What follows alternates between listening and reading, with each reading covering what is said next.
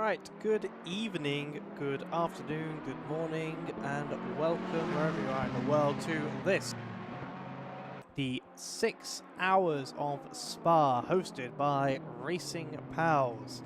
This is the 4th iteration of our now annual Halloween special, and as such, that means it's going to be a lot of wet and windy and stormy weather and driving through the night as we go from about race time 7 o'clock in the evening to 7 o'clock in the morning on the Sunday over the course of a 2x speed 6-hour race with high, wet and variable conditions, as you just maybe caught on the top right of the screen. A little bit of very wet weather coming in 30 minutes time. We're currently in a little bit of a wet period, moving to dry shortly, and I'm hoping this weather looks very nice for what hopes to be a race which, unlike last year where you maybe had joined me for the race at Alton Park when we did the Halloween special and absolutely no rain came despite our best efforts, well, we've definitely got some of the wet stuff today. And maybe we'll get some more as we go through into the night.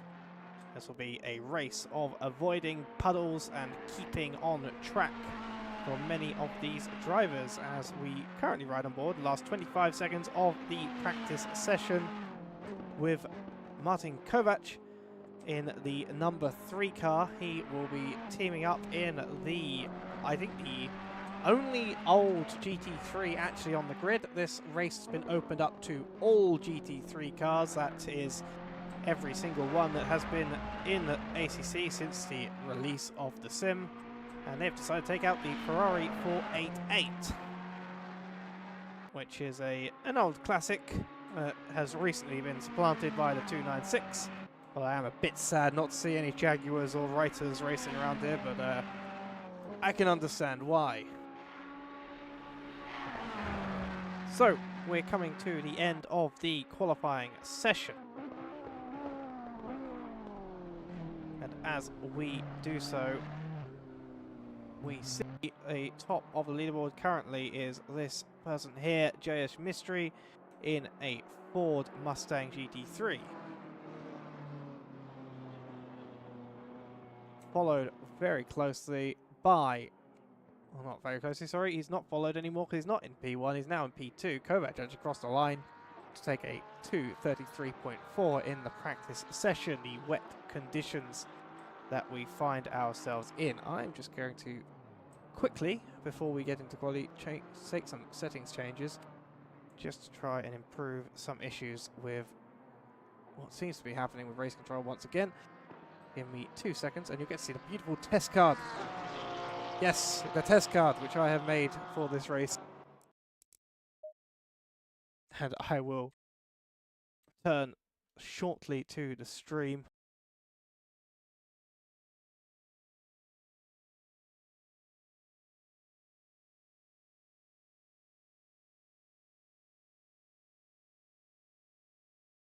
Just testing a couple of things as we move to qualify, and qualify is flooded.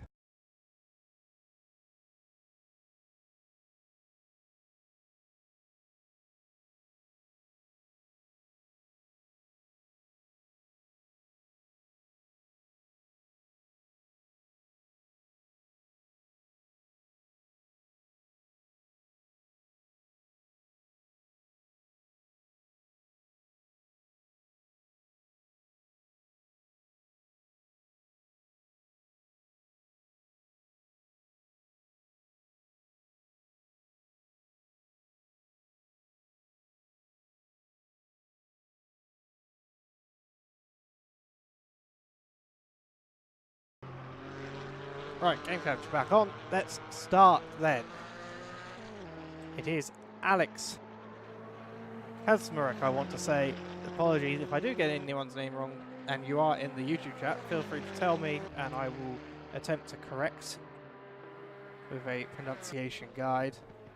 But the McLaren GT4 car, the 570S I believe, For some reason, I'm really struggling to remind me because there's 4 McLarens in the game and one of them never gets driven, or 2 of them now.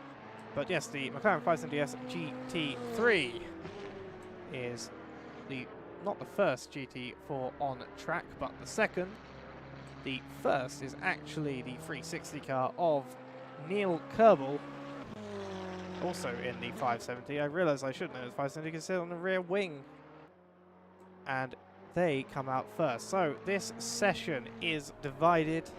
Qualifying session 30 minutes in a flooded track with more flooded conditions yet to come and less towards the end of the half an hour. 15 minutes are dedicated to the GT4 class. They will get this out lap followed by probably 4 maybe laps other than this one, depending on their fuel loads and how quickly they can get around for subsequent laps. And they should get a few laps in before they, at the 15-minute mark, hand over to the GT3 class. Now, any GT4s still on a lap at the end of the 15 minutes, or sorry, let's start a lap at the end of the 15 minutes or before the end of the 15 minutes, can continue to finish their lap, which may create a little bit of a problem with some of the GT3s, but hopefully not too much. GT3s must let them go whilst they're on their out laps, and then the GT4s must return to the pit lane to wait out the 15 minutes whilst GT3s take over. Unfortunately, due to Spa, the timing line, which is about to be come up to by Neil Kerbel, is quite early compared to where the pit exit is and where all the cars currently stacked up on this grid. So as Mr. Kerbel takes his first flying lap in the 360 McLaren, conditions are flooded as stated, but maybe a little bit lighter on this first lap than it will be as the rain continues to come down. You can hear the car running through the puddles. Will he make Eau Rouge nicely? Yes, I think. Oh, it's going to be wide, but he might keep it. I think he's kept it in. Oh, but he's spun on the exit at the top of Eau Rouge, and that is what we're going to expect in these conditions. He's going to return to pits and come out again. Kyle Busch, meanwhile, coming around Blanchimont there up to the chicane, the new chicane, sometimes, and I think wrongly called the bus stop, considering it's no longer looks like a bus stop like the old one used to. It's going to go very deep. These drivers are going to have to be very careful on their brakes, on their traction control. They had a very nice wet session a minute ago in the practice, but they've skipped ahead a couple of hours to the qualifying, and the heavens have opened. Have yet to have a lap in. Who is on a lap this is the Alpine of, never mind, they're off a lap now. They took so much speed in there, I'm surprised they even tried to do so. Will Stewart, meanwhile, in the Porsche GT3, the Cayman, taking it a little bit easier. I believe he might be on an out lap. No, he can't be, because I think my race control is for some reason telling me he's done a 25-minute lap time. There haven't been 25 minutes in this session yet, but we will have to see if he is on a flying lap. He is currently green, and this is where the driver's going to have to start to learn. It's not necessarily about being the fastest, it's about making it and being the cleanest in these sorts of conditions. I am hoping the weather gods at Kunos will give us some more variability when we get to the race session. We'll have to see. The GT3s might find the qualifying a bit easier once they start clearing some of this water away, even with the heavier rain coming down.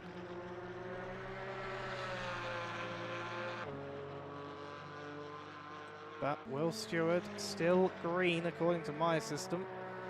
If he's not, then I blame race control. Let's have a look once again up to the new, up to Blanchimont and then the new chicane. Coming through Paul Frere when I thought he was coming through Blanchimont there. Also to note, I am going with the with my preferred corner name guide of Spa-Francorchamps, which once we've had a look at what this is going to be, if it is a lap time at all. Will Stewart, the 666 Porsche, exits the chicane, comes to the top, and he does a 2:55.460, and I didn't realize that Alex ahead of him was also on a flying lap. Let's see what he can do. So as I was saying, I prefer, which I'm going to come off of this, I'm going to keep going in this view, I prefer my personal preference for the corner names at this track. Oh, give me a second, I'm going to test something out. Sam maybe doesn't have, can anyone else hear me? Thank you, Venom Guy, because I think Sam had his stream muted and couldn't tell that I was here. I could see the lights flickering up and down in my ABS. I wasn't sure what was going wrong, but I am here. I hope everyone else can hear me. And simply as I was saying, I personally, so turns 1 through about 6 or 7 are very simple corners, I will say, in terms of their ease of understanding. So as we come through Bruxelles here, or Beau Rivage as some call it, then through the corner, ironically called No Name, which also has 2 other names, including Speaker's Corner and Jackie X Corner. Although I know Jackie X has disavowed that name himself, preferring one of the other 2. Then to Pouon, which is also sometimes called Double Gauche. Now, as Alex goes a little bit wide, and I think that'll be a track cut for him. And I don't know, saying he's green on my timing, it might just been inbounds. ACC can be funky when you come to the rain and track limits. So now he's coming into what is often called Piff Paff, and he's going to have to hold his brakes, and Will Stewart has to get out of the way. So this is the Lafan chicane, also sometimes called Piff Paff, which is the right and left hand chicane corners. Then up to what I am officially going to state is Campus. Campus is sometimes said to be the corner before this one, and this here is now Stavilo, which is also sometimes put a place ahead, and then the exit corner here is Paul Frere, followed by the Blanchimont Straight and the Blanchimont corner. I'm just clarifying that because I will use the word Stavilo and Campus later on. Sometimes people put Campus in the middle of Lafan, which doesn't make sense to me because it's a chicane. And you can't really have one part of the chicane not be the chicane. But, just to clarify that for later. Jacob Alacia, meanwhile, the mystery machine is back. I want to highlight this. We have it once again here for the wet conditions, the Maserati GT4, driven by Jacob Alacia and by Muscle himself, Michael Benke. 2 of our directors here who have taken this car out, I think, every year, except maybe last year. It's definitely taken it every year at Spa, with Maserati offering a particularly tough challenge given the lack of electronics and any sort of way of making these conditions more manageable for themselves. So, the lap times as they stand, Jacob apparently, sadly, is on a invalid lap. I know he has been struggling in the heavier conditions. You can see the rain is coming down still towards the end. Obviously the race session will be a little bit later, but maybe we'll get a drier race start, which will certainly throw a little bit of interest into that particular session. And a little bit of hope as Jacob, see the slide, there's no traction control, there's no ABS, he's just having to control that car with a good old-fashioned Mark 1 brake and accelerator foot.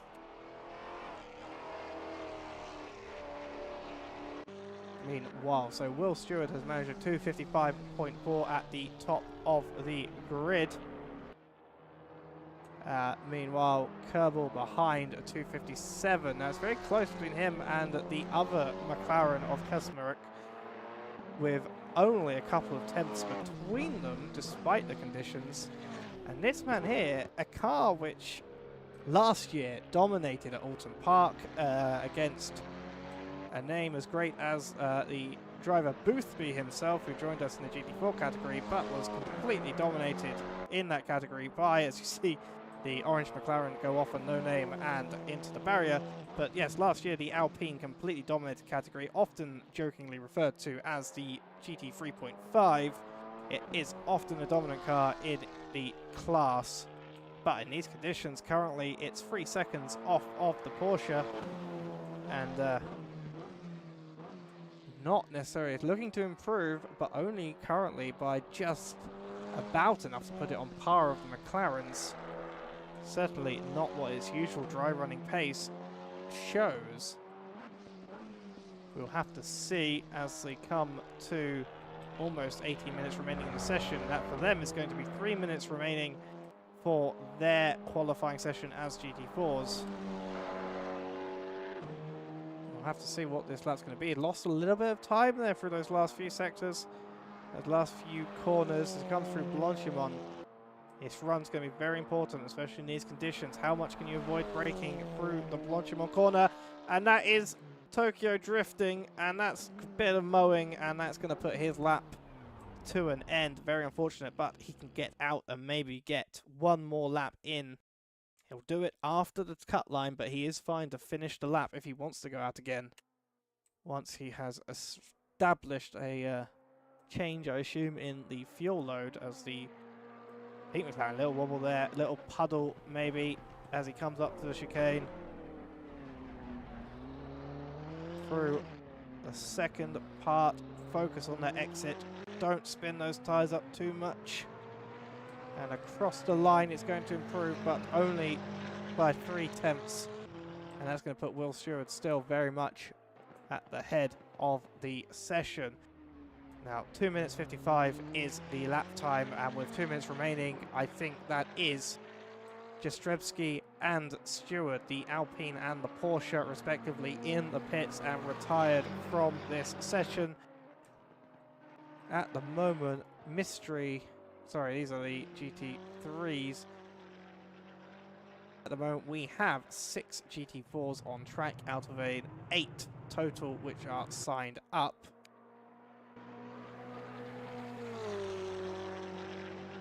And they will certainly be putting on, I think, a good battle between them, especially some of those gaps which are relatively close in these conditions throughout this race, and provide some very, very, I'm going to say, interesting for us watching, but probably not so fun for those driving traffic for the GT3 cars, who have to come through and pass them as they are racing their own race.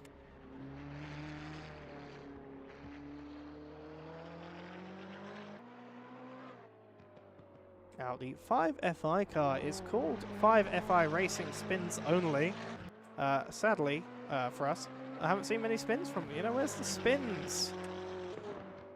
In these conditions, they have been holding themselves very nicely. Perhaps not doing their name satisfaction. Oh, there we go!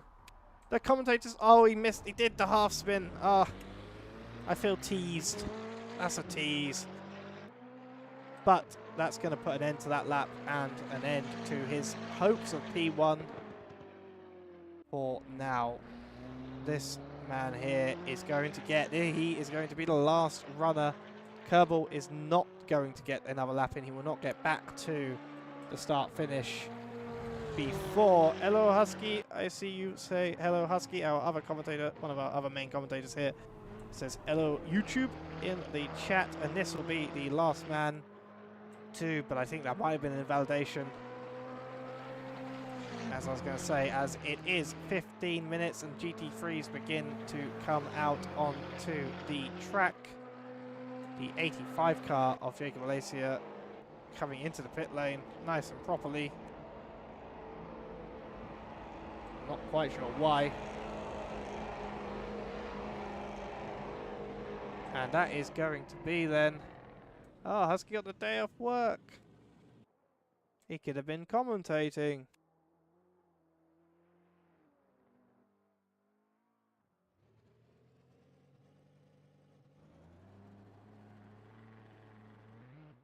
Right, so that is your GT4 finishers. Will Stewart takes the pole position in class with a 2:55.4, followed by Kerbal and Kaczmarek in the McLarens, both with a 2:57, one low, one high. Then we have Jastrzębski and Bush, both in the 2:58s, one middle, one high. And then Jacob Alacia A valiant effort in a very difficult car. Will start at the back of the grid in class, not necessarily the grid overall. Depends on what the GT3s can do, but that is the GT4 qualifying at an end. And who is the first GT3 driver out on track? Let's have a look as I scroll through the 39 cars. Oh, never mind. This man here, I did not notice him. He's at the bottom of the grid, as is Valentin Frey. Both of them, no laps. We have 8 GT4s, so Valentin Frey and Joshua Duckham in, and there's 2 cars for this livery, the modified content livery, and it's utterly beautiful. I absolutely love it. It is a gorgeous looking blue and black livery. I believe the other one might be a Lamborghini or Ferrari or something up the grid somewhere. I have seen it, I'm sure.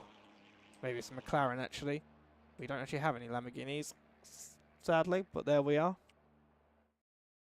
The first car though out in the GT3s, once I can find them, is the 665 that I am really struggling to find in race control. And I do not know why. There he is. Sorry. Oh no, that's the GT4 coming to an end. Fair enough, that's on me. It should be then, actually. It's not Robin Moe. It's a car that looks similar to Robin Moe's number. It's the 8 car. Oren Meggans, a driver in Felix Racing driver who has been with us many times in the past. And if I press tab real quickly, I would assume there with Guido Riphagens and an S. Behrens, who I do not recall seeing before. But Meggans and Riphagen have taken part in a number of Racing Pals races and are drivers to watch out for as they start their lap. And that might still be valid. I'm going to keep on with them as there are a lot of GP3s to be watching. And we will see how the grid starts to stack up at the end. But they see he comes across the Kemmel straight. Let's do, haven't done really a proper sort of lap run through. The interior camera of the Ferrari is horrible, but we come to Lacombe, the fast entry chicane that takes you into the more twisty part of the circuit. Now through Malmedy, a fast right-hander, where usually you want to run on that curve quite a lot, but I think in these conditions they're going to try and stay off of it. Now down to Bruxelles, or the other name, Beaurivage. Again, just got to focus in these conditions on keeping the car together as you go around it, and then come up to No Name, or its other 2 names, Speaker's Corners, Jackie X. And again, the curbing usually used confidently by all cars, now maybe avoided in the flood conditions, even with the reducing rain in 10 minutes. Now through Huon, or Double Gorge, similar to Bruxelles, just quite a bit longer, and in the other direction. He's going to get over this curb. Can he hold it on the curb? Yes, he can. I think he's still valid. He is according to race control. La Fan chicane, or Piff Paff as it is colloquially known.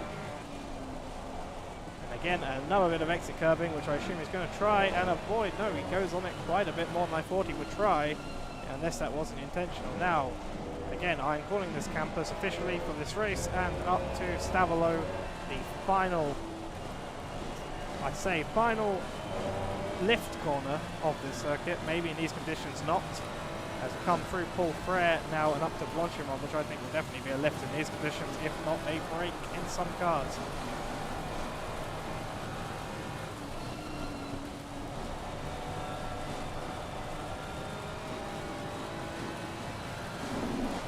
Oh, a bit of a puddle there as he comes to the braking zone for the chicane.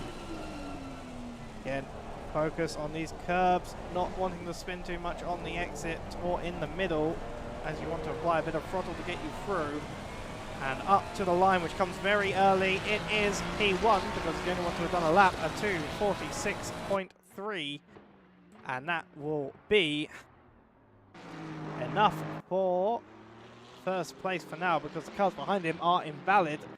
Who is the first car going to do a valid lap? Not him. It's C. Larinch. Who's that? Cedric Larinch, Energy Motorsport Performance. The number 10 McLaren. The Belgian number 10 McLaren. It's rare you see a Belgian team. I quite like that. And he does a 2:49, so a couple of seconds off, as Martin Kovac does a 2:45.2 and puts himself firmly in contention for pole position for the moment. Now, Victor Borlin, I'm having a look at the tab because I want to see if there was an issue, I think, with their entry, which might have affected this car, but maybe they've had it fixed. He's P6 at the moment and has his other teammates on his list, so they may still be trying to race in the Duolingo Racing Pals Audi. A car you rarely see, and rarely see so well presented. There is a car there off, I'm not sure who that is. BMW of some kind, it might be, but it's not, as Commentators comes out of the pits to see that McLaren I was talking about in that blue and black livery.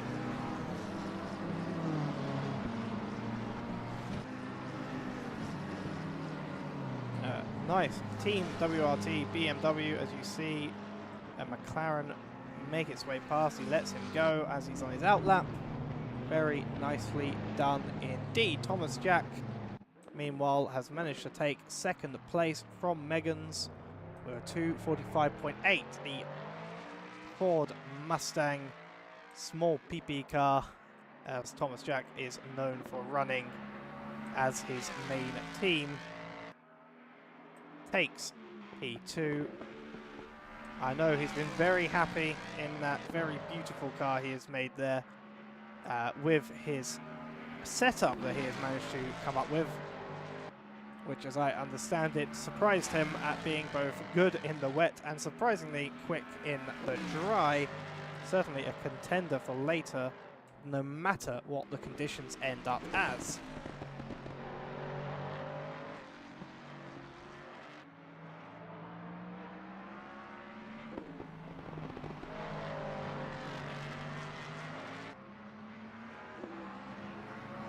Oh, that is unfortunate to hear from Sam FPS. The 43 car is having issues with their connection, so are not going to participate. That is, again, unfortunate. We want everyone to be able to participate, but if the connection is not stable, it's safer, I think, for everyone to understand that.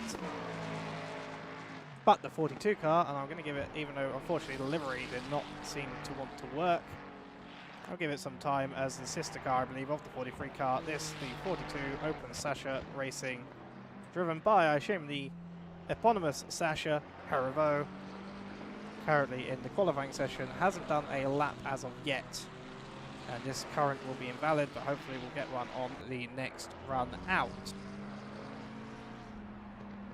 We still have a significant number of GT4s, GT3s behind the GT4s. They need to really focus on getting a clean lap in as Bjorkholm returns to the pits. Getting a clean lap in and at least getting themselves ahead of the slower cars, or they may have some issues on the race start.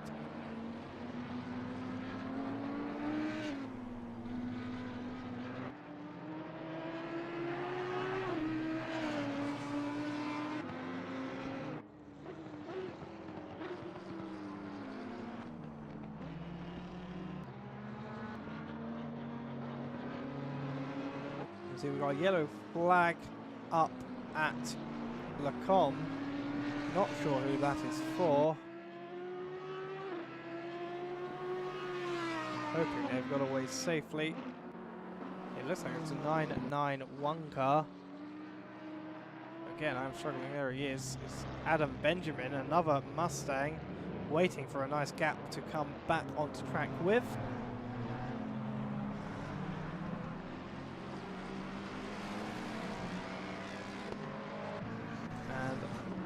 Back underway. Megan's, meanwhile, has managed to take P1, snatch it back from Kovac by only 500ths of a second. Meanwhile, Mystery has taken P2 away from Kovac also by 0.02 of a second. A surprise, such a long track and such a wet condition. A surprisingly close difference between P1 and P3 at the moment. Meanwhile, O'Connor in P4, someone I haven't seen. So yes, as I was saying, we'll have a quick look. So JH Mystery I had a look at towards the end of the practice session in the high-speed low drag Ford 333. Someone I haven't seen as of yet, and I do like to give a bit of time to everyone across the course. Ross O'Connor, an Aston Martin GT3 V8 Vantage. One of the best looking cars, in my opinion, in the ACC, maybe the best. Certainly one of the nicest templates for making liveries with, but the default pink and black, are very simplistic, but very nice looking colour scheme. As they are currently sitting in P4 with a 2:45.560, as Kovac has managed to put himself 2 seconds up on his own time, almost, and 1 second 52.528 ahead of Megan's in P2. Kovac has found a pace which I think others are going to struggle to contend with. Thomas Morhin, I'm not sure. The EMP McLaren Pelota, sadly I think we just saw him invalidate, currently sitting P17 with a lap time 2:52.1. And Kristen Joseph Klubitzer, the Hungarian Modified Content team, Modified Content UK Hungarian badge team. I'm assuming that's the specific 413 car. The McLaren that I was saying has an absolutely gorgeous livery. They are currently, though, the car just ahead of the GT4 pack. There's still more cars yet to make their way ahead of the slower class.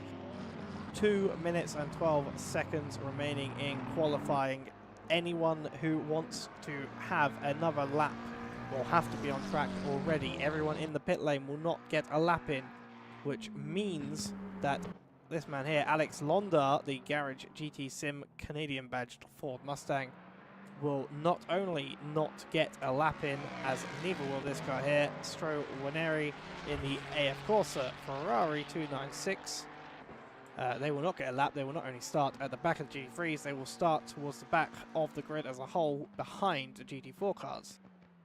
Oh, I do pray for the day that Kunos, obviously now with AZ Evo probably will never, but I've always prayed for the day that Kunos let us have GT4s start behind GT3s no matter the qualifying results. I've just noticed this, and this is a very beautiful, the Rolling Stoners, the 420 car that's Dutch badged with the little Amsterdam crosses on the roof, the little bit of the roof that goes between the gull wing doors of the McLaren. A lovely purple and red livery there. I really do quite like that. They're currently sitting in P12, and they will start P12 if no one overtakes them, which is a very Will Buxton thing to say, I know. Freddie Murley then, another lovely looking livery. This one, this orange and sort of black dazzle paint sort of black and grey thing going on there. A BMW, which I've heard is meant to be quite good in the conditions. Kovac and Meggans are just having a look at the top of the table. Meggans is in the pit lane, has not managed to beat Kovac, but as we see Freddie go for a spin and maybe donk the barrier a little bit, that is unfortunate. That's going to put an end to their attempts to improve upon P15. But Meggans is in the pit lane, has managed to do a 2:43, but it's a 0.8, not a 0.6, and Kovac remains in front. If I have a look, in the pit lane is Kasper Karitis, another modified content car, and who is still on track? Well, Brogan Dyer, the QRT car, the number 24 BMW. Again, like I was saying, the BMW has been in practice quite good. It's been said in these conditions. I did say at the end of the drive briefing, happy sailing, and there is a good reason for that, because sailing is indeed what is going to be done. As, yes, something just happened there. Apologize for that. I think there might have been a little bit of internet stutter somewhere.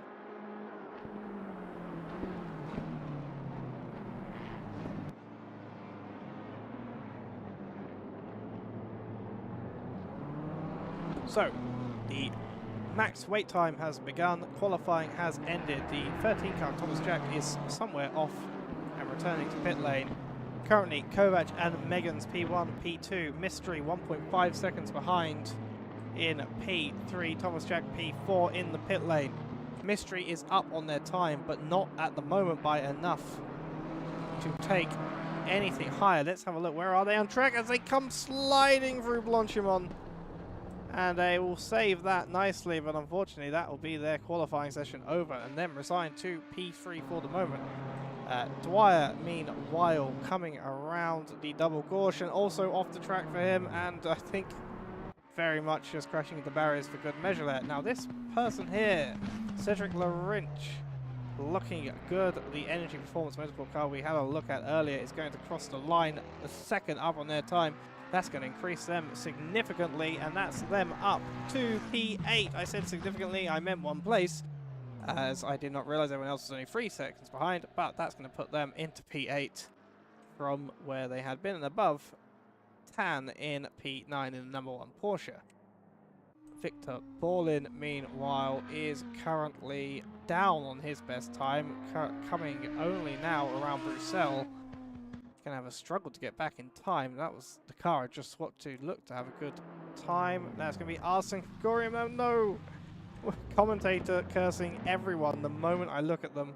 Blanchimont, in these conditions, in qualifying when you're pushing for a lap time, can be a real pain in the neck as you are trying your utmost. Oh, as Arsene tries to get out the way of the car behind. And like I say, as you're pushing, actually I'm not sure that's Blanchimont, I think that's Paul Frere. I suppose it's part of Blanchimont. But yes, they've been trying to push and sadly ending up in the barriers, in the conditions, or in the runoff. This person here is on a lap, I think, but it does say they are. It doesn't say their lap time on race control. We'll have to have a look if they crossed the line, if they were. No, it looks like they weren't on a lap, maybe just getting a last minute run in. Victor Borlin, last man on track, but already invalid. And that will be your qualifying result.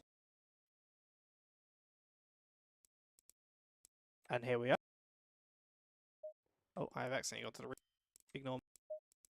If you want to watch all 3 seconds that had been created, I was trying to hit drive because ACC does that thing, and you can see the Alpine there up on its blocks.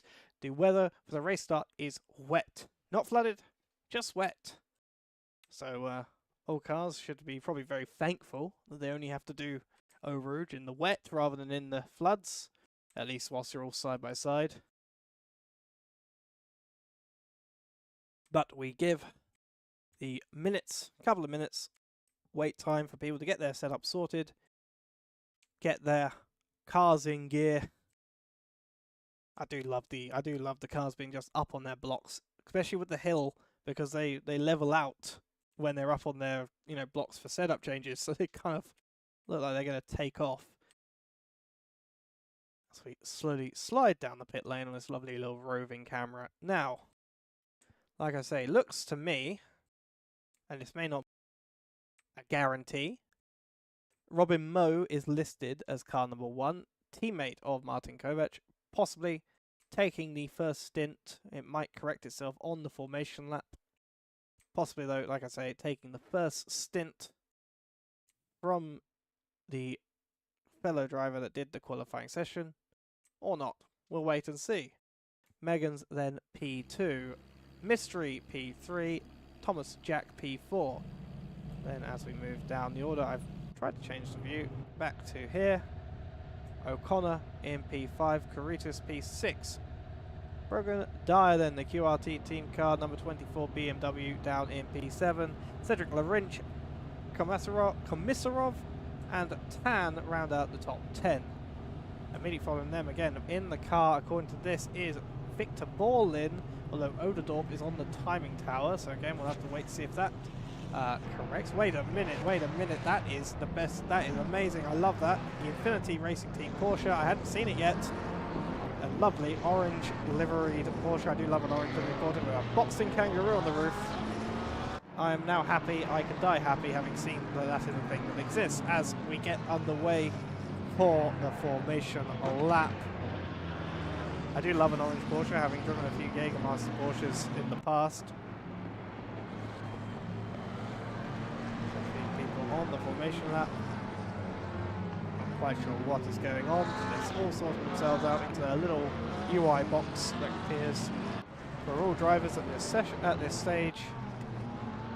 And the helicam is giving us a lovely view of the Ardennes forest and some cars as well. Hooray! Right, so behind Aidan Tan, as I got distracted by the beautiful car, we have Thomas Morhin in the EMP McLaren Pelote car. I'm going to probably be terrified of this name. Bucciata, I'm not sure which way it is. I'm going to call him Darius because that is his first name. In the team Bilston Blahard Racing, probably mispronounced Blahard as well, even though that's a name I have read before. The Romanian badged 21 BMW. Then it's Jovan Go in the Guba Racing, the Singaporean driver in the Aston Martin V8 Vantage. Smetanin then in the 49, followed immediately by that Dutch 420 blazing car. Sorry, the Rolling Stoners, driven by Timon Svalb. I think that is, yes that is Freddie Murley. Freddie Murley is with us, Diplomatic Immunity by ERA, the Norwegian car in P17, followed by Matthias, Shuganov and Budowin for the top 20. I'm going to quickly run through the remaining cars, and again apologies if I mess up any of the names. So we've got Bogomaz in 21, Gerard Cronkite, who I will probably call Walter at least once in this session by accident. Just by him being a Cronkite in 22. Then Gregorian, like the calendar, in 23. Fonseca in 24, followed by Klubitsa, Stewart, Gionia, Kasamarek, Jastrzebski, Bush, Alacia, Benjamin, Pedroso, Herivo, Wineri, Duckham, Londa, and I got confused because there was a Z suddenly in the pit lane, as well as Alex Londa, who's decided to start from the pit lane in the GT3 Ford. Sorry, it's marked as a GT4 on the race control because they still haven't updated race control to take account of the Ford Mustang existing. And I think Pedroso has a 5-second penalty, and I believe that will be for a qualifying incident, which they may have received a penalty for. Macklin Cuiza, I believe, Cuiza, I'm not sure. Again, if you are in the YouTube chat, please let me know if I mispronounced anything, and let me know what the proper pronunciation is, and I will try my best. I was also distracted by it being all capitals. But that's the 43 Ferrari starting in the pit lane. So of those not starting in the pit lane, Veneri, Herivo and Pedroso with his 5-second penalty will start behind the GT4s, or the 7 of the 8 GT4s with Duckham in P36 still. And that is very good, actually, I think, with the conditions being flooded in the qualifying. People have managed to make it through nicely. As they have managed to make it through into, or ahead of the GT4 for the most part. And Sam, the 43 car, the car whose name I'm not again going to try and pronounce, being driven by Macklin. Please, Sam, let me know. How do you pronounce that surname?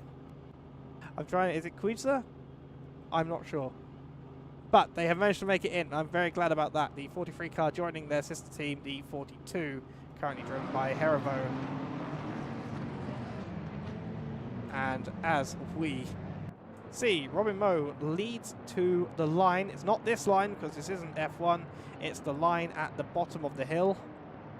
And they will lead them into Eau Rouge for the first lap of what promises to be a wet and stormy race. We've got some serious rain coming in about 5 minutes, but hopefully by then cars will have started to spread out. There's Robin. If they come to that, I think they've just been given that warning they get when they come to the straight, where they go to 70 miles per hour instead of staying within their bounding boxes. We shall have a look at who will come out ahead into Eau Rouge as he's off air away for 6 hours here at Spa. Thomas Jack getting a good exit but can't quite make it up, and he has to back off a little bit. Some good running behind. Go back a little bit more. There is someone off. There's a spin. There is a big crash back here. Oh my goodness. That might be a red flag from the stewards, I am not sure.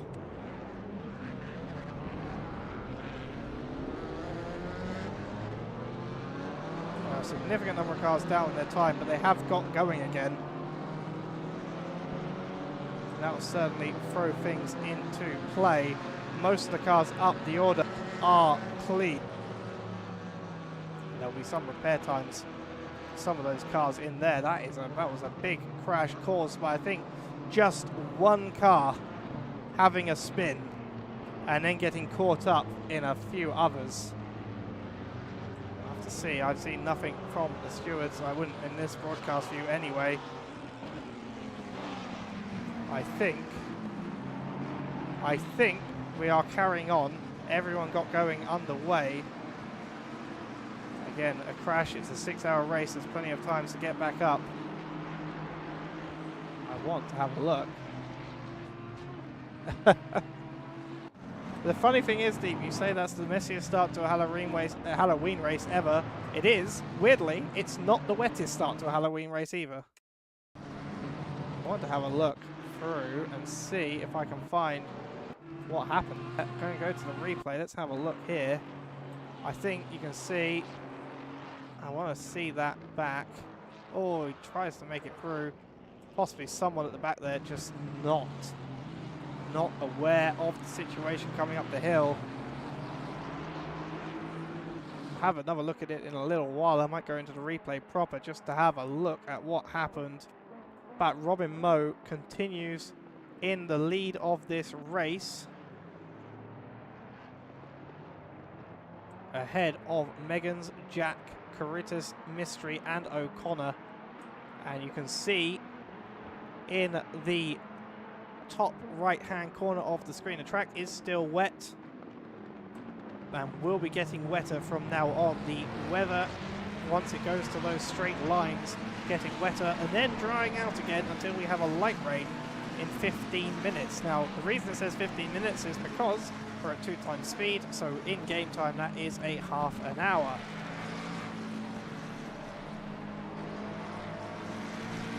This is a fascinating scrap.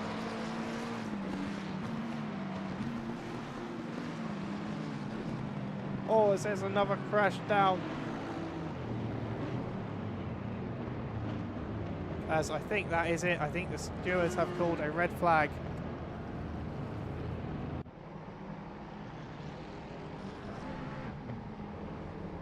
And I think they called it a bit late on lap 2, but they have called it. And there we are. Well, we get one red flag and they decided to use it. We reset. I'm a bit worried about the conditions getting wetter than they were on that first one, but I think that's the first time we've used a red flag other than the time where the Chinese characters in the chat kept breaking the servers. By which I mean literal, people were using the alphabet to somehow spoof the servers and crash a bunch of famous, well, not famous races, a bunch of big races and our race, which was not as big, but still happening on the day. And I think that's fair. I think the stewards made their choice. They get the one to do it. There was a second crash up Eau Rouge that might have influenced their decision, I believe. I was trying to find it as everyone else started to slow down. Will start again. That is unfortunate for those individuals who came out ahead, but an opportunity, certainly, for those who didn't.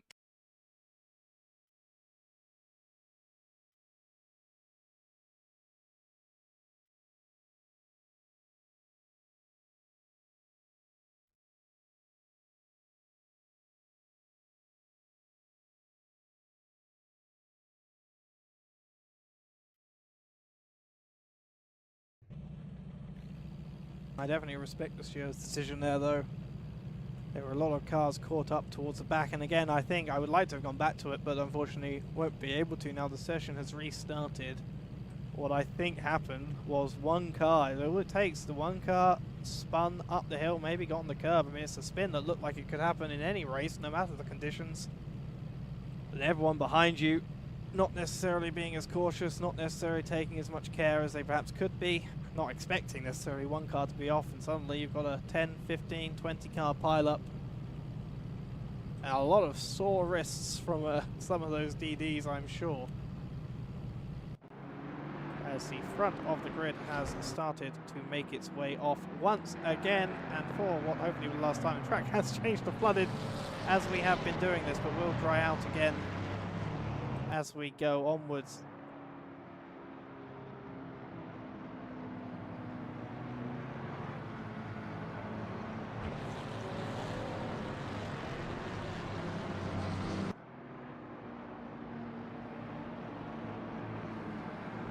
This is the... oh no, track's gone back to wet as the cars got driving. It's that much on the cusp that the cars going out on the formation lap dried it out enough, I think, to make it a wet race rather than a flooded. And in 5 minutes time, which to be honest with the formation lap speed, is probably about when we'll get started. We should be looking to get to the lighter rain, well, not light rain, medium rain scenario, followed by light rain. After that, I am quite happy. If these conditions continue to fluctuate in this manner, I am very happy with the RNG this year. Kunos are in my nice list for Christmas for the first time in a couple of years. We shall get racing in a couple of minutes' time once again. And hopefully the people at the back will be a little bit cautious.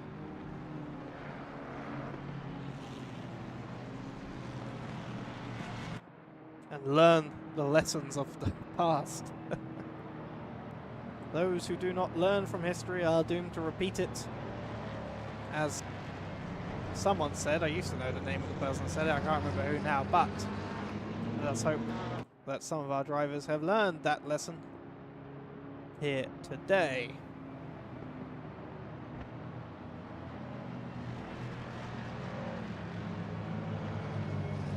The problem is I've already done my little pre-race run through the order, the spiel, the what's happening. Because I've already done a formation lap, like deja vu. We're repeating, we're Groundhog Daying. Or myriad Star Trek episodes do with time loops. Coda. And the other ones. I can't remember, what's the one with Kelsey Grammer? I can never remember its name, and it really annoys me.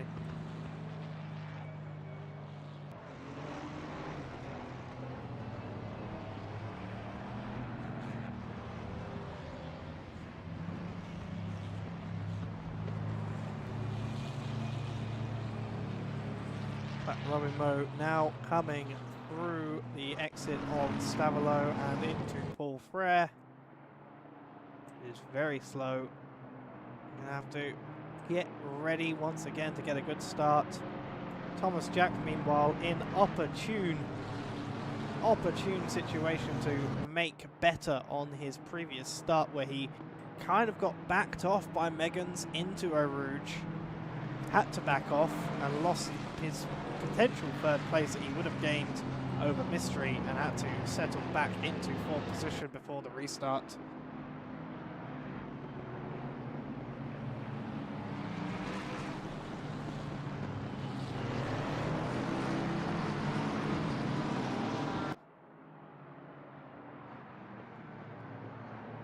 As the cars begin to settle into a 2x2 pattern.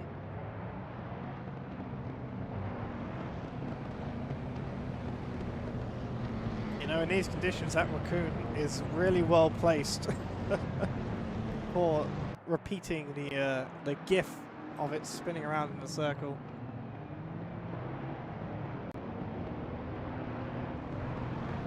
Okay, Sam FPS wants me to know that the 42 and 43 cars are currently called Sasha something are actually the Tyrion racing cars. And I assume that's because, that's part of the issue with the liveries, is the drivers perhaps didn't pick the liveries weren't named what they should be in the JSONs, or in the JSON I will have. So unfortunately the liveries haven't loaded, but actually they are the only two carbon black liveries on the grid, so they do at least still stand out. as we now come back once again. Wet conditions, going to dry in 15 minutes, at least no rain, not necessarily dry, probably greasy, but no rain. And Robin Moe comes once again to the line, and for the second time this evening they are off once again.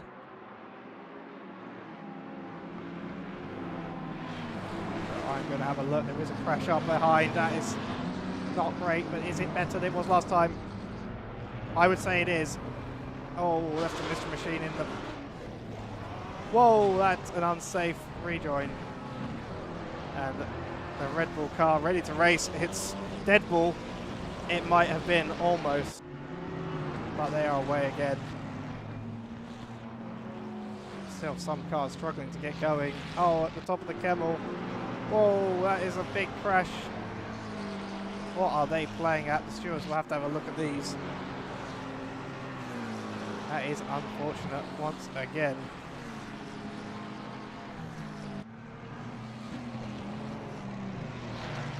Whoa! Who is that?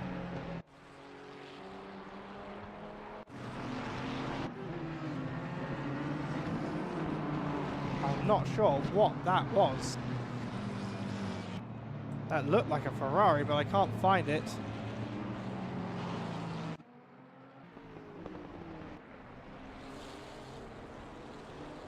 That is unfortunate for some of these cars. Now with damage at the back of the grid. And they want the stewards especially to have a look at that. Whatever happened there at the back.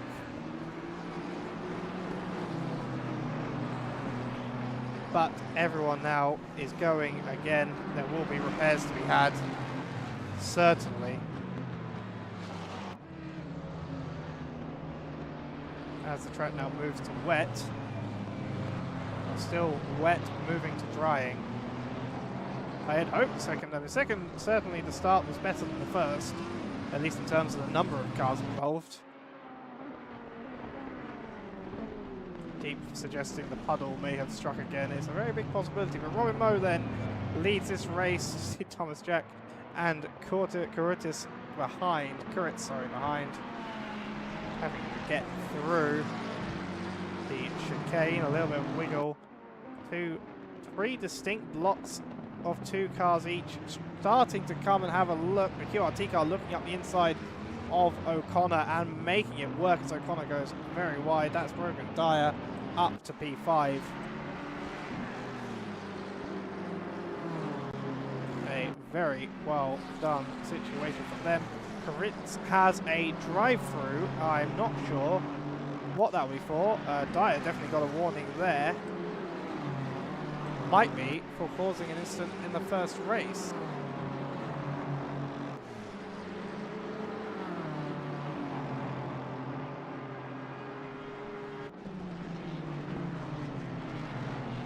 Right, as we settle in, and there's a McLaren off at Lecombe, but he's managed to get back in the right direction. That's going to be Dyer up to P4.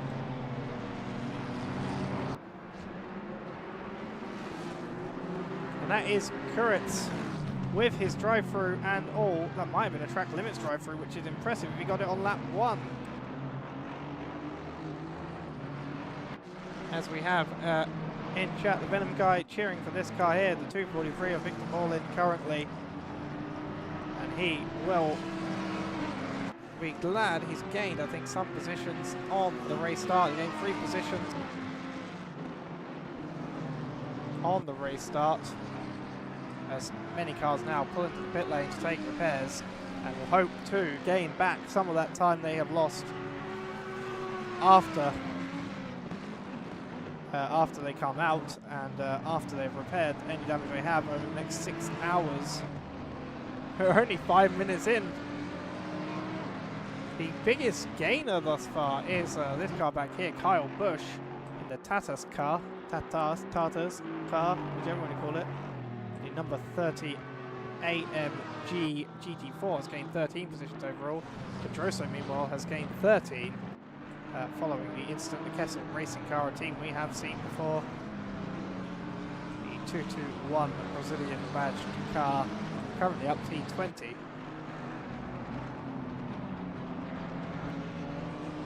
Have a look at the GT4 battle. So GT4's Carl Busch and William Stewart have managed to put themselves in P17 and 19 overall at the moment. They will obviously be overtaken. That is bad news for Jacob Alacia in the Mystery Machine and Joshua Duckham in the Aston Martin ahead, who will be slightly down the order now from them. The gaps quite further apart than they would like, possibly I think 10, 12 seconds between them. You can actually see them on the track map, the 214 car coming now just about to go through Blanchimont, and you can see the car ahead of them in class 666 and Will Stewart just going through the chicane. So not too far, not too much to gain up, but we'll have to do something about it. Certainly Joshua Duckham's going to find it difficult. The Mystery Machine is breathing down his neck. Megan's meanwhile, all as that's Dwyer being I think trying to overtake Thomas Jack, making a bold move. They're going to race through to Malmedy as that's Dwyer off the curb and spun. And we're not... Oh, as he makes a rejoin, it's almost unsafe, and I think that's Victor Morlin getting a little bit unsettled just before Malmedy out of Lacombe. And racing around these curves again, it's only wet. It's not significantly flooded yet. And this is probably the best conditions at the moment to get racing at this closer proximity before, as that's the 221 car behind, spun off, about to get going again, I assume, as there's a gap before the 214 car of Duckham gets to him.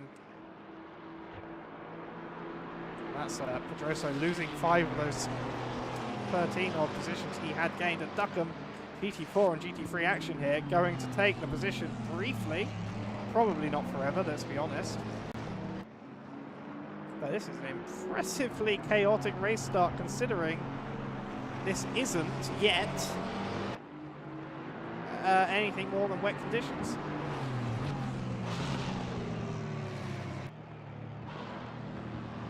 And I assume then they can see behind, that's Duckham, and I believe, I'm not sure who that is, I think it's Kritz.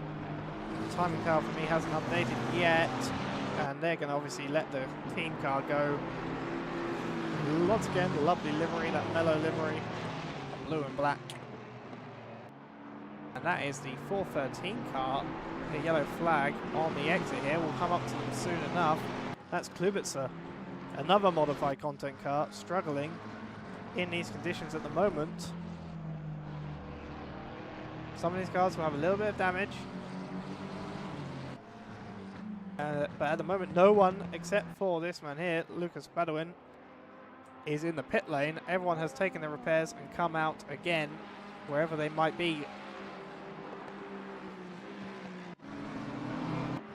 Victor Borlin still chasing down Cedric LaRinch. A lot of battles developing on track. Thomas Jack has managed to maintain his P3 after the issues of Dyer, but 0.8 seconds now is the gap from him to O'Connor behind, and you can look to the outside, but it's going to close off as Borlin now going to have to make the move into Lacombe, or he's not going to make it at all. He's there, he's alongside, and that's hard, pushing him, squeezing, but he's made it past. That's a brilliant little bit of racing there from Victor Borlin, and moves himself up back to P7. A lovely move, and really, really good fighting from LaRinch, obviously behind as well, to keep that nice and clean. That's the racing we want to see for the rest of the evening after the chaos of lap 1 and of lap 1 that came before it.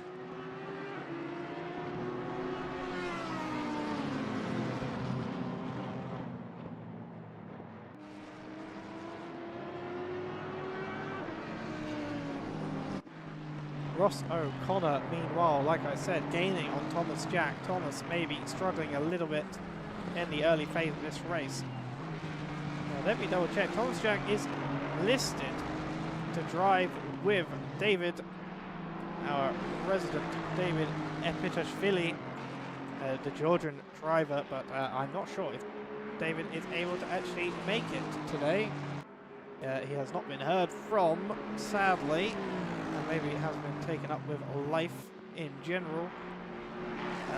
So it might just be Thomas Jack for 6 hours, but Tom's a you know, he's a big boy, he can take it, and certainly isn't before. Now let's have a look here. Developing battle 3-way. The Larinch car, which we saw Morlin overtake shortly, you know, a couple of corners ago at this point. Komisarov and Busiuta, I'm not sure how to pronounce that. Either way, Darius, that was his name. And he is currently looking to take BMW versus BMW, and then both of them wanting to get the position from Larinch ahead.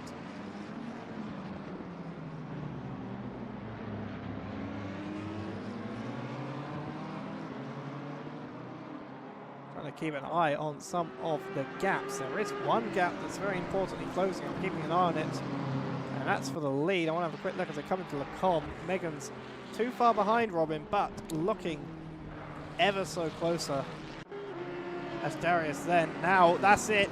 Now they come through to Kemmel Corner. The puddle there on the inside might be providing some issues at the moment, but not so much for Darius as he makes it through in the BMW 21 car on the BMW 124, and that is P9 for them, and they can now get ahead and get after Larinch, who they will be hoping to overtake as soon as they possibly can. And Komisarov falling back, not able to come back on them immediately.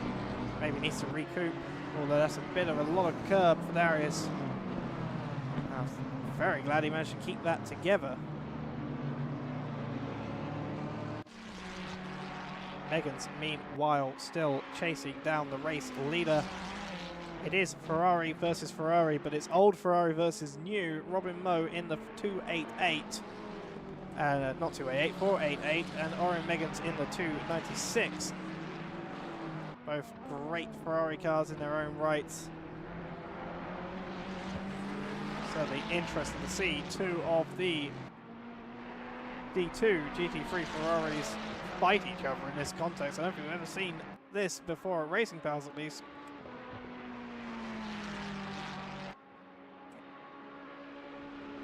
It's the battle of the generations as they come through Blanchimont up to the chicane.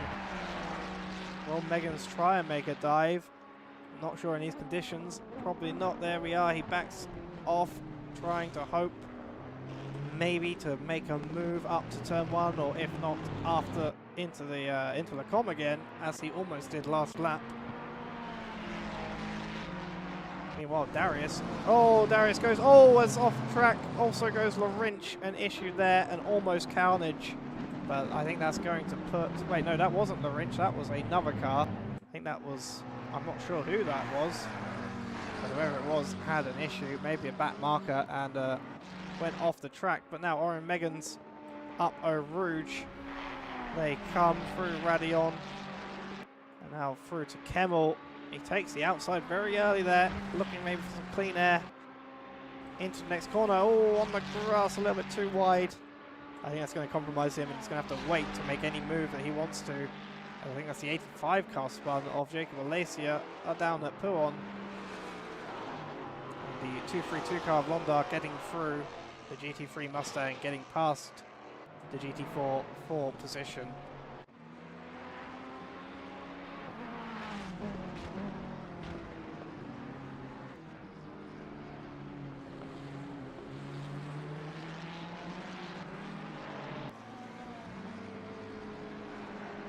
Cedric Larinch, meanwhile, fighting back against Darius. Darius tried to make the move, but Cedric gets past. Oh, there's too much to watch.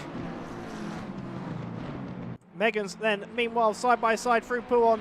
Robin Moe on the exit. He's going to get ahead. Just so close racing in these conditions.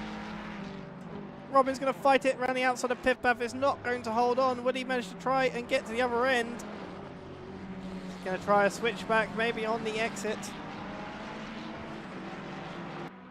That was a fantastic overtake by Orange. Perfect car placement, and perfect from Robin, except for that. Almost losing on the exit, trying to fight back. That's going to allow Thomas Jack to come at him. And Thomas Jack now is seeing the bright teal rear end of the 488 Ferrari and thinking, what the hell are you doing here, Grandad? you're too old for this track, and that is, I think, a back marker letting them through with damage on the front end, it looks like. See Tom here, the puddle as you come the uphill, the little crook in the surface causes the puddle to build there, and Robin Moe now under threat from the Finnish driver in the Mustang. It's Ford versus Ferrari, and that Ferrari's almost old enough to have been in that film.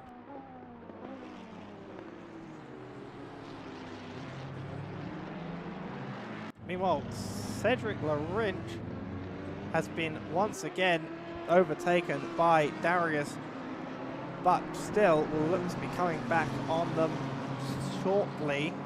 But they're now under threat from Komisarov again, who's going to take a lunge up, but not enough. They back off early enough. I love to see that. You can see the BMW know he's not going to make it and back off, wary of the other car taking their natural line, and he'll have to try again. That is good racecraft from Team WRT. Oh, I know it's basically a livery, but I love calling them that.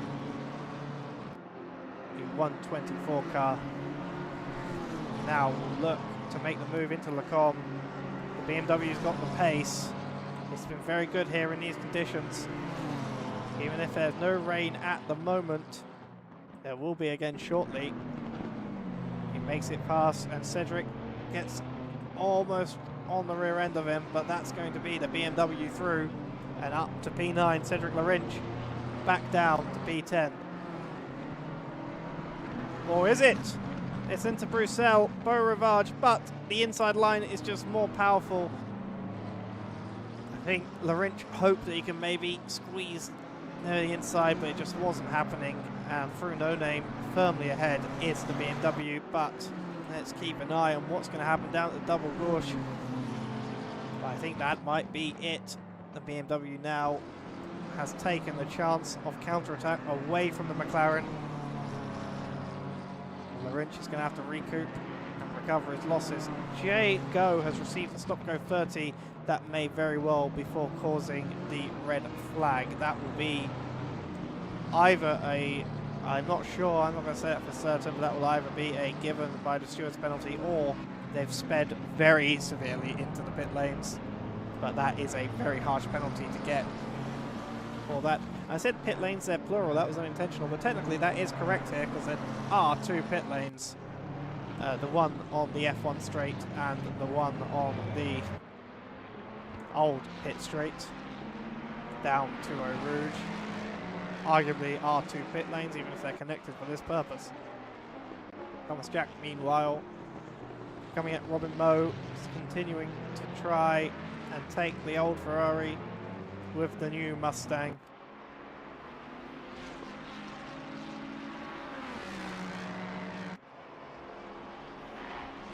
It's the geriatric former Olympic champion versus the overweight new kid that is the Mustang's sizable bulk compared to the car ahead.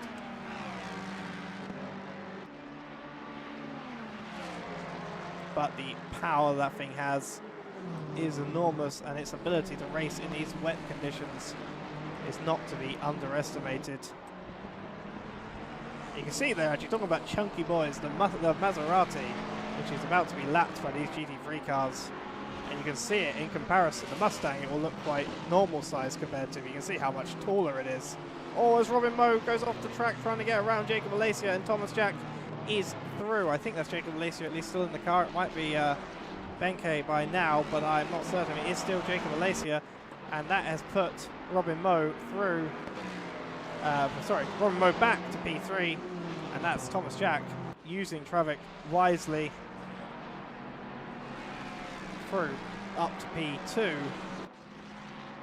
once it updates the positions on the timing tower, and that's allowed Oren Meggans, the Infinix Racing team, to just gain a little bit of an advantage. It's only, however, about 3 seconds in it, which in these conditions isn't as much as it otherwise might be. This track is getting a bit wetter, the rain has started up again. Which we'll have to see as the gaps have started to break out, except for here, the battle for P30. Two McLarens. Oh, I think Badawin that was got a bit caught out by the Kemmel puddle that started to reappear. And they are going to... No, it's not Badawin, sorry. That was Fonseca. Has not only been caught out by one car, but I think it's been caught out by another. Oh, as they slide into Lecombe. And they're going to be spun around. Need to get out of the way as quickly as possible. Oh, that was the Rolling Stoners car. I'm starting to recognise that wherever I see it. And they have managed to get past, but that is unfortunate. Fonseca loses, I think, at least one place. I think that might be a back marker behind. It is. No, it's a front marker. It's the P20 221 Ferrari Kessel Racing car of, I think that's Yuri Pedroso. I think that's an I, rather than just a lowercase L. And they have that 5-second time penalty, so I believe from a qualifying incident. And we'll have to serve that at the pit stop. But pits are not yet to come until, at latest, the 4 hours 45 minute mark, as it is a 75-minute stint timer. There are no, I do not believe at least, there are any driver requirements of time. It's simply a 75-minute stint timer. So all cars must come into the pit lane 75 minutes after having previously left it. And Adam Benjamin, meanwhile, is racing with Sasha Herivo, but you can see Thomas Jack behind him. Obviously, the blue flags affecting them, and Tom will dive down the inside of Lecombe almost certainly. He will not be able to race it. He is blue flag. You can see the marshal waving the blue flags on the side of the track, and he's going to go off, and that's very dangerous to be in these conditions, but he keeps it together, keeps it going forwards. That has affected his battle with the car ahead of Moorhin, who is a little bit further ahead than the gap on my relative seems to be telling me, but that might be because he's behind the 34 car. Oh, sorry, he was fighting Benjamin, that's it. Benjamin has been the big gainer of that. Timing tower simply hasn't updated on my end. There it has, and that is Herivo dropping down further behind him as they go. Oh, and that was Duckham. Duckham must have had a moment at what looks to be Stavelot. Let's have a quick look and see what happened. Oh, as he gets out of shape into the gravel. I'm not sure why the replay is so laggy here, but either way, he managed to get back going, but he has lost that place to Londar ahead. Not Londar, sorry. He has lost the place to Londar. But more importantly, he has lost the place, sorry, to Giannina. I think we've got quite a lot of cars on, and with these conditions, the race control is starting to not quite like it. So I'm having to keep checking the actual numbers rather than their position on the board, as we see Cedric Larinch back to P9, but a little deep into the chicane. And Robin Moe's troubles are not at an end. He is a little bit held up. You can see the puddle there by the Mustang, which is not for position. Brogan Dyer, meanwhile, Mustang is going to be very much shoved out of the way. Oh, as he makes a little bit of contact, a little bit of squeezing there, I think, from Dyer, but all's fair in love and war. In that case, I believe no one died. And Brogan is going to continue to chase down Robin Moe from P3. Robin Moe struggling still to capitalise on the pole position that they had, and sadly lost early on in the race in the old Ferrari 488.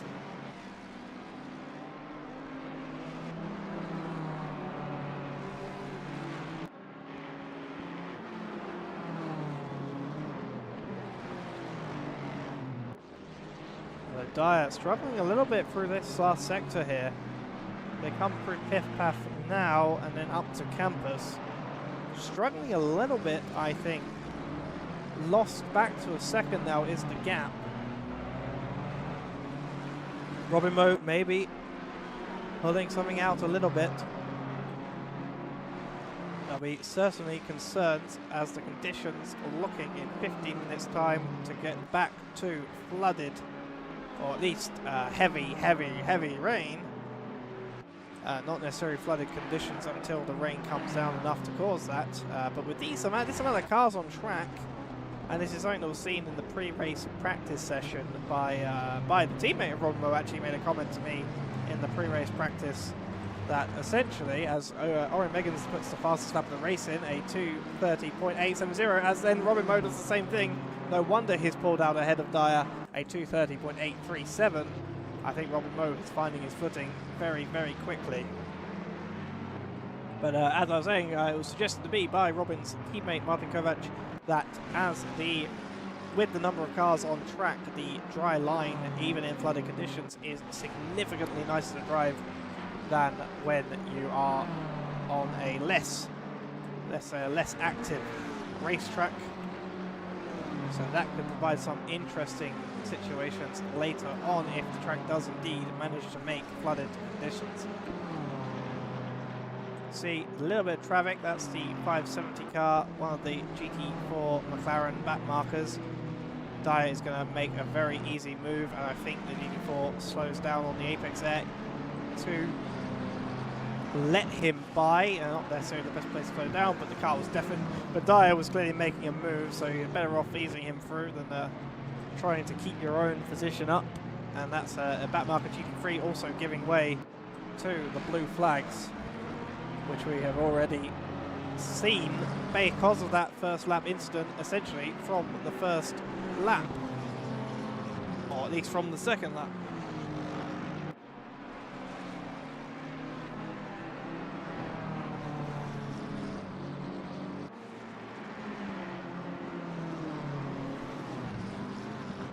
Robin Moe has pulled ahead of Dyer this time around 1.2 seconds now, not as far as he was at the beginning of this lap, but traffic is obviously playing a major part.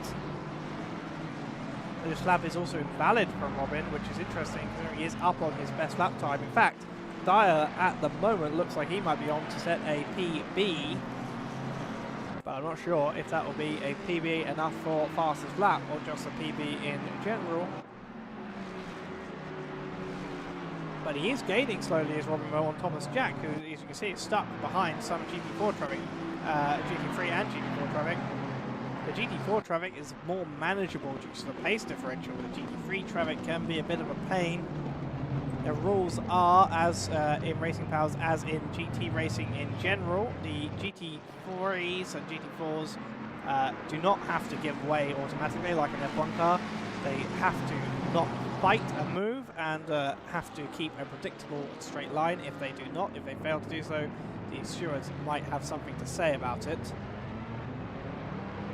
But those are the racing rules, and there's a lot of people going 2 and 3 wide, and I'm very impressed with how we are making it through thus far quite nicely, and the rain is still coming down harsher and harsher as we go on.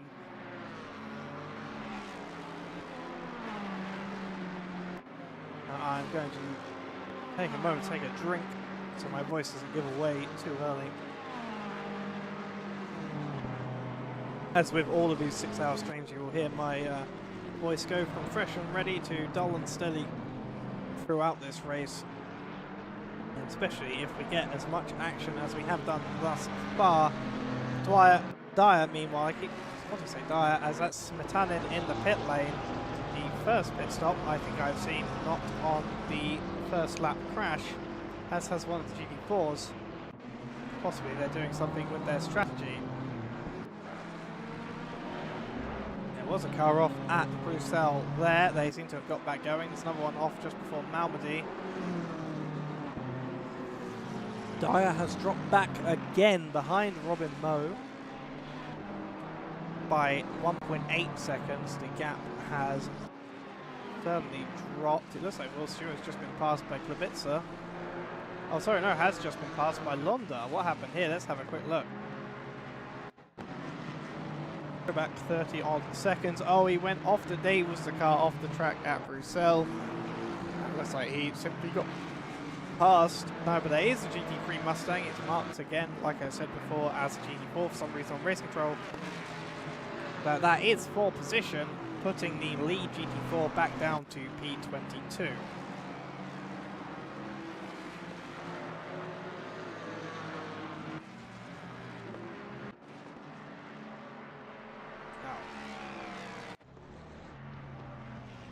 Thomas Jack, meanwhile, 5 seconds is the gap from him to P1, or 4 seconds after that braking zone. I'm not sure what's happened to Megan's. It might just be the fluctuation. You can see Robin Moe still very much on his tail, not giving him much breathing room. Kuritz, meanwhile, chasing down Tan, is gaining ever so slightly on him. Gap now within a second. Tan also then within a second of the car ahead, but let's have a look back here. Mystery making a move on O'Connor into the source. I'm going to keep with this because I want to see. I think there's going to be a counter-attack here. Have a look on the onboard of the Aston Martin V8 Vantage GT3. Oh, you can see him having to control it over the hill through the puddles. Oh, you can see the camel puddle coming to life. And this is where it gets truly the Halloween special. But meanwhile, O'Connor having dropped back. Oh, that's an opportunistic little move, looking at the door being opened. And Kuritz is going to probably... Oh, I think he got too much on the curb though. I was thinking he might make that dump at the curb. He was squeezed a little bit onto it. He's going to make a look at the inside. He leaves the door open, does Tan, but on the exit, oh, they come together. Too opportunistic on the throttle was Tan, and that brought them together, but they're still going straight, and Kuritz is ahead. You can see him, he wanted to get that fired up to get the better exit, and it just caused him to understeer right into the quick water panel of the McLaren. That will be Kuritz up to P12 and chasing after Valve in P11. Is he going to do it into Lecombe? Already it's moved, but he's gone too deep, and that's allows Val to get through. He's going to have the inside line for Malmedy. No, he's going to get pushed wide. He gets pushed onto the curb, and that loses him any chance of counter-attacking into Malmedy. The stewards will certainly have a look at that and have something to say about it. I don't think Val will be very happy in the Rolling Stoners car, as he's now got Tan right on his rear end, looking to take a further position away from him.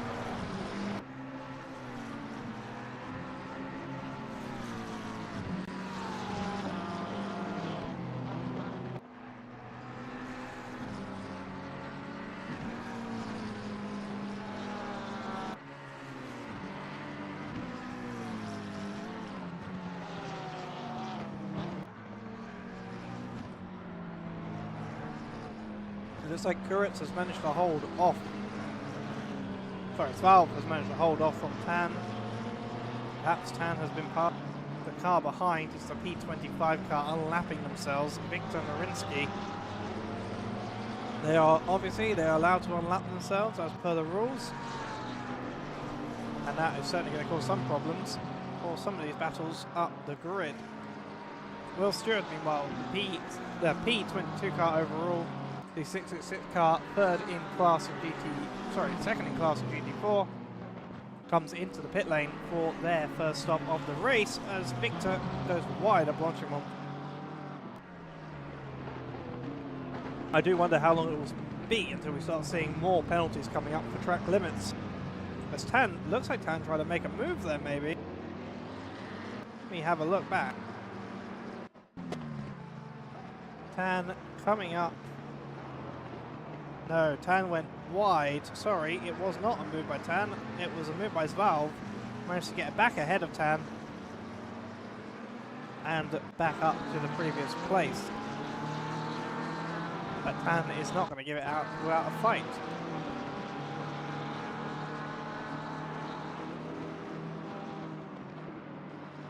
He's right on the rear through Eau Rouge and through Radion. And now it's going to be a case of McLaren versus Porsche Power. Both of them get caught by the puddle.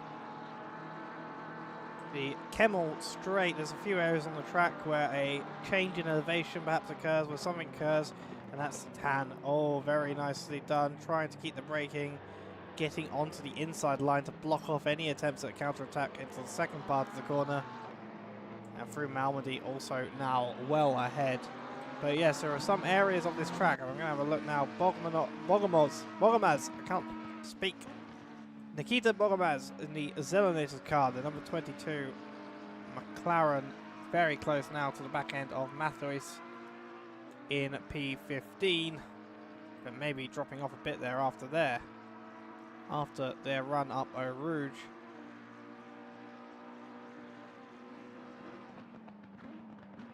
Alright, it looks like that has been truly done. I think maybe Matthews got him earlier on, as Zval, meanwhile, struggling to get back after Tan as this race continues. Only 35 minutes gone. Jayesh Mystery, that is following Des. Did he say Des O'Connor? I saw O'Connor and I actually almost said it. I almost said Des O'Connor, and you can see Macklin Kluger, the number 43 car in 37th place that managed to join the race after some connection issues earlier on. Sadly, far back in the order, but almost catching up to his cars, and that is Mystery ahead of O'Connor into the Com. You can see that just on nice outside line braking. I haven't seen that yet today, and just managed to get ahead early enough to make the move stick. That is P5 for Jayesh Mystery, the high-speed, low drag car coming through ahead of the Aston Martin. Now we're starting to once again see a battle build up the order. It's P4 of Brogan Dyer, the QRT Wild Things Racing car, and the back of the old Ferrari 488 driven still by Robin Moe, and that is Koritz, having done what looks to be one of their fastest laps. But that is no, that must be an error. It says they've done 2:35. It's giving it purple. I assume that's just purple for their own laps. Ah, no, sorry. Koritz actually is the holder of the fastest lap thus far. He's done a 2:30.1, but he's down in P11. And that's going to be of very little use to him from all the way back there, as that is the QRT car getting into Zval. I can see they're coming a mile off the QRT. The Zval let the car ahead go, as he is want to on the inside of Blanchimont, but there was a big enough gap that he slotted back into it, but did not have the pace, and in these conditions Brogan just couldn't seem to get going. I think he's about to pull off to the side and maybe return to the pit lane manually, and I think he does so. Brogan Dyer, that is unfortunate, but I think, yeah, the car, he pulls into the gap because it's back there, and Brogan does not. I mean, the outside line is going to slow him down to some degree anyway, and that's freed up this man here, Robin Moe, to take a further, oh, as the camera goes mental, I think that's O'Connor back ahead of Mystery for P4.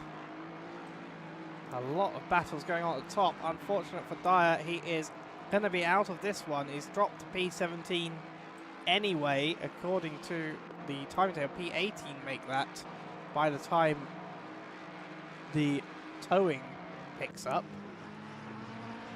But Mystery once again behind O'Connor, and Robin Moe once again attacking Thomas Jack, and all the time Megan's extending his lead ahead, and 7.6 seconds is the gap at present.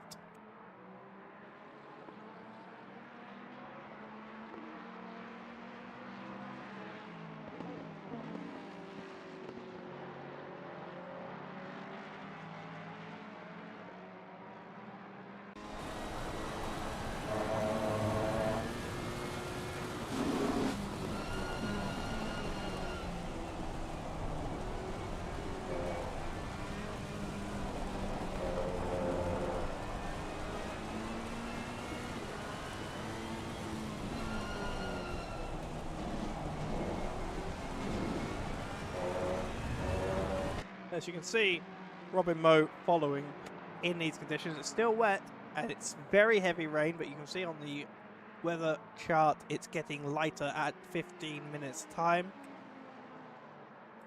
I know these two drivers are in a voice call together. They'll probably be egging one another on to make a mistake. Oh, Robin goes wide. Speaking of mistakes, possible warning there. Good braking. You can hear the Ferrari absolutely jamming down the gears into the hard braking zone, but Robin just falling off of Thomas Jack a little bit at the front in the fight for P2. Oh yes, I just realised, yes, Robin Moe is also in a small PP car. Thank you, Deep, for noticing. The small PP soft and hooded versus the mainstay small PP team car of Thomas Jack. Well, I think Tom's livery is more suited to the name at the moment than Robin's, with the beautiful iconography on the side panels of the car. You'd never know it was hand-drawn by Tom, would you?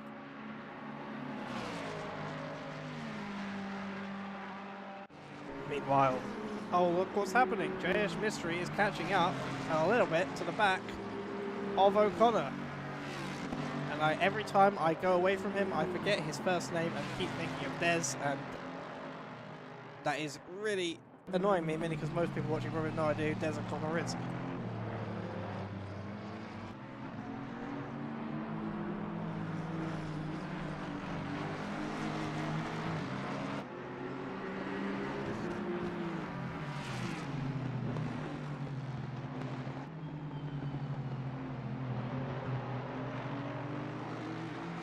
Which, to be fair, I completely understand if you don't know who he is. But they get past one of the back markers. I'm presuming it's... Oh, that's Gerard Cronkite, the other driver. I feel like I'm going to misname due to a personality from many, many years ago in P32. Every time it feels like I go and watch one of these battles, it starts to peter out and the other one starts up again. Robin Moe back once again, right on the rear. I think Thomas Jack has had a little mistake through maybe Piff Paff, maybe Campus. But out of Stavilo, out of Paul Frere. Robin Moe, 0.2 seconds is the gap. Can he make a move? Watch him on next. Very difficult corner in these conditions to get right, but he does. He stays on the track this time around and into the bus stop. He's going to back off early and await his opportune moment as Thomas Jack goes very deep into the chicane. But he's going to hold Robin up in the second portion of it, as you can do, just using the car. Using all the width of the Ford at his disposal. Robin looks at the inside, takes a better think of it. Now down to Eau Rouge they go. This is going to be a very close battle, which will either end in cheers or in tears. Robin seeking to regain what he's lost over the course of this race, which is at the moment 3 places, or 2 places I guess, from P1, the pole position sitter car. And we still have Robin's teammate who took that pole position to see on the racetrack in this race session. The Ford just able to hold ahead, however, in that sector. And there's the mystery machine up ahead, looking very squirrely with its lack of traction control and ABS. He lets both cars go, I think. He's going to let Tom go, definitely. He's going to be on the inside of Malmedy. The GT3's not too compromised by the GT4. The battle of the small PP, as Deep calls it, is certainly a go.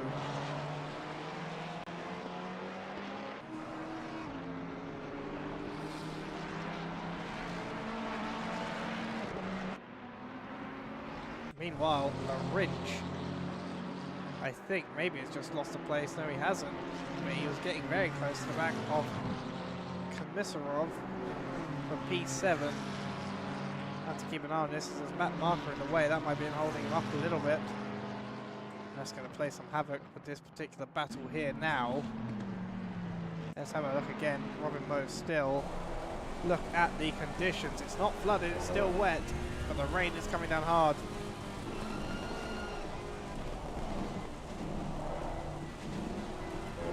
Go to the passenger view. I don't know who the passenger is, maybe some sort of ant or something, but this is the passenger view of the Ferrari apparently. See the rate at which the rain comes down, barely clearing enough time in time for their wipers to keep clearing. Oh, as that's the curb, and that's going to run Mo off the track. He keeps it under control, keeps it from spinning, but that's going to set him back almost 3.3 seconds on to Thomas Jack. Oh, as that's, whoa, that's, something happened there.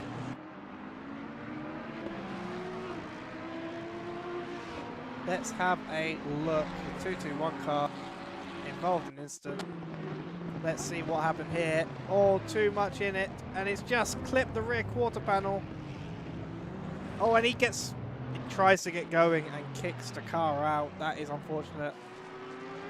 I think, yes, judging by that, what happened is Kuritz is now 0.9 seconds from the car ahead of him. What happened was simply he didn't get the brakes in time. The other car turned in, a slight bump, which in his condition, unfortunately, the other McLaren was just caught up in it. Or is that's going to be not a place, I think that's a back marker car. Kuritz low, getting past, and now able to take Darius ahead without travelling in between if he can catch up. Yeah, that is unfortunate for Robin Moore especially. I think he was trying to get on the power, kicked it up a little bit too much, and again, the conditions are not playing nice with them. And he just causes a kick of oversteer on throttle into Robin's car. Thankfully, Robin able to get on his way. 2.4 seconds now from Robin to Thomas Jack ahead. Look at the interior of the McLaren. Actually, no, what I want to see is what the passenger looks like on the McLaren. Look, it's another seat for ants. The conditions, still heavy rain, coming to lighter medium rain in a minute and then reducing. You can see that's a good exit from the McLaren. The BMW got on that curb quite a bit through the puddle. I think that's going to be Kasper Kuritz ahead of Darius Butsiuta. And can he get the braking done this time around? No, he can't. Once again, he goes deep. He goes off the track. He's got to keep the control of the car and gives the place up, I think. He's going to try and keep it. Darius couldn't quite make it, but he's got the battle in him. I think Darius now the inside of Bruxelles. Oh ho ho! It's a good fight, a little bit loose on the rear end of Kuritz, but I think he's got it under control. And the BMW stays ahead for the time being. Oh, but they have to both get out of the way of another car, the same team. A back marker of the same team as Kuritz. And into Pouhon they go. It's going to be very difficult. The BMW thinks well of it, knows he's going to wash wide in these conditions and gets ahead, does Kuritz, of the BMW and up to P9 for now. That was a fantastic couple of seconds, couple of sectors of battling there. A little bit of an argy-bargy, a little bit of going off the track, but in the end I think Kuritz comes out fair and square ahead of the BMW.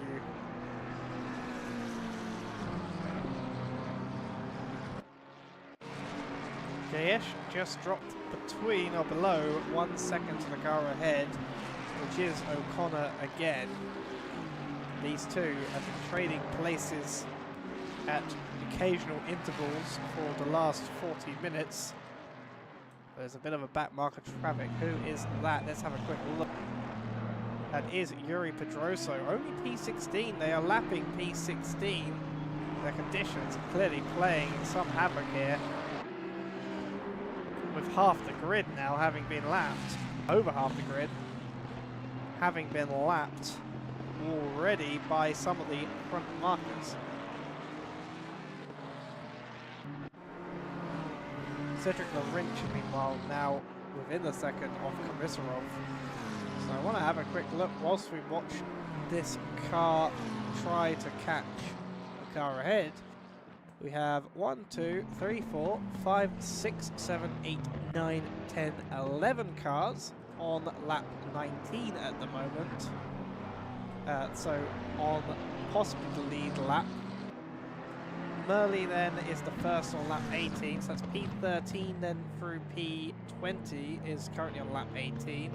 That is obviously fluctuating as people cross the line.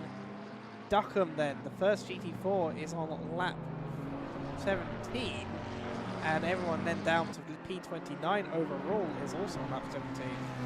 And then there are 4 more cars on lap 16, 1 on lap 15, 1 on lap 14, and then Londar is on lap 13 in a 232 Mustang. So some significant gaps, probably caused by the repairing of cars and the conditions, as we now move to medium rain and reducing over the next couple of changeovers. I'm very happy with the fact that we have managed to get what I think at the moment has been a very nice weather system. I know people before the race were complaining about the conditions on the practice server, which were flooded. And I think that is fair. It is fair to complain when the track is flooded, but again, Kunos gives us only the tools which they give us, and thankfully I think the gods have blessed us a little bit. The weather gods, the Kunos gods, the Italian gods of Kunos have blessed us somewhat with what has thus far been a nice conditions, I think, for this race. We got flooded quali, which made for some interesting qualifying results, I think. And these conditions have been wet but not flooded as of yet. And again, that's the luck of the draw. Unfortunately, I think maybe some people came to the practice session expecting that to be exactly what it's like in the race. Unfortunately, for anyone who doesn't know, Kunos essentially gives us 4 figures to play with. We see this is Cedric Larinch taking Komisarov absolutely fantastically.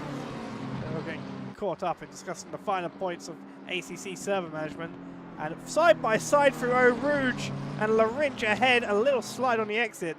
Absolutely fantastic racing from the pair of them. Larinch has a 30-second penalty that might be a track limits penalty, but that, I don't care what the penalty is. I don't care if they're going to lose 30 seconds. That was a well-deserved and beautiful penalty, but a beautiful penalty, beautiful bit of racecraft, and Komisarov also deserves the props. He can't come back on him into Lacombe, and that's Larinch up to P7, and Sam FPS certainly quite rightfully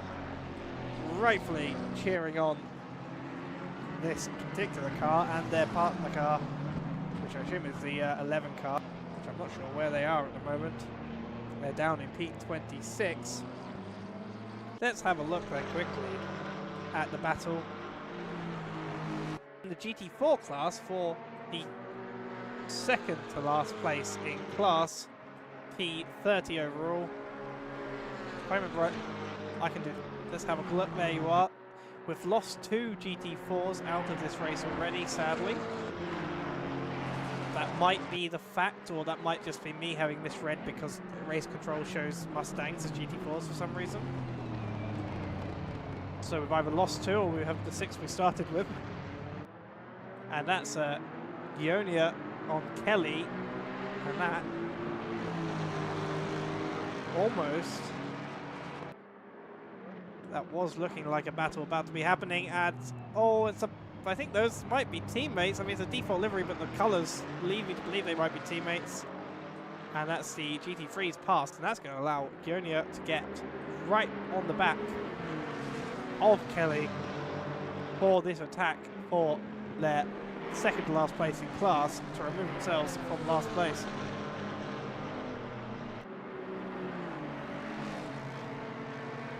Yes, as I was saying, however, as we go through it, I'm going to wait until we're past Lacombe. This is going to be a move going in. Oh, a little bit of a issue as they're well ahead, but that's why they're well ahead, because they missed the corner, and now they've got to ride those bumps, and they're going to end up right behind. Again, the conditions playing havoc. People think they're fine, but they're not. Need to focus on those braking zones. It looked like he had the move done. but there was a reason why. Whoever said Squatchmonger says School of Salmon on stream. I hadn't actually thought about it. It's a lot of very bright pink cars swimming upstream. So I see what you meant with your previous comment there. So yes, that was an almost overtake. They are the teammates. Yes, they're all teammates. The 5 FI cars.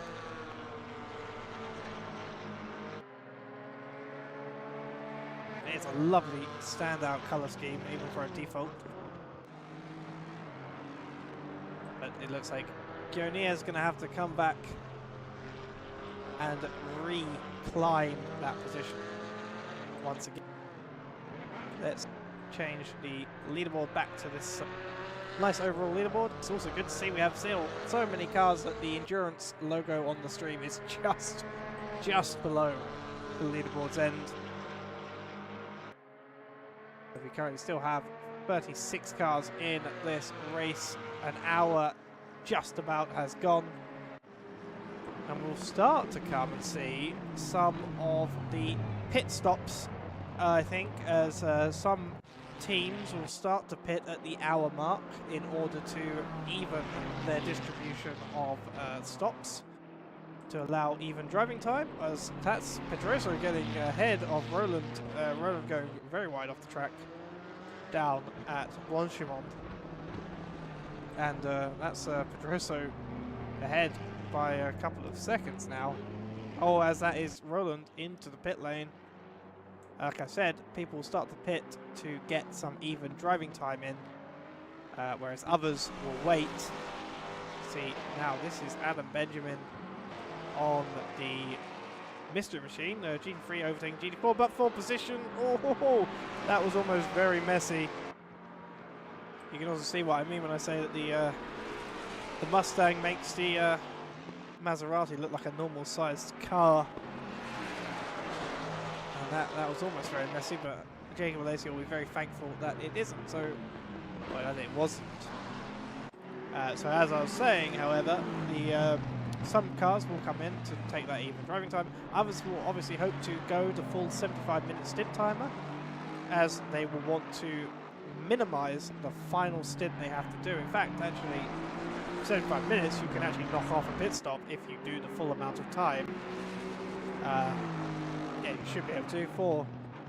Four stints, full stints is enough. I mean, given you don't come in exactly on the 75-minute line, probably 5 stints is enough to knock off an entire stop at the end if you go to the end. So anyone stopping on the hour is actually losing out somewhat by choosing to take another pit stop, but they might hope to make up for that with fuel and with the conditions being what they are, if by some miracle we get even a dry patch at the end of the race,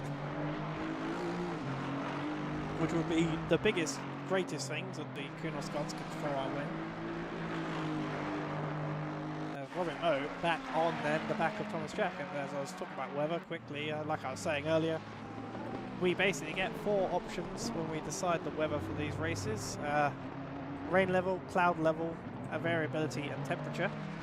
And Kunos then takes those values and randomizes them into whatever we might end up getting, which is very annoying. I would like an R-factor system that they have over there where you can manually set the weather, or even an iRacing system where you can set the weather with some variation in exactly when it comes in, to ensure that people racing don't know the exact weather conditions if they set it up themselves. But yes, I'm still always very disappointed that ACC, for all of its great features, one of those is not the weather system, at least not the way it's done on the back end. So 2 people enjoying the weather, I think, at the moment, Robin Moe and Thomas Jack. As we get to, it's 9:33 server time, so also an important part to say that for some reason I'm not sure why ACC sets races on tracks to be at when those races would be at those tracks in real life. So can't quite remember when the SRO Spa race is. I actually can't remember if it's 24 hours of Spa. I think, yeah, it is 24 hours of Spa. I can't remember exactly when it is. Someone will remind me, but I think it's in the summer. So hence why it's still light at 9:34 PM, whilst at 5:23 p.m. my local time, it is pitch black outside because it's horrid November. As that is Thomas Jack, as one of the salmon cars that we saw before, getting passed by Robin Moe into Pouon. I was excited there, I thought something else had happened. I was too busy looking out my window at the pitch blackness.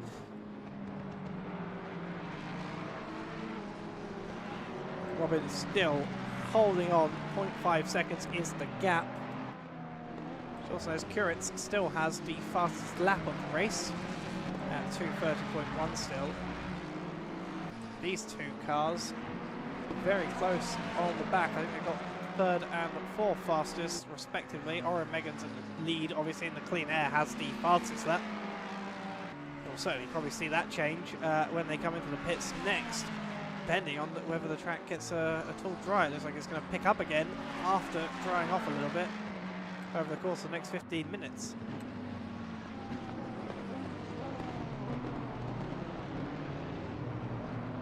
I think genuinely that's what I'd love. I'd love if the end of this race somehow just went dry. The way the ACC weather system works, voice crack, thank you. The way the ACC weather system works is you have these peaks and troughs of variability in the way they do the randomizer. So sometimes we get stuck in a trough, and we did that I think 2 years ago. We got stuck in a trough of dry weather, or not dry weather, of wet weather, but non-changing variability. So it was wet, but just consistently so. For these races, we have aimed always to get variability. But we got stuck in one of those troughs for most of the race, and such it wasn't too variable as we get past one of the back markers here. It's going to put Robin Moe a little bit down. He's got to do the move in a much less opportune place than Thomas Jack. And luckily both cars get nicely underway, no issues there. Back within 1 second still is the gap. But yes, we aim for variability. The first race we did here, which I took part in myself, was very good, very variable. Second race was a bit of a trough, but still wet. And then the third race at Alton Park, we put the variability up to hopefully increase the chance of rain, I believe was the idea, or the chance of changes in the weather levels after having a trough race. And unfortunately, the randomizer said, okay, that's fine, it's more variable, so we're going to give you one of the more variables, which is a full dry race. So after all the advertising and marketing of the conditions being wet, we had a completely dry race, which frankly was still a very fun race. Certainly a fun one to commentate upon, but was rather annoying.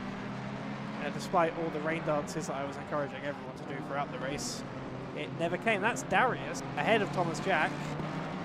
I recognise that car anywhere by now. That is Darius in the lovely blue Beamer against the Ford Mustang. That's going to allow Robin Moe a significant bit of increase in the gap, or decrease in the gap.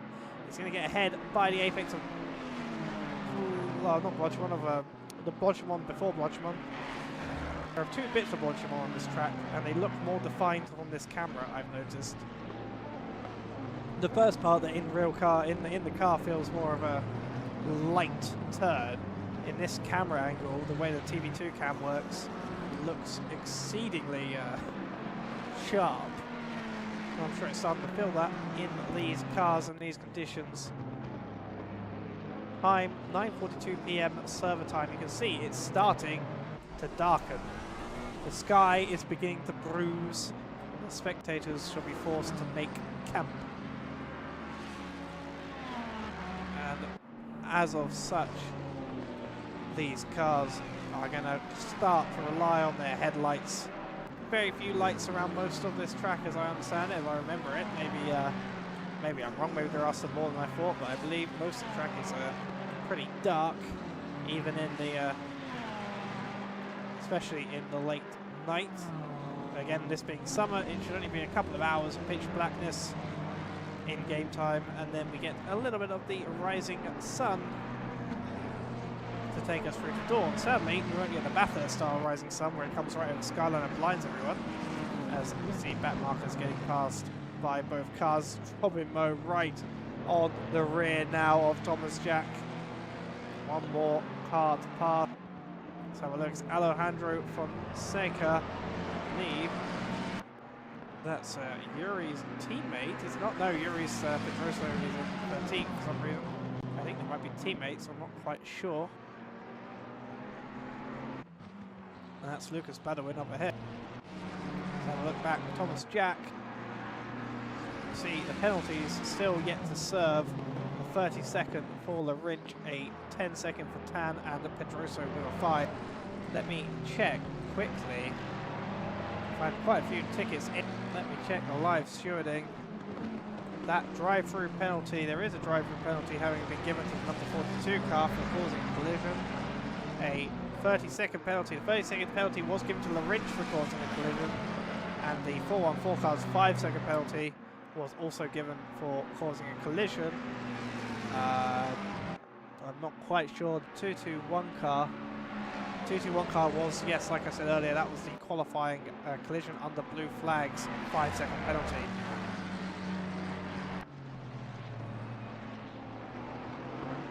And Tan comes in, he will take his stop and assumedly serve his penalty. Robin Moe looking for any opportunity to take advantage of the Finnish driver.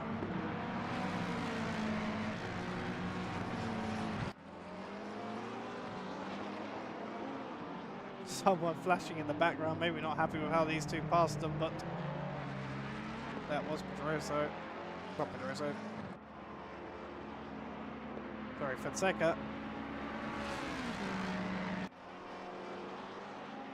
Let's go back to the dashboard of the AND car as Robin Moe on the outside, puddle for Thomas Jack on the inside, better exit. Perhaps still, Robin getting ahead. Tom lets him have it. He knows that the fighting perhaps is over.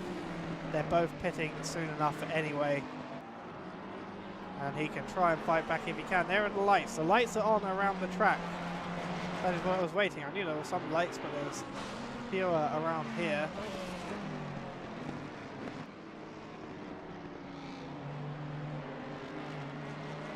That is Robin Moe back once again, the mystery machine ahead of them. Still driven, I believe, by Jacob Malaysia. Michael Benke has not yet taken the car over. Thomas Jack seemingly having dropped off. We know, and we know from the last time we were out here at Spa in RP series, when Thomas Jack was also driving the Ford Mustang a couple of months ago, it can burn its tyres off quite quickly.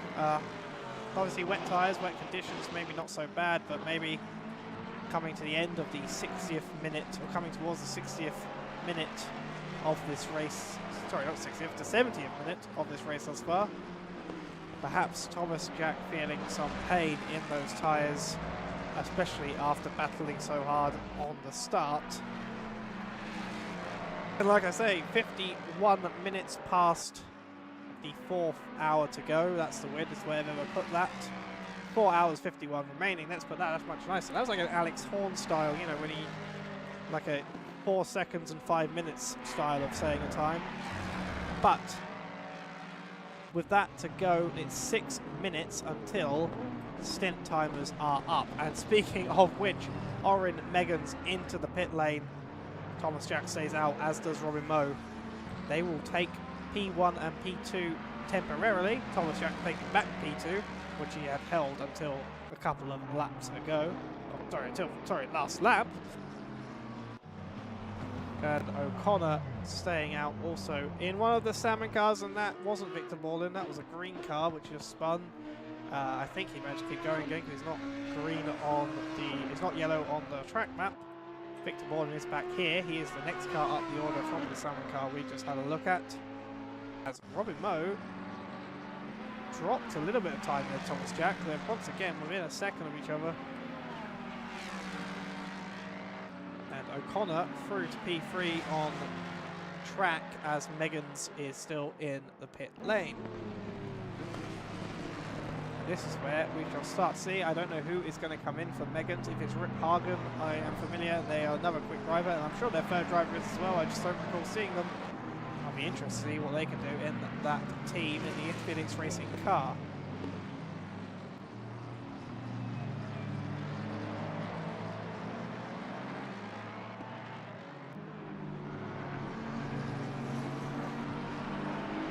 past the GT4 Aston Martin.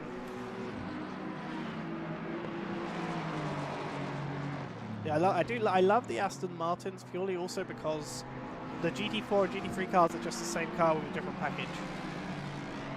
So all the other cars, you know, 570S rather than the 720 or the 650. You've got the what's it called, the Porsche Cayman rather than 911. You know, all the other cars are different cars, I believe. I mean, maybe the Audi isn't. I don't know anyone who actually drives either the GT4 Audi. I know who drives the GT3 Audi today. There's actually two of them. The Mercedes is also, I guess, probably one of the same cars, but I do just love that. I do love cars that are just the same but with a different package. I've never actually driven the GT4 Mercedes. I'm not sure how it feels. Brad Tardo currently is experiencing it down in P32 as he's getting lapped by one of the GT3 Mustangs. I know who that is, but I cannot remember their name off the top of my head. It's Diego Donate. I wouldn't have actually remembered that off the top of my head because it was a different driver last time I saw it, but I recognise the sort of grape-coloured Mustang with its beautiful white, off-white racing stripes. Have a look here, Thomas Morn, and that is Adam Benjamin rollicking through Lacombe. Oh, is that some wiggle on the curb on the exit there? The EMP McLaren Velote car struggling for grip as Ross O'Connor is in the pit lane. That's probably why I'm getting confused with Des, because I remember, I have back in my head, I remember it was Ross, but you know, it's so similar. Right, Andrew Komisarov sitting in P7, 1.1 seconds behind Behrens. Behrens has taken the car. Again, like I say, I'm very interested to see what this driver can do in this car. I do not recall seeing him, and I apologise to him if he has raced with us before. I just know Rip Hagen and Meggans, my mind went completely blank when I needed it not to. Rip Hagen and Meggans have been teammates in multiple other races, and I remember seeing them, and I'm sure we'll see Stefan continue the Infinix team skill that we have seen in the past. There's lots of cars coming into the pit lane now. Victor Baldin, Larinch, Bogomaz, every car basically except for Thomas Jack and Robin Moe. They will have exactly one more lap. They are cutting it. Not that close. They're cutting it closer than they could do, but they will have to come in at the end of this lap or face a time penalty, I believe, or drive-through penalty for skipping. I can't remember what the penalty is they give.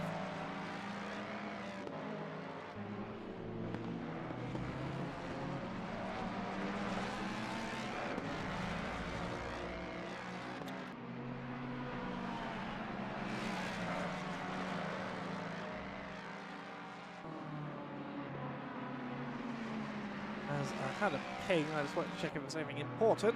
I think just some trouble with someone trying to open a ticket. But tickets are opened and are coming in. And I can't wait to have to clean my Discord up afterwards from all the +1s I'll have.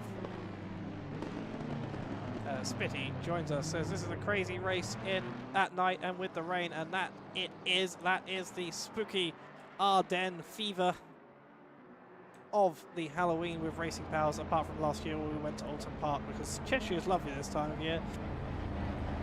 But we're back in Belgium as Thomas Jack and Robin Moe predictably, as they have to, as they would not get another lap in without risking penalty, come into the pit lane and come through. And as I was saying in response to Spitty as well, yes, we are in the rain, but thankfully the rain has been very kind to us. It has not decided to be all dry as it was last year, and it's not decided to be all flooded as it might have also potentially have been. We've seemingly got a nice little blend. It's looking like it's going to increase, but we'll see. In 15 minutes time, it's still not gone to the heavy rain. Let's have a look then. Whilst Thomas Jack, long pit lane here.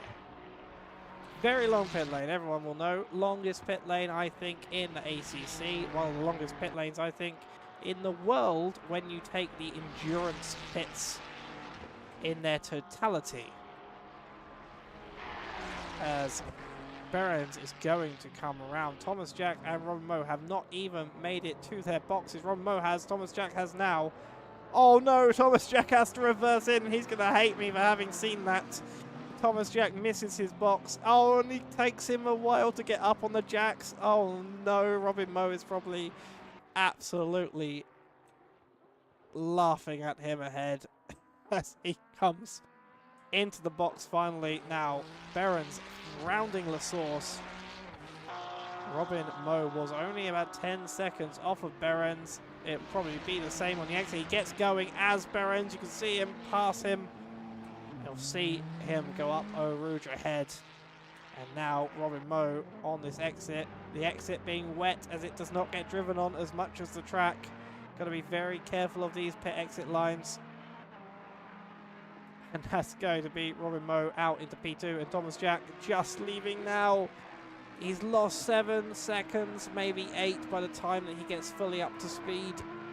Purely from the errors in the pit box. Oh, that is unfortunate for Tom. That is very sad to see from Thomas Jack, or for Thomas Jack. It's a mistake that everyone has made at some point. Sadly, Thomas has been the affected party today. As you can see here, oh, this is a blue flag nightmare. The 1 GT4 car, the 2 GT3s coming through. They get through nicely. In fact, actually, it was only the... Oh. Oh. My apologies. I'm not sure what quite happened there. Something must have happened with the server or with the internet. The lights are on, but nobody is home. I might have to leave and rejoin if it doesn't resolve itself shortly. Hopefully the lights come back on. If they don't in a lapse time, I will reset. I hope the stream is okay.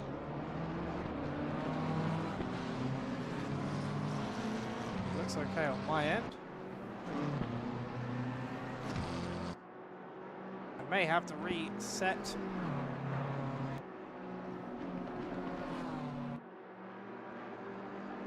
I'm going to save the replay. You may have seen a stutter there as I've saved the replay just to make sure we have a copy. Oh, there we are. I think lights are back for some people, not for all. I'm not quite sure what is going on here. I'm going to quickly throw up the test card just because it gives me another chance to use it and rejoin the server. Just to try and make sure that we can get the lights back on. I think some sort of connection to the internet was briefly stuttered out.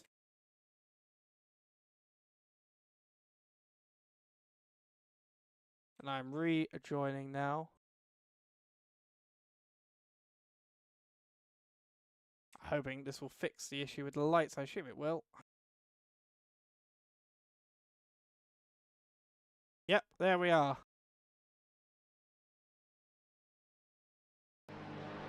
We're back. Broadcasting. And we're in position. Let me just reconnect race control. Right, Behrens still leads. Kovac has taken the car from Robin Moe, and the gap has already come down to 4.5 seconds. Kovac, a very quick driver. Yeah, you can see the reflection. The lights appeared on some cars, but the reflections on the track weren't on, so once we get into the darker territory, that would be very annoying. I need the lights for my own ability to see the cars. But Kovac, very quick driver. Recently winner, as I understand it, of a local hot lap competition in his home, I don't know if it's hometown, his home area in Hungary. And took that, a default setup Ferrari 296 challenge. And managed to win that race, or win that hot lap over the course of the month that it ran. There you go, our little shout out to him for that, and hopefully, or sorry, not hopefully, he will be hoping to avoid any Sky Sports style implications for him. Hopefully he will be hoping to win this race today, but this man ahead will not want to let that happen.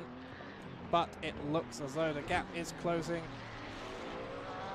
Lorenz was not in the car in qualifying. I don't know if he was in the car in practice.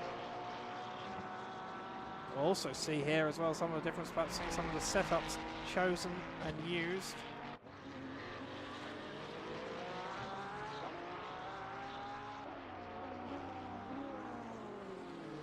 I have just noted it doesn't appear to be raining on my stream either. I'm not sure what's going on with that. It was definitely raining before, but just pretend until it perhaps fixes and sorts itself out.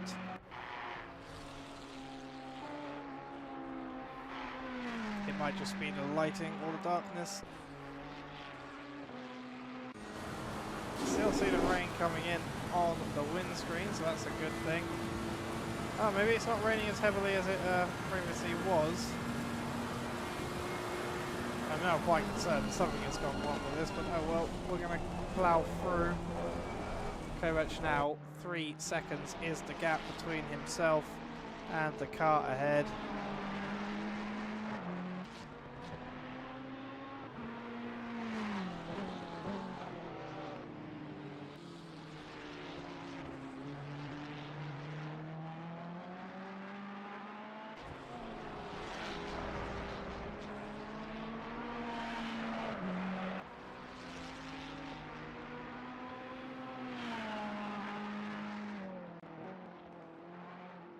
See how dark it gets around these areas of the track. No lights to be seen, except for a few there on the inside, just as I was saying that, I think.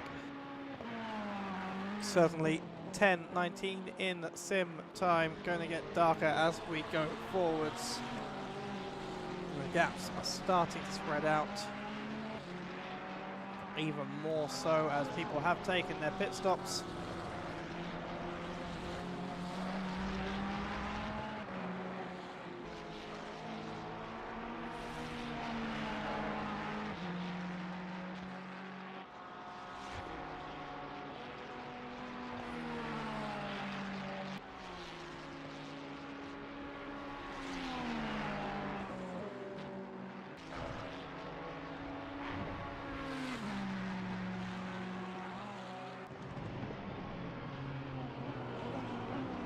Kovac getting very lucky there.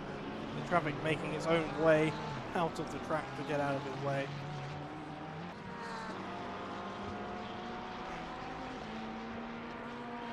And now we will begin to see the fight start to develop. There's a lot of traffic ahead of Behrens. That is either going to be great for him or really not. Depends on exactly when he can come and meet it. And I think he might meet half of it on the Kemmel. And then the other half in the corners where he really wants to get away from it.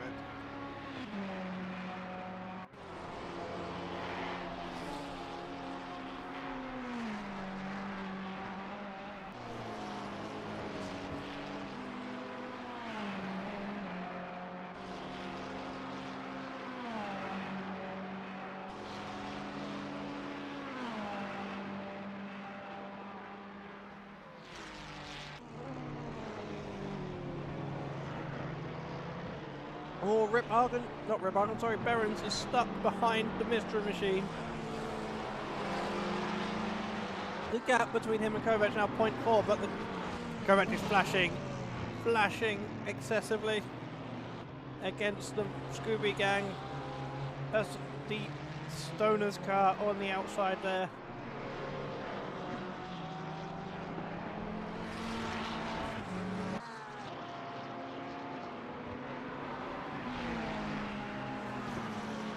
And that's Martin Kovac through into P1 of the race. After a nice clean stint from his teammate, he has taken the car and run with it to catch up, and not just catch up, but to take P1, a lead of this race from Behrens, who sadly for him got caught in quite a bit of traffic and will have to settle for second place for the moment and attempt to come back. Kovac meanwhile will try create a lead as the weather begins to increase in 5 minutes' time. And Ross O'Connor in the chat, can we get some respect from all the 5F5 boys running pink for October / breast cancer? I didn't know that was what it's for. If it is what it's for, then let's get some great respect for that. Although it isn't actually October anymore, but you know, it's Halloween, it's basically October. For all intents and purposes, we are still in October. It's spooky season, not turkey season as of yet, as Kovac passes Darius, or whoever has replaced Darius. Cooking Roland has replaced Darius in this car.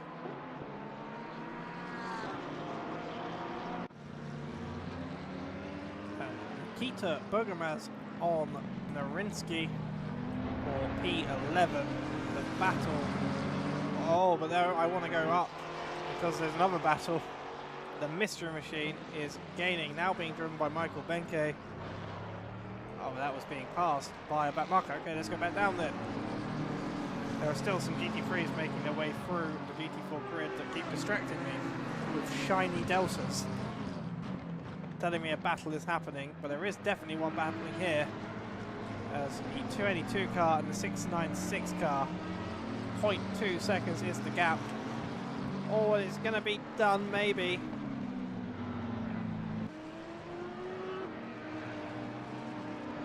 No, it can't quite. It looked like he was having a good exit down through Piff Path, but it wasn't quite there, and now the gap has increased a little bit as they try, oh, get past the back marker, and that's Narinsky in the barriers. I want to see what happened there. Look at 30 seconds back. I want to see, perhaps from the driver cam. That's the wrong driver cam.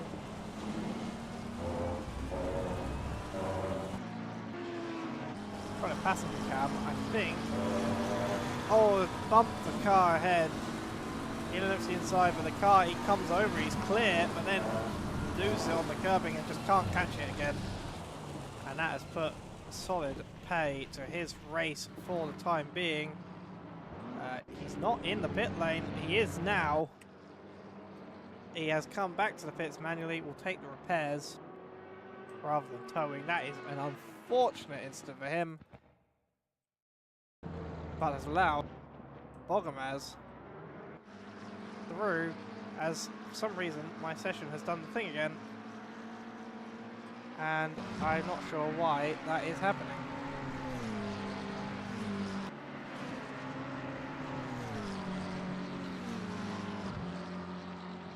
See again, the lights are just, they're still on, you can see they're on, but the actual lighting itself has gone out. Let me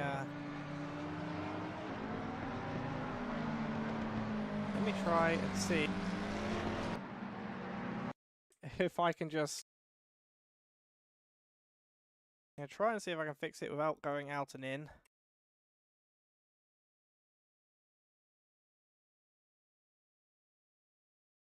No, I'm gonna have to go out and in again.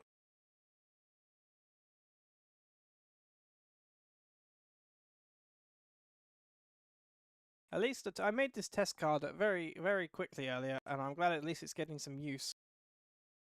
Mainly because I was fed up of having nothing to show anyone if anything, like if we need to restart the server or anything goes on like that.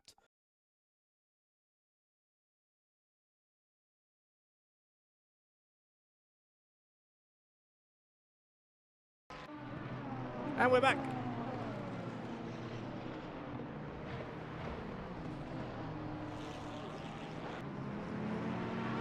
Nothing major has seemingly happened in the interval.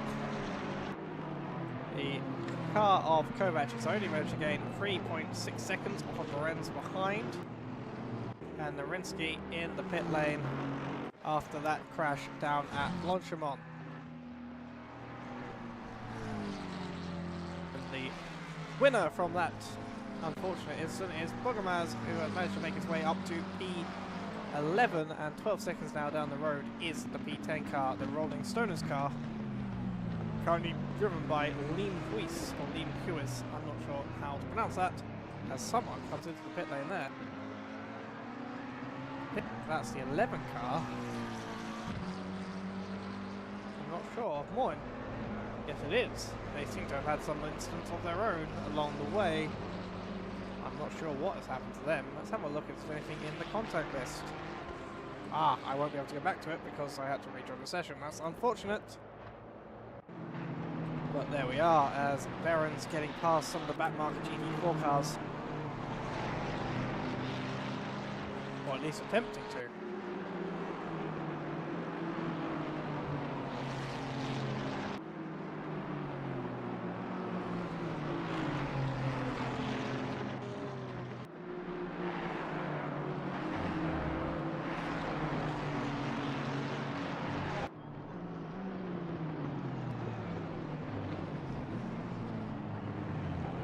Big yellow flag at 696 car. Basnarinsky again on the pit exit. Oh, has come out with the repair and spun. We get going again now. Let's have a look. Oh no, that's 15 seconds. It's not long enough. I think though, you can all pretty much assume he's come out of the pits. The wetter track, off track, on the pit exit has not had the nicest things to say for him. And he's now pulling over and returning to the pits for a possible retirement. Maybe just a repair. I'm hoping just a repair. I'm hoping he keeps going. That team keeps going to the end of the race. But no, I think they've just left the server. They have just retired. Daniel Scott, for some reason, in the Sky Tempesta racing car. P35. I don't know why. Because he's a steward. But we have a stewarding car. Well, there we go. What did I say about Skype? Well, Daniel Scott is stewarding from the racetrack. It's very impressive. Especially to do it inside of a McLaren. You think you'd want one of the buildings. Meanwhile, William Bell in one of the Blahaj cars, in the 21 car. This is not the same team. Let me double check. 21. Yes, this is the same team. So Roland must have got out of the car at some point, and Bell has gotten in. I'm surprised at that because it's well before the time at which you would. Maybe there was an incident, maybe there was an issue. It appears that they have gotten out of the car. And now a new driver has come in.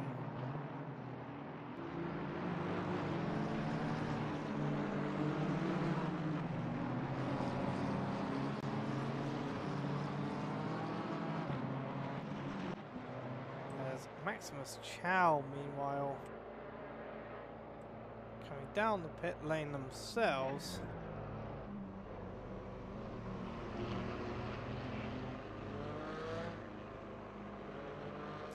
This is Klibitza's teammate. I was just checking because there was a comment about them in the RP Endurance chat, and I'm wondering if maybe they've had some internet issues and they're coming in to change driver again.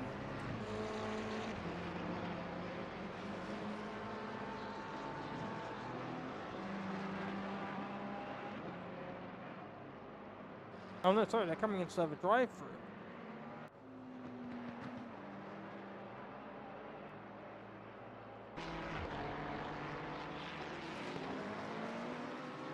Not sure. That must be the 413 contact that I saw, but can't go back and look at because of the reset, which is unfortunate. But I'm sure the stewards will at least have a look at whatever has happened there and apply. They've already applied a drive-through. As now, Thomas Jack now on the back of Lorenz also.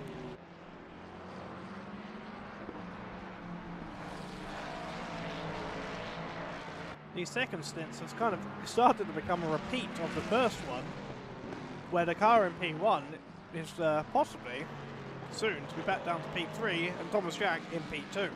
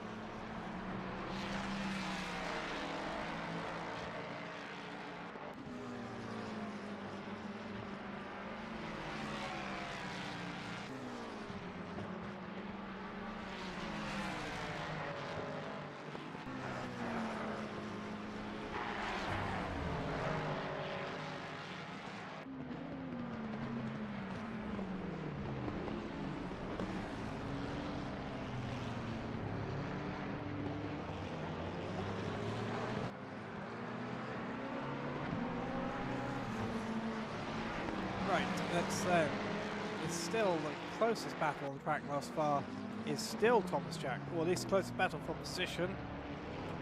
Again, the sad part of I can go to view relative. We can have a look at what the actual closest gaps are. Actually, it doesn't give me the gaps annoyingly there.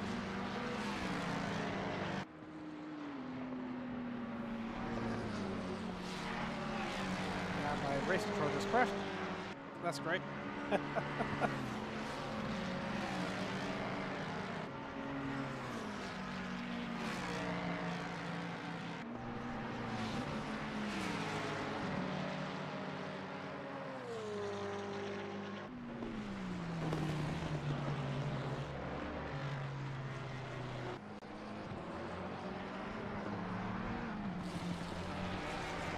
Right, there we are. Now I have gaps of relatives. Okay. Okay, Thomas Jack chasing down Behrens. 1.2 seconds now to gap ahead of him, but only 0.5 to Larinch, who is obviously trying to unlap himself. Already unlap himself on P8. Certainly there are drivers within the lead lap. I think that goes down to around P6 maybe, P5 actually maybe. Maybe P6 once over across the line. Yep, P6 now. But Thomas Jack certainly will stay ahead of Larinch, I think, and he's continuing to chase down Behrens ahead. Komisarov has, I know that's just because Daniel Scott's in the pit lane.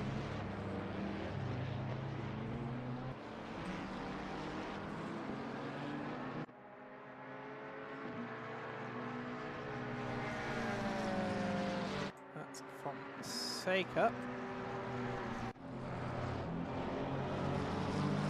Look through this relative system. It really is awkward on race control.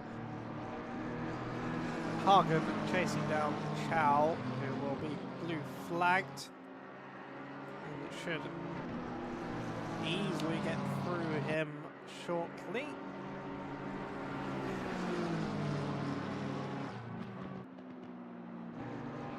See just how dark it is starting to get here at Spa-Francorchamps. Hagen looks to make the dive, he thinks better of it. Even with the blue flags, it's a very dangerous dive to try and make. I think we might actually, sadly, be in a little bit of a trough now where the weather has stayed relatively consistent. But I think the drivers will probably be happier about this considering what their qualifying conditions were like. Thomas Jack still 0.7 seconds behind the car ahead. The fight for P2 looking to come alive as soon as one of them can make it do so. The 42 car, however, that's Maresi having to choose the opportune moment to get going again. Does so very nicely. Background speaker's corner. Let's see what happened here. Comes round Bruxelles or Beaurivage, all the exits, and they're going to hit that curve and spin, yep, onto the green stuff, and that is hopefully not too heavy hit in the barrier for them. The lights are still on, which is always a good sign. Then simply has to wait, and once I believe that car's around, there is enough clean air, they can get going down towards No Name and carry on. But that is a harder hit than they would have liked. Actually, no, I was going to say wouldn't have liked any hit, so any hit is harder than they would have liked, but they are still going on their way. Still chasing is Thomas Jack on the rear of Behrens. Or as Tom gets onto the green stuff themselves, but manages to keep things going in the right direction.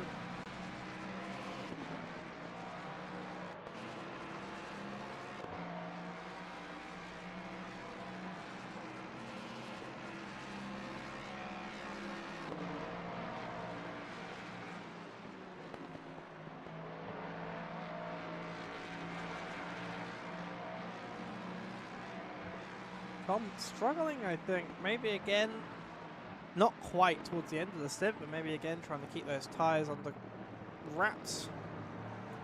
Struggling to make any deep impressions as both the cars ahead go way wide of the mark off the exit. I said struggling to make an impression when it only takes one mistake to do so. And Thomas Jack going to take advantage of it into the source, but Rip Hagen well alongside. If one takes the shallow, one takes the wide, and the shallow has it. Tom probably will back off before a Rouge, I would assume. He looks in. There's not much space. No, he doesn't. He's holding it. And he's taken it. Barron, sorry, has given it up. But he's going to try and perhaps make another move, but he gets off track. He's safe. Maybe a warning. I don't think he looked at the overtake. I think maybe he backed off knowing if he did so, if he took it now, the stewards might have something to say about it with the off track at Rouge, at Radion, sorry. And that is Thomas Jack up to P2. But Barren's still close behind. And there's not much traffic up ahead. There is the 42 car though, which we did just see in the barriers where they are right now on track between Bruxelles here and No Name ahead. So maybe a damaged McLaren. A little bit of a struggle for Thomas Jack perhaps to get past. But Thomas Jack now 2 seconds ahead of the P3 car of Barren's.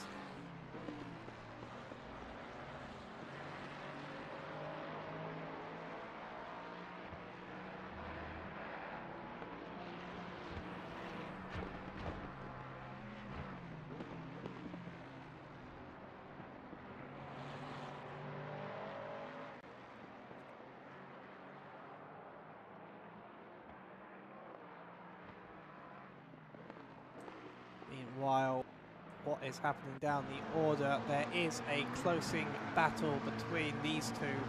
This is Bogamaz and Limhuis. I'm not sure how to pronounce that. Their Rolling Stoners car that so attracted my attention earlier on.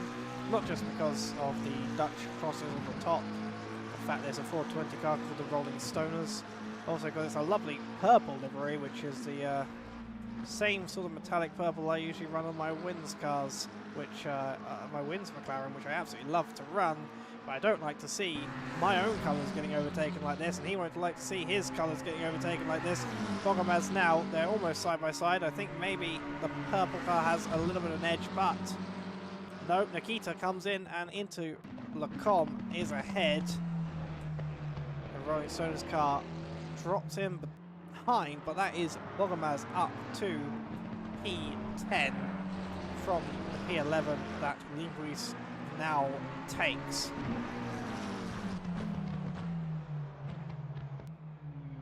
And that is also a very wide Bruxelles for Limhuis. That's not going to help his fight back.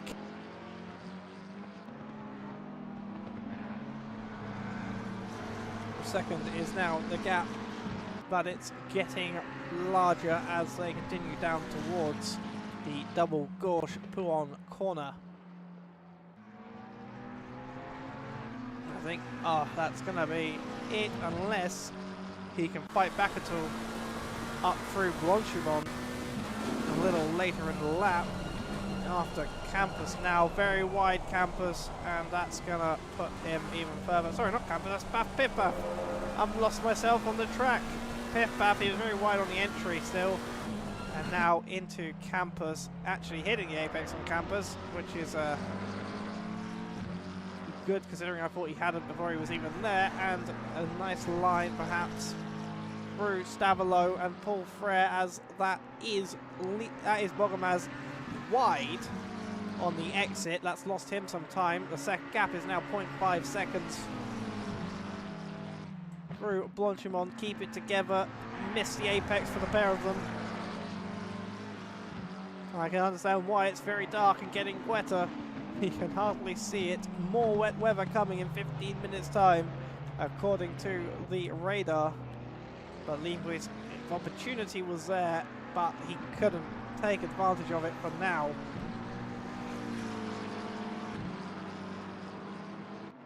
Unfortunately, that is going to be them back to P11 for the foreseeable future.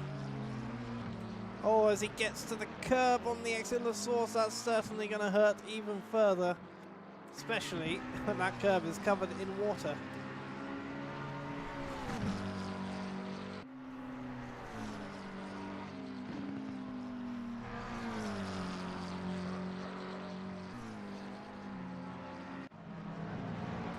the Badouin pass one of the back marker. I think it's a back marker McLaren. Quite a light pattern. It's getting very dark, getting much harder to see which cars are which. To this, yes it is. It's the Red Bull McLaren Ready to Race Dead Bull, driven by Ilya Skurgilin or Skurligin. Skurligin? Either way, the 425 car. There's a 425 car spun down on the exit of Huon. I'm trying to find them, but for some reason I can't find them. It was it's Senna de Meschalk, I believe. Meschalk. So it looks like they are sitting in P14. They're in a gap bubble. They have what has become referred to, named after the driver of the mystery machine right now, Michael Benke, as the Bonga Zone in racing battles, because when they used to race under the name Bingus with Bongus, they used to have a situation where there'd be P2, P3, somewhere like that, but there'd be absolutely nowhere to the cars ahead of them, absolutely nowhere to cars behind them, and hence they're in the Bonga Zone, or as I've also called it, as that's not where you want to be. That's certainly going to reduce the gap behind.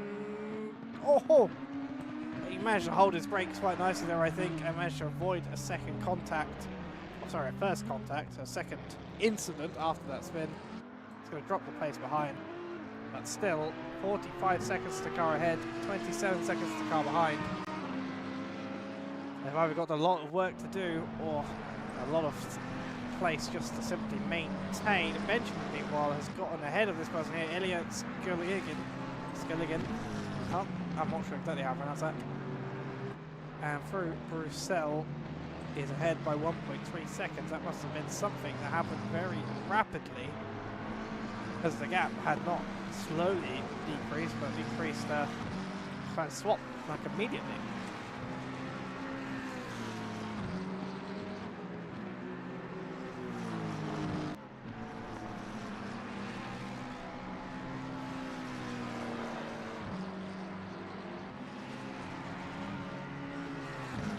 For 11 remaining, 4 hours 11 minutes on the clock in about 15 seconds time at least. Almost 1 hour and 50 minutes gone. Still 4 hours remaining. Anything can happen. Oh, as I can hear someone in the dirt, and someone else in the dirt, and then Ilya also picking up a little bit. Oh, that's a big shunt behind. That was a big shunt. I think someone was just then off of the track. Not sure what this timer is, Sampit. Let me have a look at this. Oh, this is something completely different. Oh, I did not see that before. So you saw there was a big shunt behind there. Maybe it was this. No, this is up at the bus stop, up at the chicane. Oh, that's a little tap, a little bit of an exit. An exit kerfuffle, you might call it. I'm not sure what happened there, who the big crashes were there. Maybe this person here. I would go back, but I'd have to go back 50 seconds to see. Fortunately, it's not come up on my contacts list, which is an inconvenience, to say the least.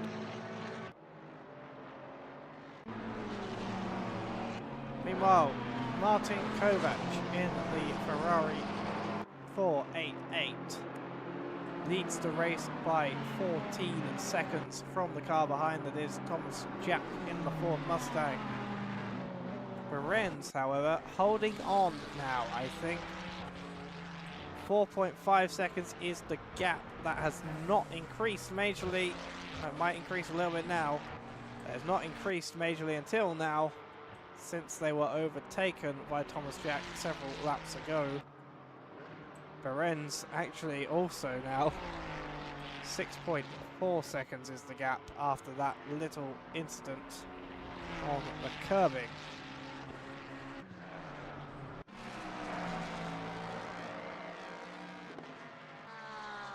Fourth place currently held by the 333 car of Diego Dinarte. High-speed, low-drag car that we've seen a little bit of. The great flavoured car, as I like to look at it. It's a nice little purple, much darker metallic purple than the Dutch car, the Dutch McLaren. But a nice little car holding its own in P4. It's 20 seconds behind P3 at the moment. As you'll see when they cross the line, 22 seconds, 0.3. And 40 seconds behind this man here, Joshua Worley, in one of the first of the Salmon cars. This one is marked GT3A, so I'm not sure if it is one of the 5FI cars. If it is, someone let me know. Because it is the same colour scheme, so I assume it must be related, but it's not got the 5FI team name.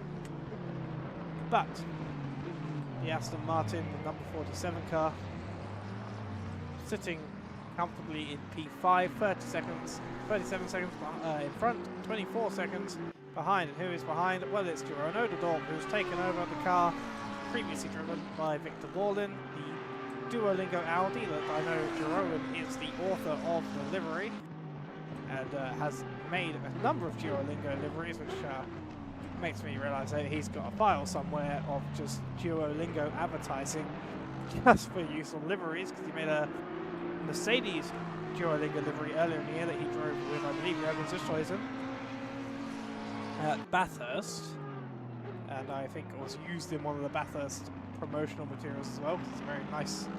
Actually, I think they won Bathurst, that was why it was used. Sorry, no, it didn't win the promotional materials, it used because I believe they won Bathurst, and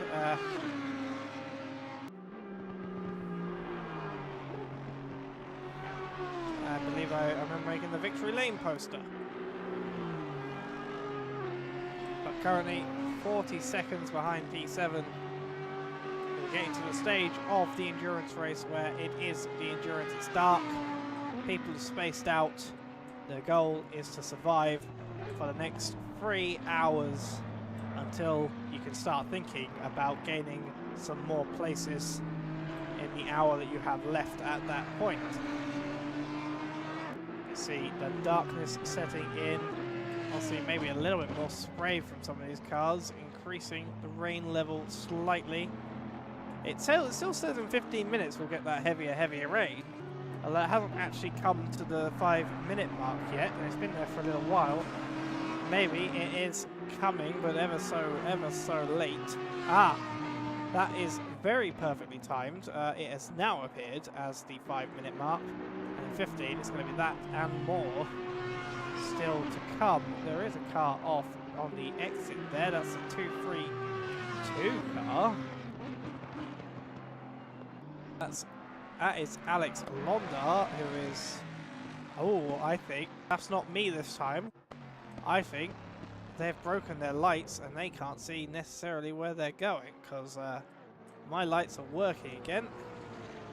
And their lights are not. Let me just double check. We're seeing who's going around them. Everyone, apart from Daniel Scott, who's in the pit lane. Everyone else seems to have their lights working. I think they should need to come back to the pits, as they have no headlights. Speaking of the pits, I think Adam Benjamin has just come into the pit lane. Yes, he has. He will take a stop. Second stop in this race, I believe. I double check. Yes, this will be their second stop in this race. No, it might not be, no. Because I reset my race control and the server. Great. Well, this is a stop in this race. My data gathering abilities have been reduced, which is a shame, but they clearly are going for the even drive time strategy, which may make them do another stop than they otherwise would have to, unless they're already off strategy, in which case I guess they'll be fine.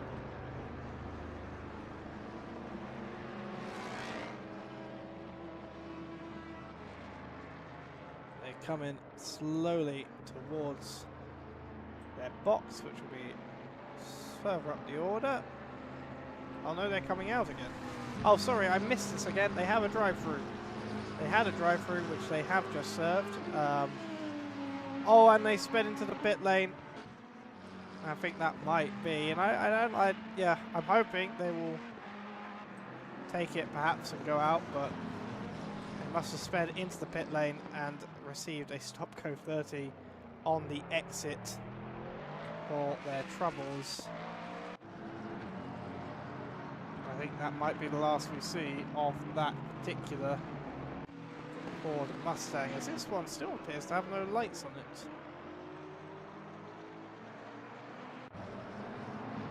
I think that Mustang has left us, which is a shame because, you know, you get a drive-through and speed into the pit lane. I mean, you may not like the fact you have to stop go, but unfortunately it's been given. And there is still 4 hours left in which to make it up.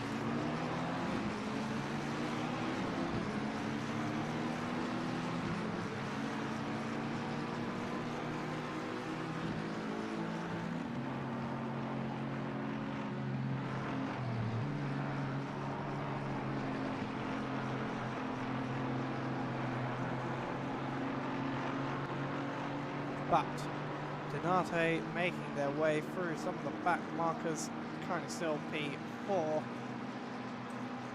Kovac has managed to extend his lead ahead of now Thomas Jack by 18 seconds.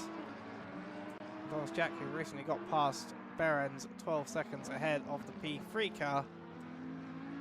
Certainly looking a comfortable portion of the race for Kovac and Thomas Jack in their own respective small PP cars. Again, I think we'll see what happens as we get later in the race, as that's spinning off, pirouetting, and very nicely recovering. I'm not quite sure who that was. I think that's the 425 car. We've seen that issues before. Yeah, that's the Mistral. The NRG Racing Belgium badged Audi.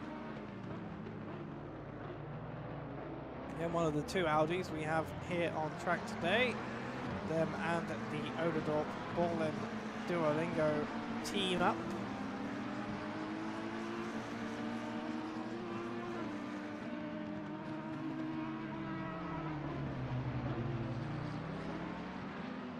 I think we're seeing some heavy traffic down this area of the track. That's Will Stewart against Bliskett.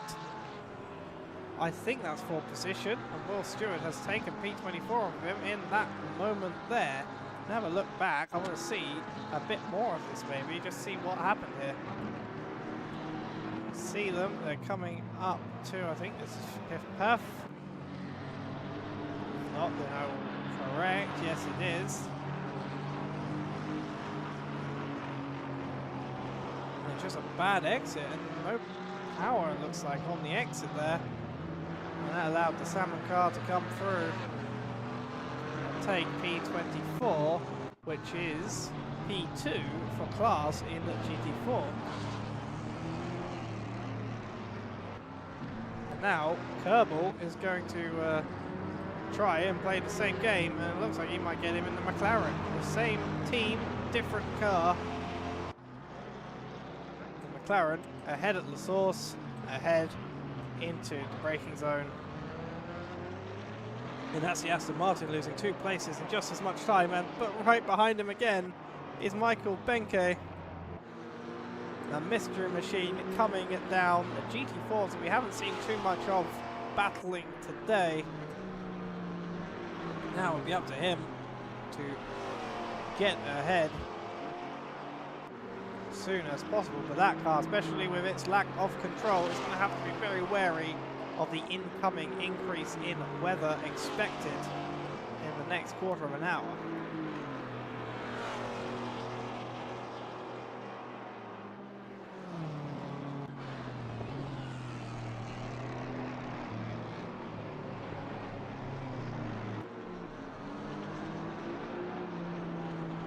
William Bell, meanwhile, is in the pit lane, and this time I can tell you, well, having to correct myself, it is, I assume, to serve the drive-through. I assume, because I assume they're not going to pit at this point. They'll take the drive-through and return to their normal strategy. But But that is going to drop them down perhaps a couple of places. They've already dropped up to P19. They're probably going to lose. Oh, they might not. I think they're going to be safe from losing P20. P20 rounds to the source as Bell just about to come out of the pit lane. I think. Yep, they are going to be safe. Although not so safe, because who's right on their rear now but Martin Kovac, but they're going to get past after, so they'll be fine. And don't have to worry too much about the leader coming to overtake them, although we'll have to worry in short order about, once again, that P20 car, which is now 0.8 seconds behind them on track and on tyres that haven't just trundled down a very long pit lane in very cold and wet conditions. Track temp 13 degrees, air temp 13 degrees. They are as one at the moment, given all the wet conditions and cooling off the track that comes with that. If this was a dry track, these drivers would be absolutely loving these conditions. And absolutely love the cold weather and the lap times that they can bring. But in this wetness, as Bilskit gets overtaken by Michael Benke and Kerbal at the same time. What has happened here? I do not know. Will Stewart absolutely running all the way off the track. That was like a 90s F1 line when they used to have more runoff there that could be used. Or when the track used to go right after the wall. Now Cronkite's going to take Bilskit as well. Walter Cronkite making a breaking news address. He's taken the place from the GT4 car, which is not as impressive when I realise it is a GT3, but he has unlapped and is unlapping some of the GT4 cars for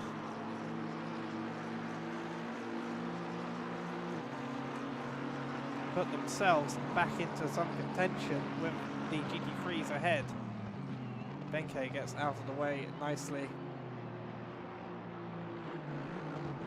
And he is going to maybe have to think after that about Bilskit behind, sorry. But I think might be a problem with the Aston Martin, as they have dropped off significantly. And that is now GT3 actually coming to unlap again, or to lap like in the Mystery Machine. Meanwhile, Mohin and Bell close together, I think. P11 still trying to take that place that was so close following the exit of the pit lane, following the drive-through of the 21 car. It's 21 versus 11, and there's the car ahead that still doesn't appear to have its lights on. I'm not sure whether that's just a bug on my side. I'm sure the stewards will have something to say about that. I'm assuming that's just a single car bug on my side. I hope so. It is Alex Londar still, so I'm going to assume, as they're not flashing him or doing anything to make them aware that they are perhaps just the one car off for me for some reason.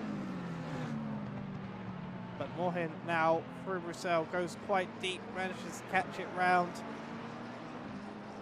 0.3 seconds is the gap through No Name. Oh, the car ahead blinked. That might be why the lights issue has happened for me. And that's on the inside is Mohin, and before the braking zone they brake very nicely and make the corner as well into Pouon. And that is the 21 car up to P19. No, sorry, 21 car down to P19, the 11 car up to P18 for the time being. But can Bell fight back as we carry on? 3 hours 54 minutes to go. We'll start to see, not immediately, but in the next 20 minutes, we'll start to see some more cars come in for their stops if they're going to the full stint timer, 20 to 30 minutes before the final stint timers end. Bell 0.6 behind, but still within distance.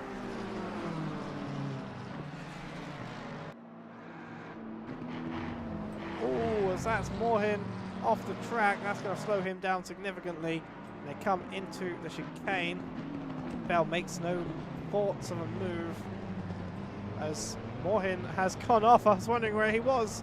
He went deep, and that's Bell back up to P18 after only half a lap down the order.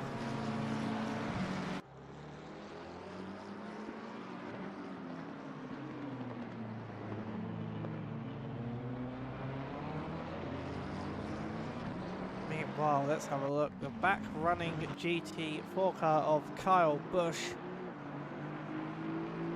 Presumably not that Kyle Busch, but a Kyle Busch. Running P30. Not the back of the grid though, because behind him is still Malyshev and Londa in the GT3s. And Chow, who currently sits in the pit lane, who has been disqualified. I believe that might be after some notifications of him. Yes, he has been disqualified for defending aggressively under blue flags by the stewards, and I'm glad to see the stewards taking a line on such things, even if it needs to be that harsh. He did get penalties earlier in the race as a warning, and seemingly kept doing so, and has been disqualified. Daniel Scott, also a steward in the booth, for some reason on the track in P34, although ironically will actually finish ahead of him. It says P32 on the timing tower in the sim.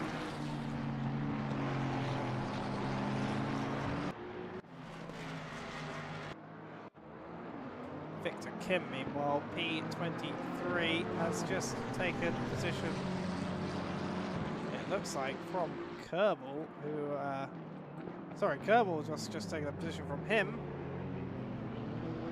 as the gap is a lower second. And Pedroso in the pit lane, as is Meschalk, P15 and P16 respectively. I think that's the 12 car coming into pit lane as well, all just going very slowly. I think they're just going very slowly as they out.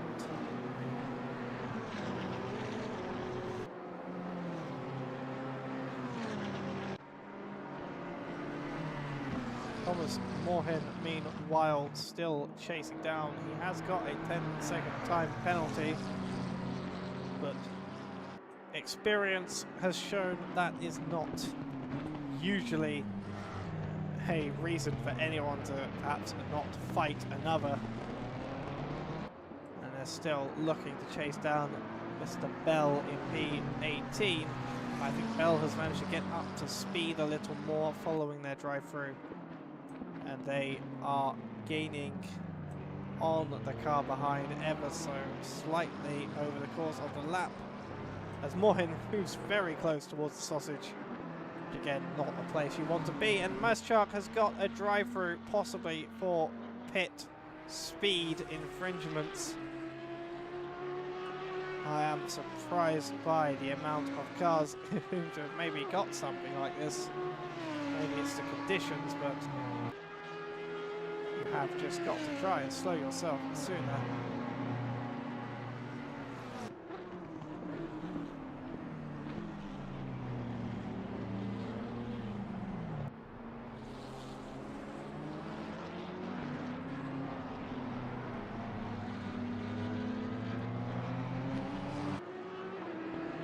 That is unfortunate for Mathos, especially as he's also come out right behind the car ahead, which is now William Bell for in P17, and has to then go immediately into the pit lane for the drive-through. At this track is a much harsher punishment than it is almost anywhere else due to the length of the pit lane. It's going to put him firmly. Oh, as he goes wide up. Puon, and Thomas Jack is going to come back through right behind him.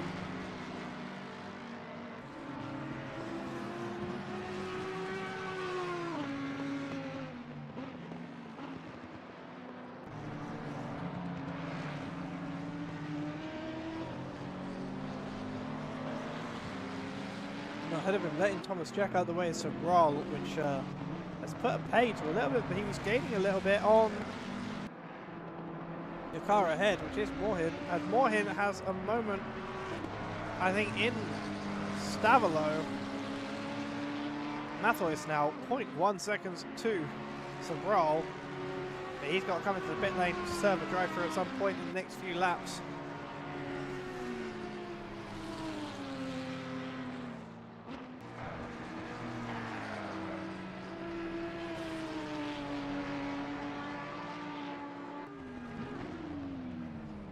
He's held off making any moves here on the knowledge.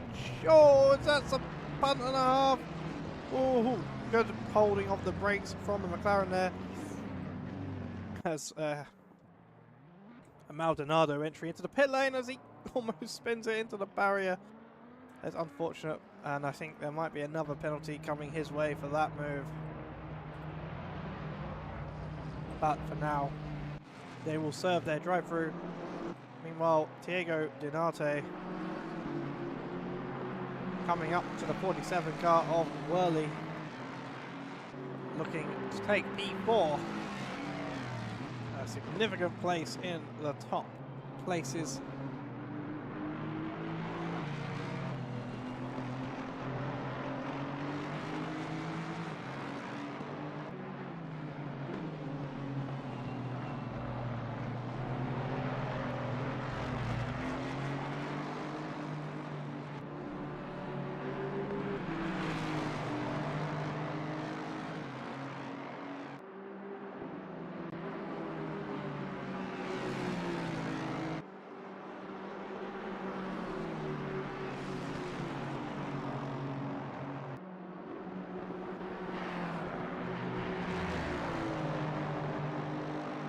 Impressive battle happening here. They're side by side into the bus stop. He's going to try and hold it.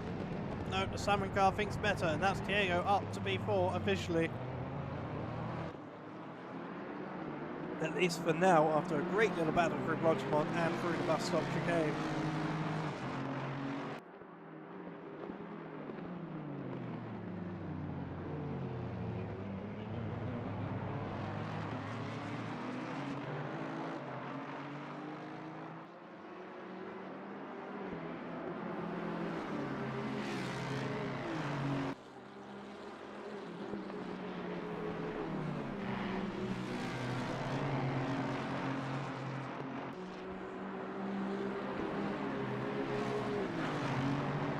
Though, coming back now, 0.3 seconds is the gap.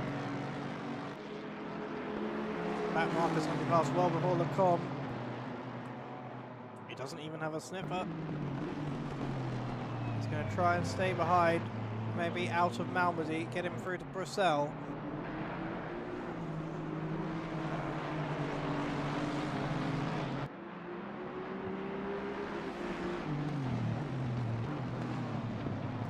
Quite happening. Oh, it gets a little bit too eager on the turn in there, has to come out of it. So rain, oh, they come together with a back marker. The rain continues to be heavy.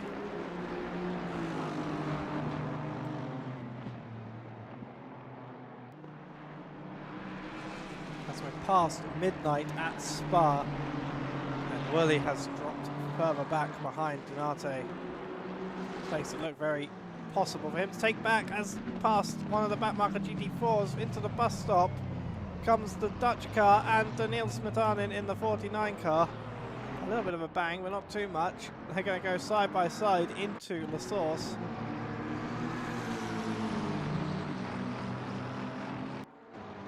Let's have a look.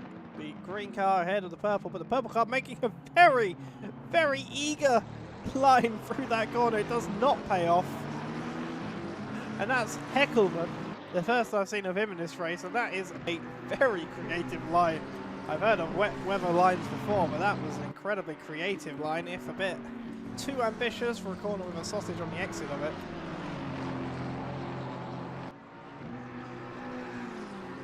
And that will be Heckelman resigned to P14 by about 2 seconds now.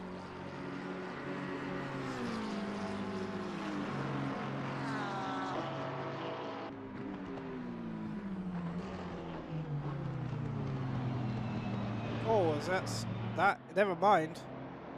P14 is no longer Smetanin. Have a look what happened here.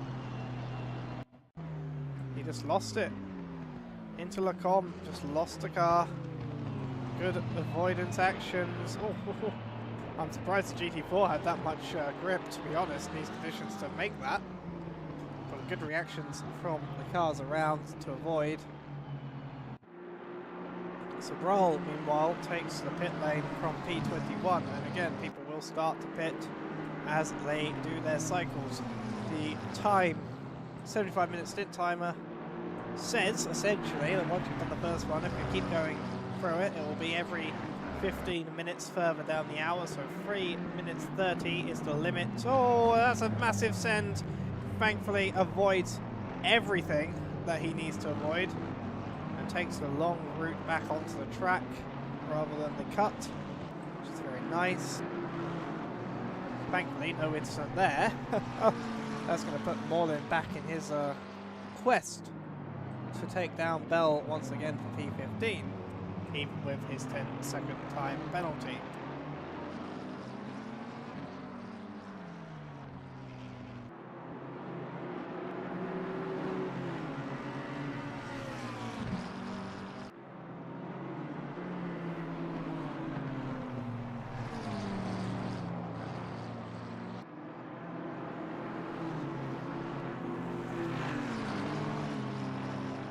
See back marker getting passed through the Kemmel corner and the Kemmel straight. Meanwhile, who else? Tan is pitting from P9, I believe. Either that or P8, depends on if anyone was around him. Makes him the first, I think, of the front runners to do so. At least on the top 10.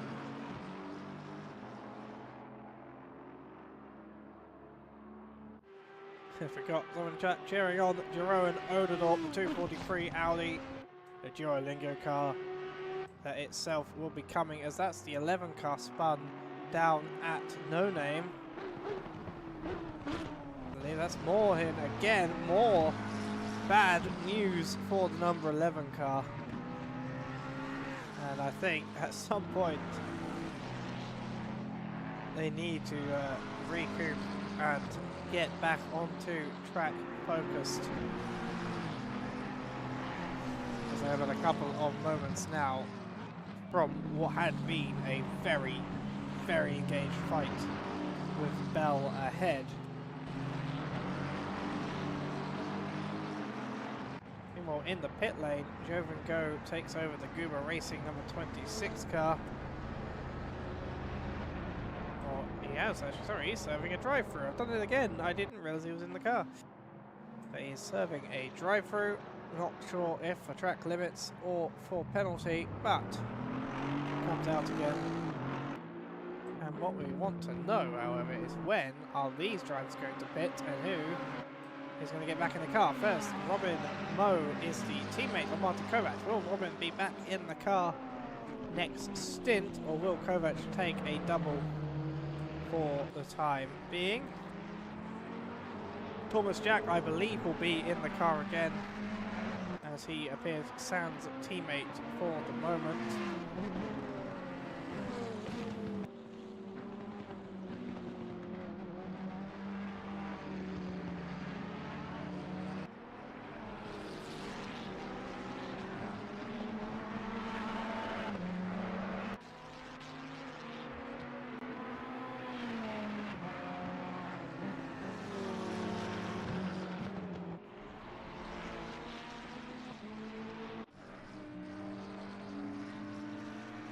See when they come into the pits. Like I said, 30 minutes is the latest. The 3 hours 30 mark is the latest that teams can pit if they pitted on the full stint strategy, which I believe Thomas Jack and Robin Moe had. That's Martin Kovac did.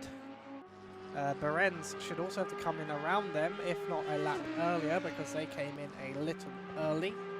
If, in fact, actually, if they were to take around the same stint timer as they were, as they did last time. I think they might be coming in very, very soon, as they came in about 70 minutes towards the end, so they'd probably come in about the 3:35, 3:36 mark. Again, you've got to take a little time off because no one's making it to the line with exactly 75 minutes. I believe that Jack and Mo managed to make it in about 74, 73-ish.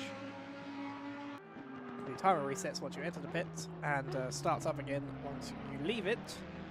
So that gives you a little bit of leeway with how long this pit lane is. Someone gets off of the racing line to the inside very, well, I would say off the racing line, but they get to the inside very early there to get out of the way of Jerome as he comes down the hill. And then back up again very quickly. Arbo Rouge, be one of the most famous single corners in the world.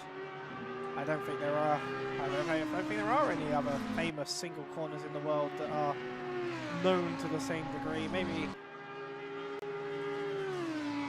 the castle section in Baku, purely because of F1 being so dominant in many ways on the sport's reputation. Maybe Tetra Rouge at Le Mans at the circuit. There's a Sarf in France, which is obviously its own very famous corner. And I guess all four corners at Indianapolis are pretty famous in their own right. Oh, and the corkscrew in Laguna Seca, of course, that's another very, very famous, world-known corner.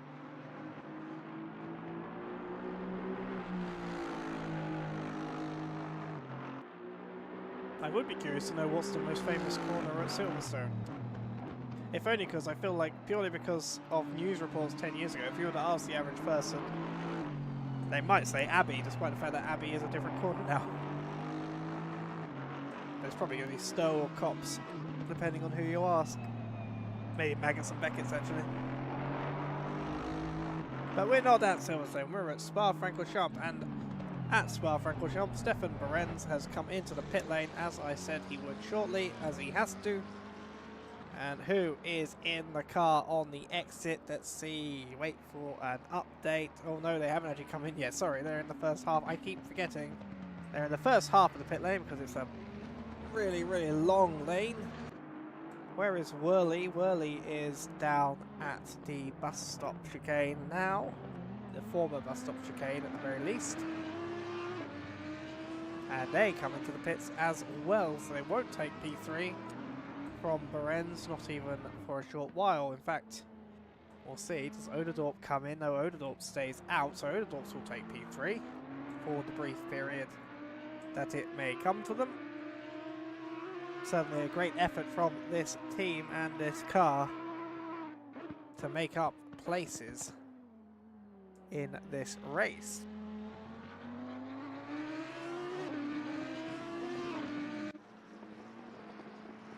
Thomas Jack, meanwhile, is 28 seconds behind Martin Kovac. Kovac has had a fantastic stint thus far. And one that Thomas Jack has just not been able to eat into whatsoever.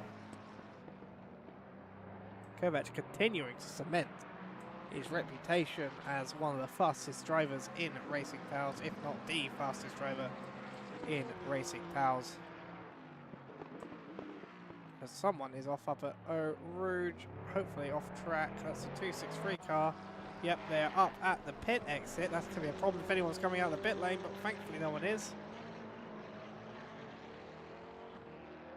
And they can now get going again,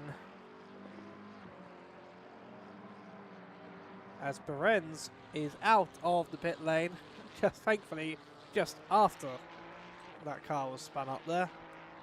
And he'll get going again. And actually, it's Guido Riphagen in the car, so this is the first we've seen of Guido today.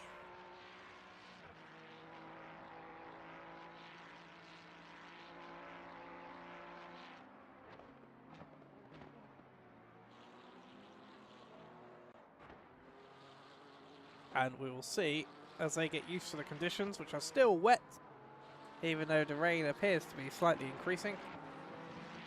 They're still wet and will remain so for the foreseeable future.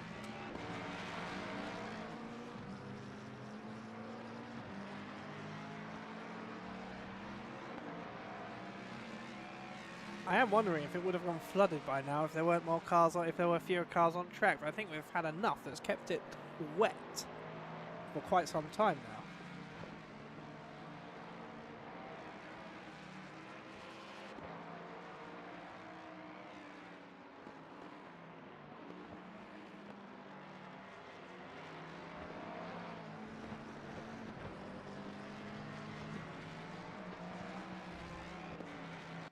Right, I want to have a look then. Martin Kovac in the free car. We must surely come in. No, stays out. Thinks must have one more 2 minute 30-second odd on the stint timer. Does Thomas Jack have the same luxury? Of course, his stint timer will have reset a little bit later because of his problems in the pit lane. Thomas Jack, maybe. Try the undercut? I don't know. Will it work here? Does it work in GT3 so much? Maybe. Maybe not in these conditions. And Thomas Jack is staying out, keeps well clear of the pit entry line. And they will have to pit next lap, almost certainly. And that's allowing Rip Hagen maybe, as Oderdorp has pitted. Oderdorp comes into the pit lane. Rip Hagen will take P3. Back again, but then we'll have to see once he passes Oderdorp in the pit lane what their gap is to Thomas Jack and how they might, what they might be able to do out of the pit lane, or once Thomas Jack exits the pit lane themselves. So the gap is 10 odd seconds.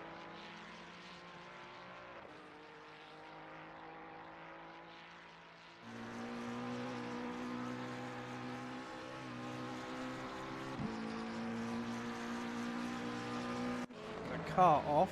We have a look what happened here.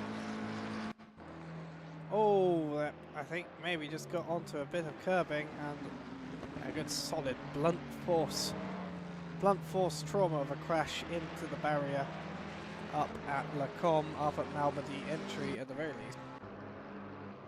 Will Stewart meanwhile has pitted right behind the car ahead, but it is a GT3. Now who leads in GT4? Let's have a quick gander. It's this person here, Neil Kerbel, leads the race by a good 30 seconds in the GT4 category, behind Kaczmarek in the other McLaren car. Certainly we are seeing these two cars. We have lost at least one GT4 because we did have an Alpine in here, who we've definitely lost along the way. Will Stewart meanwhile in the Porsche, still sitting with us in P3, followed by Benke in the Maserati, Duckham in the Aston, Bush in the Mercedes, and he said McLaren in the Mercedes, and Valentin Frey holding up the rear in the BMW. But he's 40, he says he's 49 laps back. I think he might have rejoined after maybe an issue of some kind, which is always good to see. I will always appreciate Valentin Frey purely because as Kovac comes into pit lane, let's have a look at Thomas Jack. Purely because Valentin Frey once at the end of an Imola race that I was, I believe, not commenting on, I believe I was racing in, someone ran out of fuel before the line. Valentin Frey crossed the line and then went back to ensure the King finished his last race. Actually, I'm not sure he actually crossed the line before he did it. I think he might have just done it himself, so it's just even better. Don't think he was driving, he might have been running last anyway, but I always appreciate that sort of sportsmanship. Thomas Jack then, pit lane, Guido Rip Hagen. That is, Guido Rip Hagen has unlapped himself. Guido Rip Hagen, I didn't realise I thought they were close than that. Guido Rip Hagen has passed Thomas Jack in the pit lane, but I was mistaken. They are on now the lead lap once again. They had been enough time down that Thomas Jack pitting put them effectively, or them pitting put them a lap down on Thomas Jack. So they're back now on the lead lap after 2.5 hours of racing. But the man here, Martin Kovac, is that lead lap at the moment. Still will be when he exits the pits. It is a long pit lane. It is a long time lost pitting. And you see Thomas Jack only just makes it into his box. Despite, as Martin Kovac managed to make it out, that's the 30-second difference between the two cars into the pit lane. Now Robin Moe back in the car, however. You can see that is a long time to lose, but now that he's in the box, Thomas Jack, 30-second pit stop. Certainly not enough time for Guido to make it around the whole lap, essentially. And the gap will probably be something around a minute. I'm not sure what's happened to the 8 car. I feel like something must have happened extra to simply losing time to the car ahead. We'll have to see where they go from here on out as Thomas Jack comes out of the pit lane. 29, 28 odd seconds back from Robin Moe. Has managed to gain a little bit of time somewhere, it looks like. He's going to have to pass a back marker out of the pit lane and deal with the Kemmel puddle. But Rip Hagen then, a minute and 15 seconds behind Thomas Jack. Something that must have happened to them, as there is a car going slowly on the entry of the con, letting cars by, presumably.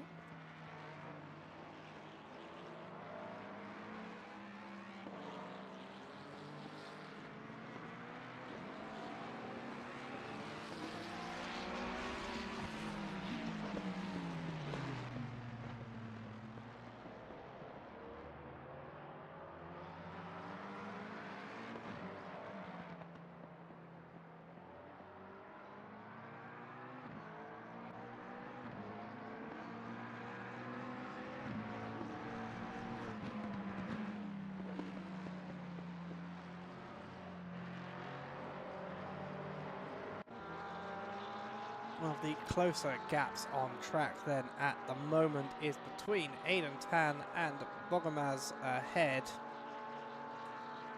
Oh, as you can see, what on earth is going on here, I'm not sure. But Tan 4 seconds behind Bogomaz. I believe is the car just coming through Malmedy up ahead. Yes, he is. Still a back marker between them. We've seen these two cars battle it out before, and maybe they'll give us something in the near future to feast upon, as we are coming to the nearly at the halfway point of this race. The 85 car, one of the GT4s, is spun off. That's Jacob Alasia, has had a moment up at Kemmel as the Maserati power struggling with no electronic aids, struggling through the puddles, especially at low speed when you're trying to rev it up, and you can't really carry the momentum through like you can under normal circumstances. Oh, off the track goes. That's William Bell, the Blaha racing car. Ross O'Connor makes it through as well. Jacob Alasia keeps it together for now. Badoin then, another car to watch, is now on the tail of Heckelman. You can see ahead the Rolling Stoners purple McLaren that we've seen much of today already. They are looking to start giving us a nice little fight. McLaren on McLaren up Eau Rouge. The Stoners car, no traction on the exit, but Lucas has to save the McLaren from the exit. They both wash a little bit wide in Kemmel, a very odd spot to do so when they kind of both seem to miss the river that appears there. And the track is now officially flooded, I've just noticed. This is where the challenge is going to start to ramp up for some of these cars. They need to keep their laps going. They need to keep clearing the track as much as they can. The dry line will be incredibly useful for many of these cars if they can keep it existing. But Badoin has made it ahead of Heckelman and into P12.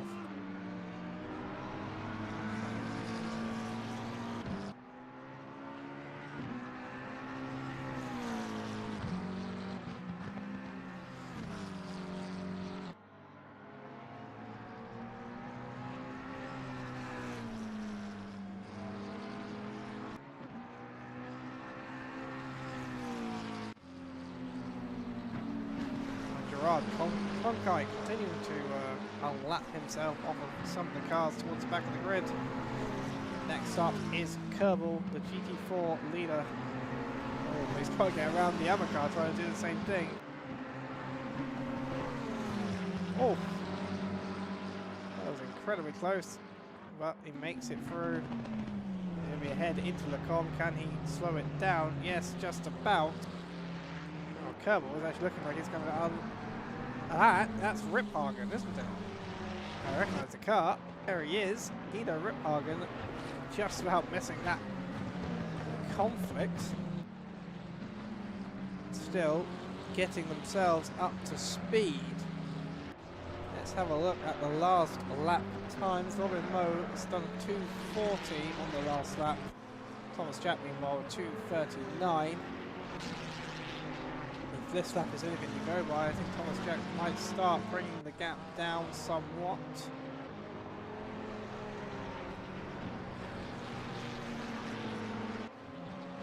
Have to see Riphagen passing a GT4 backmark car who looks like he squeezed him maybe a little bit too much.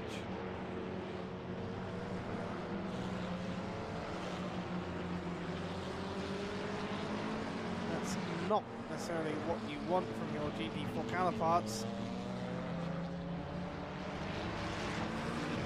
GT4s are of course racing their own race as well and trying to stick to their lines, especially in these conditions. That has lost Riphagen a little bit of time through that sector.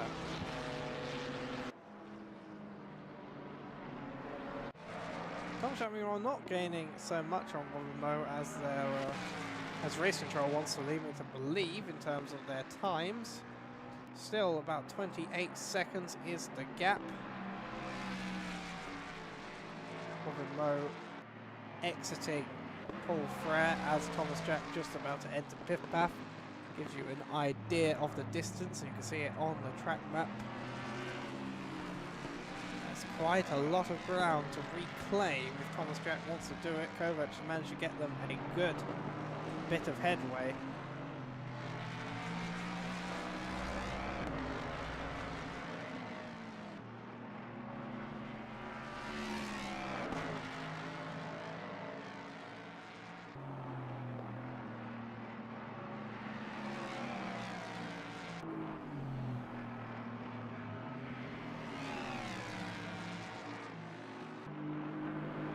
See, on the last lap, Robin Moe actually managed a 2:38.5.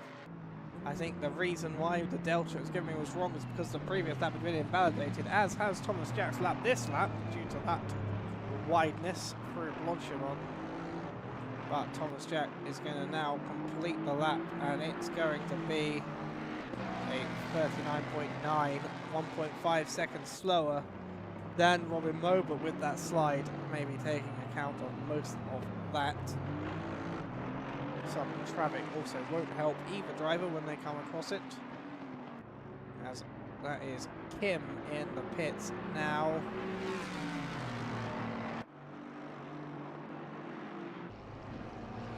Victor Kim, JP Motorsport, the 555 McLaren. And they have a drive-through to be served. I think most of these are probably for track limit.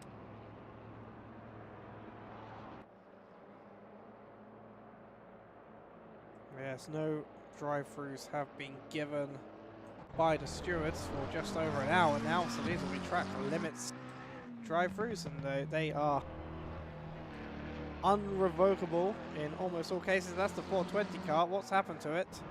Up at the source, I think it's had a spin.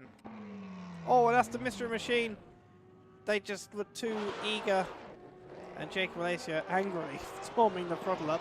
Admittedly, it's hard to get on the throttle in that car anyway that doesn't sound angry, but Jake Malaysia well on the way again, and that could be a penalty coming Heckelman's way. Heckelman did sit and wait, but these are the conditions we are racing in. We need to be extra careful at this point in time. I am hoping the rain will come down before the end of the race. We've had such a good half a race. Kunos, please don't keep it like it is now. maybe I cursed it by complaining about a potential trough.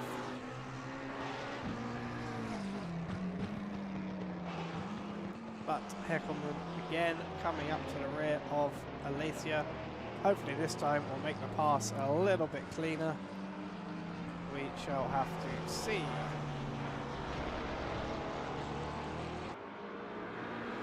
But I am looking at some of the other gaps we might not see because I want to see.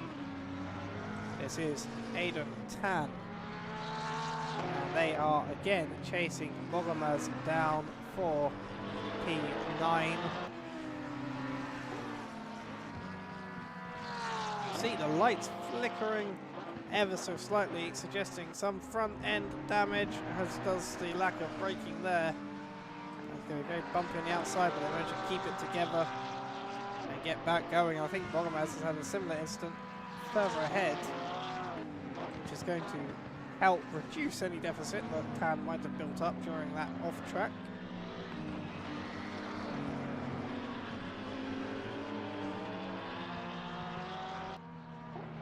As we come to just under 3 hours and 20 to go, I am going to see, I'm going to enable the auto cam.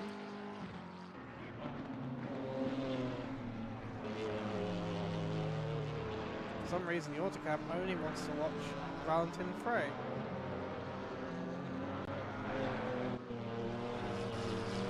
That is odd.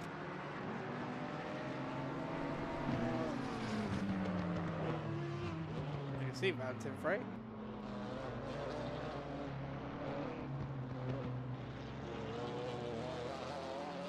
That is a very odd thing to happen. The autocam does not want to work, so I am going to go back to Tan. I'm going to leave you with Tan for a couple of minutes as I refresh myself and grab a drink.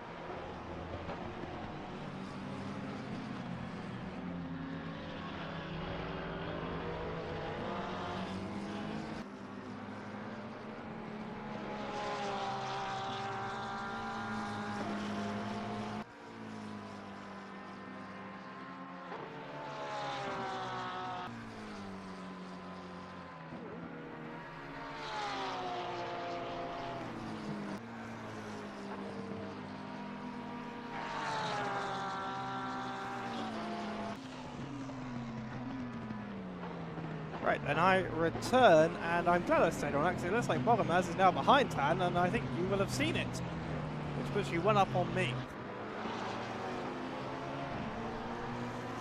Meanwhile, up ahead, the next big fight looks like it's in between Mystery and Riphagen for P3, which is surprising, but maybe it's just the ability of the Mustang.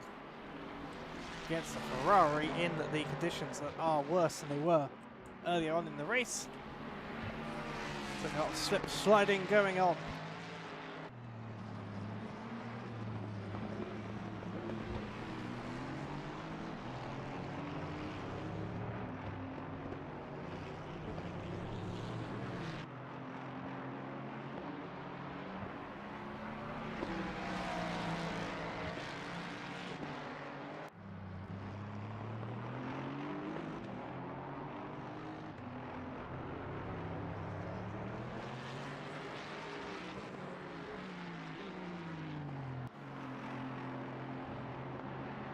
Side by side, Pierce Mystery takes the place.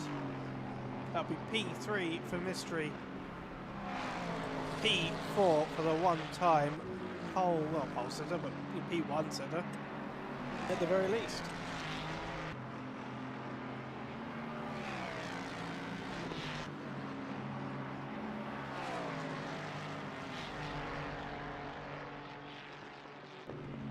Hey, Mystery managed to get a big advantage through the Camel as the conditions, rain continues to come down excessively.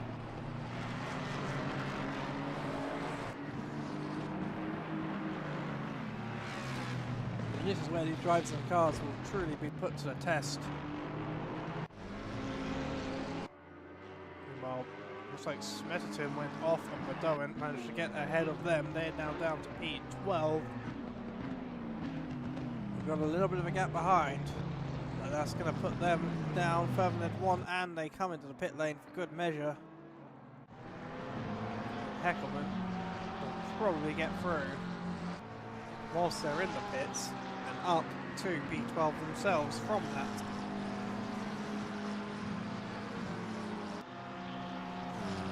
We are at 3:11, so if people are doing equal stint timers, they may start pitting now, with the knowledge that the 75-minute timer means that the last guy can drive a little bit longer if needed. If they need to come into pits now, they can do so, as that's amazing. That was a 555 car. See that back. Have a look what happened here. That was quite something to see. Oh, they went all the way onto the grass. I think they took the very shallow line that I didn't know existed through the first part of Blanchimont, then on the second, looks like, yes, they get into the barrier. And cars having to wiggle to get around. Thankfully, everyone makes it through safely.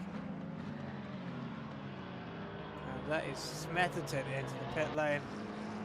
Victor Kim, however, still going despite that big bash into the barrier.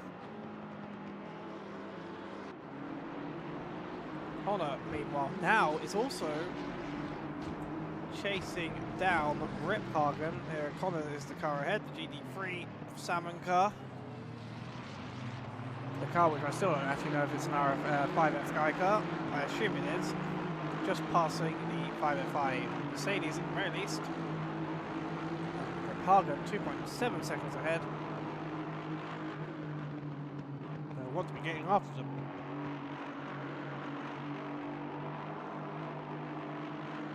Cronkite, meanwhile, has a drive-through and is in the pit lane to serve it. The rain has changed. It's going to increase still, but then is going to level out, and possibly after that, let's hope, it will decrease a bit more.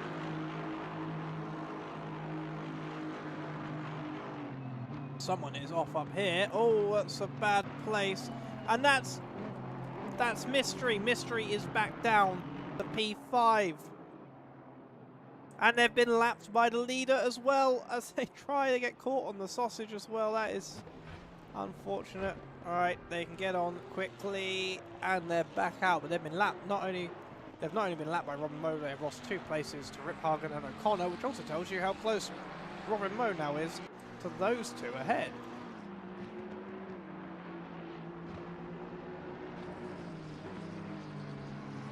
This is where we start to see preparation for the conditions come into play.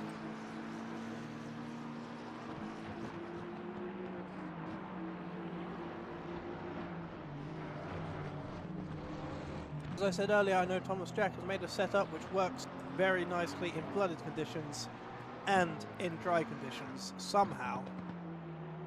And he was very proud of it, and that's going to certainly reap some rewards at the moment for him. Still 1 minute ahead of the nearest competition. It is Guido Riphagen, 1 minute 44 seconds. Thomas Jack ahead of Guido Riphagen. Guido, who has O'Connor still gaining ever so slowly on him as they have passed through traffic, although in this section he seems to be a little bit quicker. See O'Connor, you hear the puddles. I think this has been quite well set up by how little you can hear them. Except for that one there, that's quite deep. Jack Rowan in the chat said he does indeed have a file for Duolingo for the livery making on the cars. That is amazing. I've got obviously a few from mine, which have a bunch of random sponsor logos in. But I do like the idea of a file that's just full of all the Duolingo people.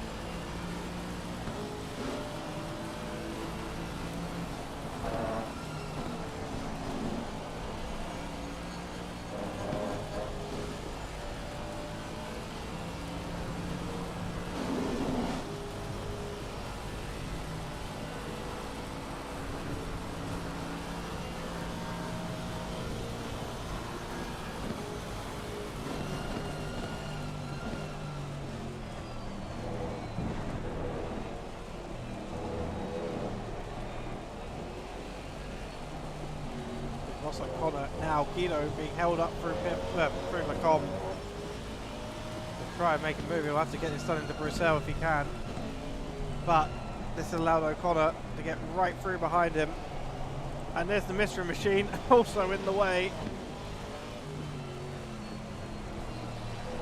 Or is it touching bumpers through? No Name now down they go. This is really not great for Riphagen. He has been on the bad end of the traffic here, whilst O'Connor is just close enough that he's been able to use it to slip through. But I think in the clean air, Riphagen still has the edge, and certainly he will hope so. But O'Connor fighting very close to their back end. Oh, sorry, Jack Rowan. I had to take a moment there. Jack Rowan adding on because he had a sentence in the folder of Duolingo stuff that says, "God is dead and I killed him." Oh my goodness.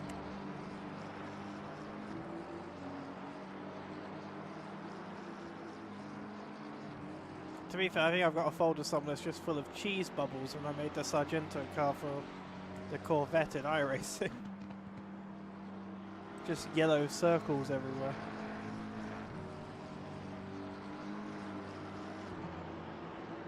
He's got good advantage here as Ross, but into the braking zone, not necessarily the best place in these conditions. They both brake quite nicely, a little squirrely under the wetness. And there we are, 15 minutes time, reduced wetness. It's all coming into play. The peak of the wetness hopefully will be the peak of the race at halfway through. Oh, Riphagen has to avoid another car, and that's going to allow Ross, but Ross goes wide out towards the sausage. Who is that ahead? I think that's the 555 car. We've seen that recently. That's Kim, with the damage that Kim has as well after hitting the barrier. Ross is looking at a better exit. Kim is on the inside. Oh, Ross gets so squirrely. I think he was 90 degrees there. That was a hell of a catch, if it was.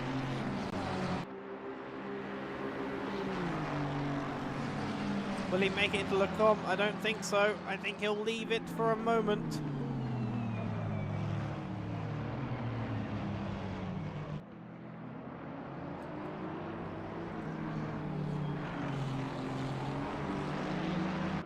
This is getting feisty in the battle for P3, the last of the podium positions, but we've still got 3 hours to go.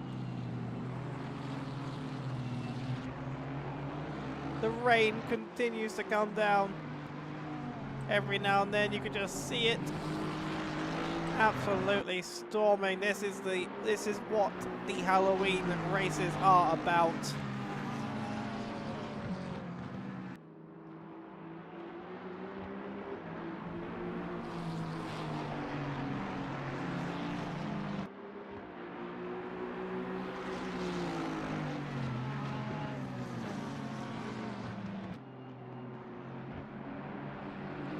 And now here it is, the final bit, the final complication in this story.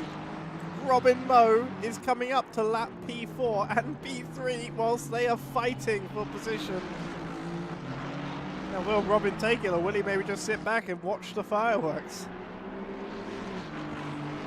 Hopefully not George Russell style or end up in the grass, and at this moment I don't think that's the best idea.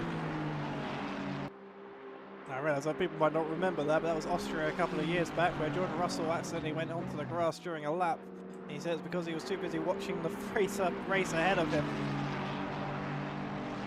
Oh, as they're going, they're fighting. Robin, they're not going to give it to you now.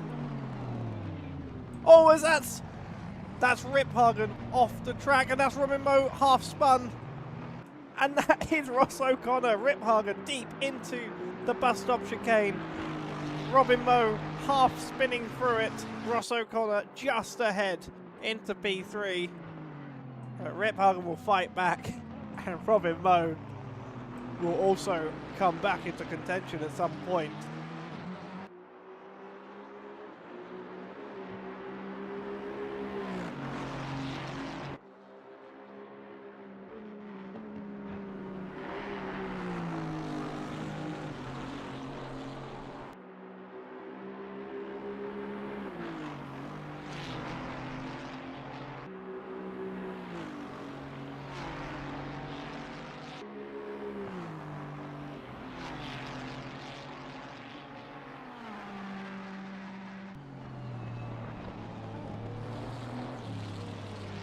Ross has managed to pull away from Riphagen a little bit.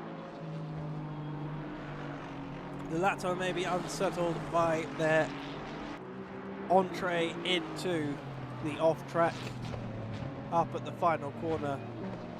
1.3 seconds now is the gap.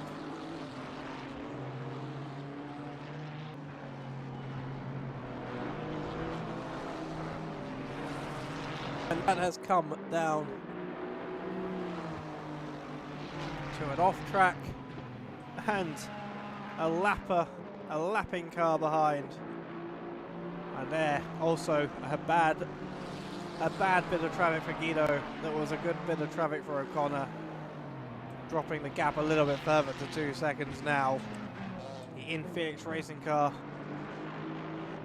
once P1, now P4. They will hope the next half a race gone, half the race to go. They hope that next half will bring them back to success. But now they've got to watch behind them as Robin Moe still closing. Although Robin actually also stuck behind that GT4 traffic. Maybe not so much.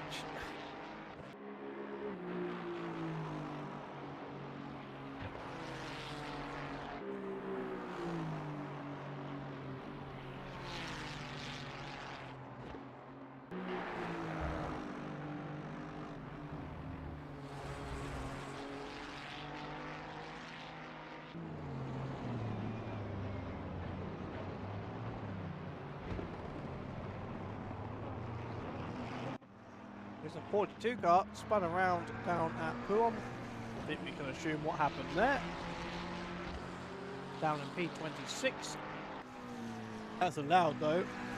Militia to gain a 4 seconds is now the gap between them and closing as they continue to try and recover.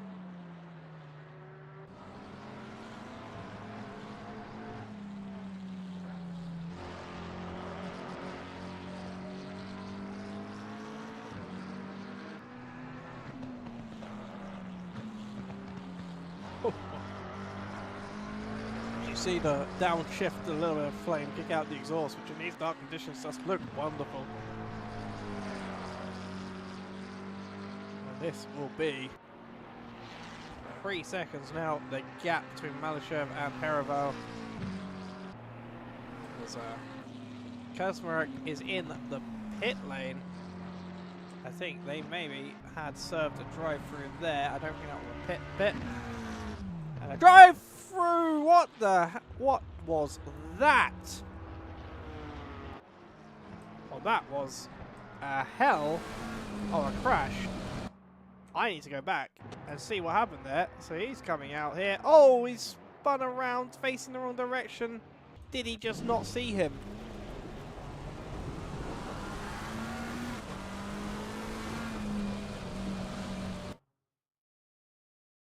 And that's Malyshev, I think, also. Oh. Something's gone wrong with my replay. I might need to reset this. Yes, I'm going to have to. Give me 2 seconds.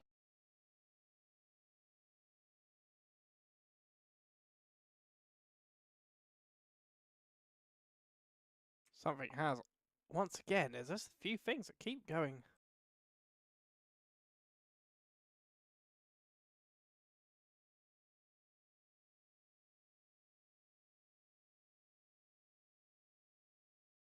Oh, I think the server has crashed. And that is unfortunate.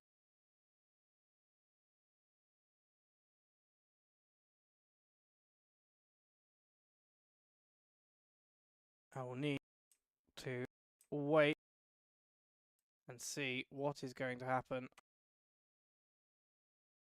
from our server team. I think that crash, that actual crash itself, might have been so big that it caused the server itself to crash, but I'm trying to rejoin. Seeing there are still cars on track on my end. The server is still up, but we have lost a significant chunk of cars. I think it must have been a partial crash. It is being worked on.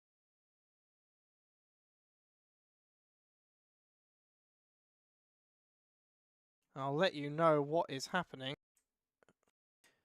Thankfully, this wasn't like 5 minutes. I will have to chat for a second with the server manager. I'm going to have to leave you with the test card, and I'll be back shortly.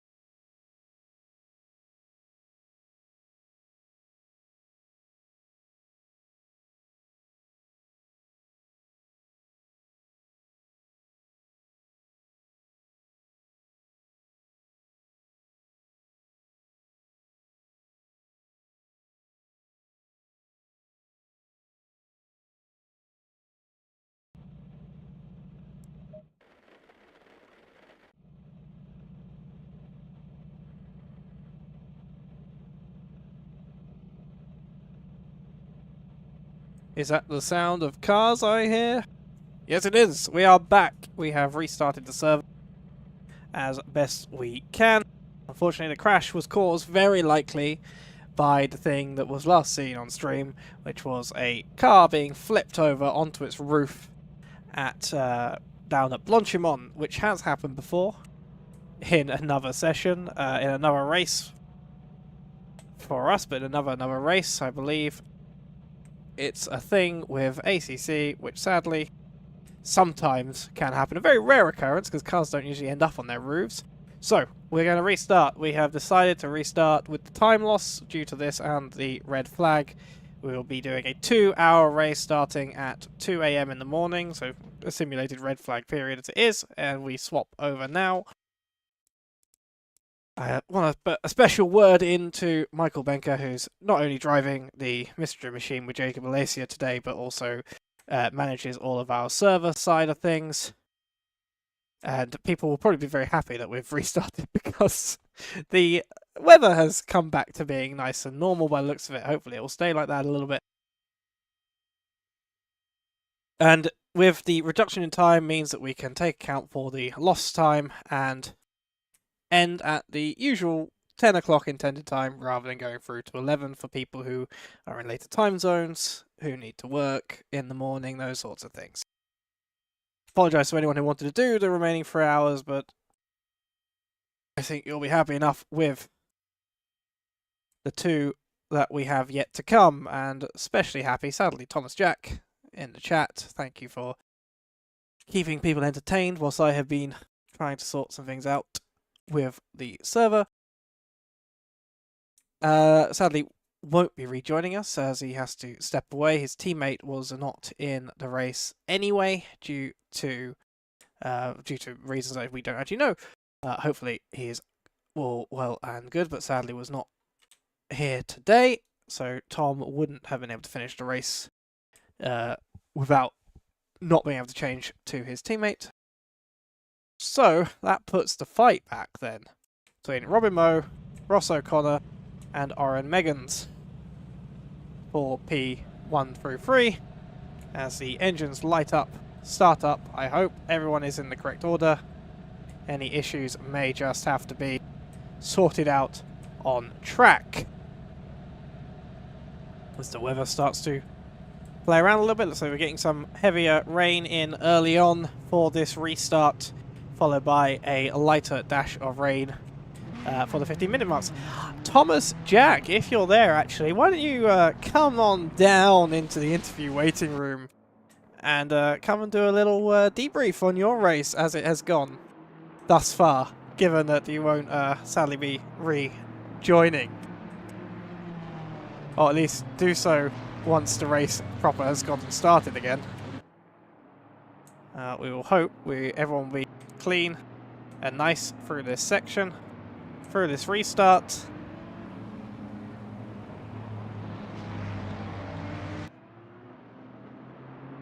Oh.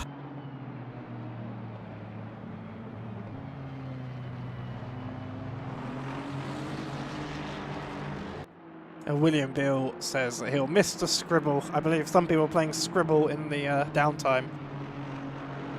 I don't actually think I've ever played Scribble. I think I vaguely know what the game is, but I remember playing Gartic Phone a long time ago. I think it's a bit of a similar game, but not quite sure. So, as we left off, this is also going to play Hell with Strategy, which is annoying for people, but I also quite like because that's what happens in real races very regularly, where strategy gets messed up due to red flags, and after the race we will have to sort out the results file to make sure that people are not DSQ'd due to drivers, because obviously these cars have multiple drivers, and if they don't take certain numbers of driving time they may receive a DQ. Again, AC Kunos has never been entirely clear on the exact procedures of that, which is again an annoyance from Kunos, but we will solve any issues like that post race, and we are ready to go again. And for everyone who's joined in the chat, I want to say please, please, please, if your drivers are in the cars, keep it clean on the restart.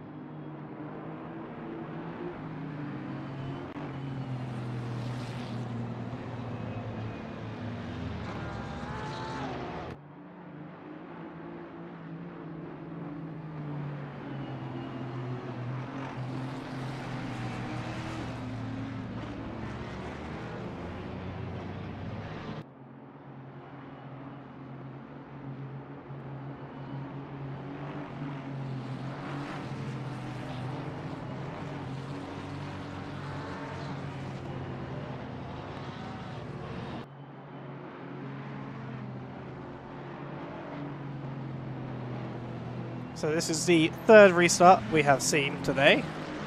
One due to the red flag at the beginning of the session, about a couple of minutes into the first session. We've timed this quite nicely. It's just about to come up to 8 o'clock, so the race should go until just after 10 o'clock. At least that's GMT. The race should go until about 6, just after 6 AM server time, which is a little bit earlier than it was originally intended to, but it should still start to lighten up, given that this is summertime Spa because of the way ACC works. Should start to lighten up about 5 o'clock, and should be nice and bright enough for a, I'd say probably right now, about a 6:12, 6:15 odd minute end time, depending on when the leader crosses the line at the end of the race.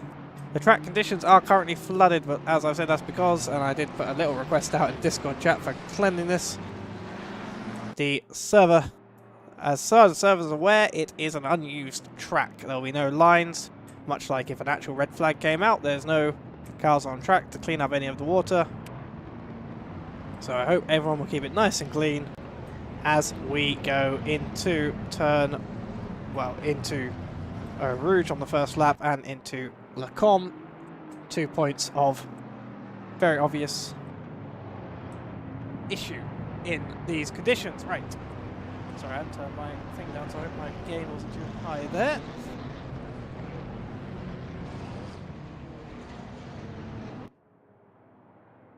As they come now down what is the F1 straight, the F1 start-finish straight, but the endurance start line being much lower down, despite the fact the timing line's at the exact same point. As that is Ross O'Connor going very wide down turn 1 for the first time on this particular part of the race, not for the last, I'm sure. And here they come in the darkness. Robin Moe. I'm going to drop a little bit back so we can see them as they get away. Robin Moe goes, and we are off once again. Racing here. I'm going to keep going a little bit back to see. Hopefully, a little bit of people going wide. No major incidents thus far. Very nicely done. Thank you all. As I say that, there is one person I think off in Rouge. That's unfortunate. 2 people off there, 2 GT4s coming together. But if that's the extent of our issue, let's quickly have a look further up. Into Le Combe they come. That's Svalve back in the 420 car. A little bit of a bump on the exit there. I think that is, I can't remember the name of the car, it's been so long. That's the Blahard racing car off the track. Gonna get back on, but after the Dutch car. The PR back racing as this is, that's, a car off in the middle of Bruxelles, but, what's happening there?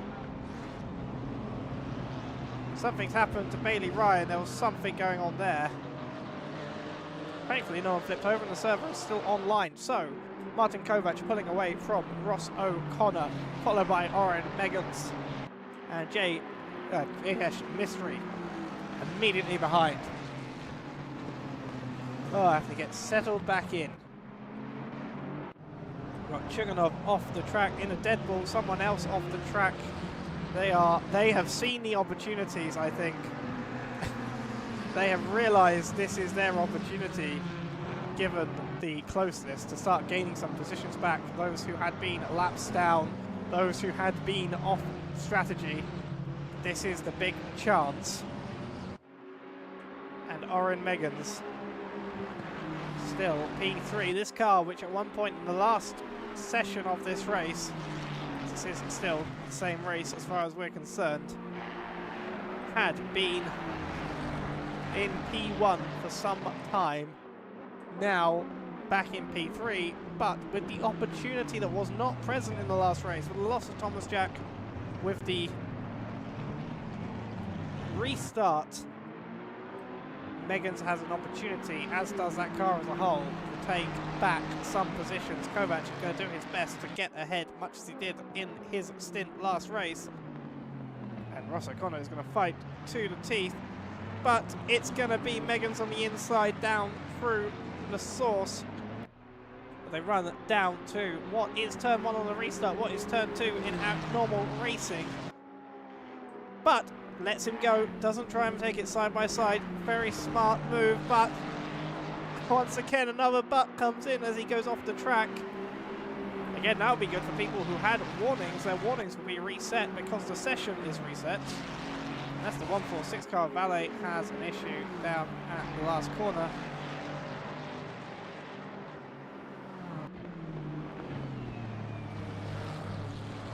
Jacob Alacia comes into the pit lane. Possible mechanical issue for them. As for the car ahead, that's Marese in the 42 Ferrari. That is unfortunate for them. It's very unfortunate for Michael Benke, the teammate. Also, it's just so much effort into getting this race restarted. Mystery Machine looks to be caught up in something. Oh no, the Mystery Machine has a drive-through. Possibly, maybe it was out of position on the race start then. See, we're already back in the swing of things. I'm already looking at people in the pit lane and not realizing they have drive-throughs. Let's have a look down the order. People are starting to spread out very quickly. The track is still flooded, but you can see on the radar the rain is reducing. I think we might get to wet before the next 20 odd minutes are up. Very glad to say we have 31 drivers back with us. I've only really lost 2 then, I think. 2 that maybe could not make the rest of the race for one reason or another. But 5 of those are already in the pit lane, taking their repairs. Oderdorp, meanwhile, struggling down in P21. I'm not sure if they were caught up in some of the incidents earlier on.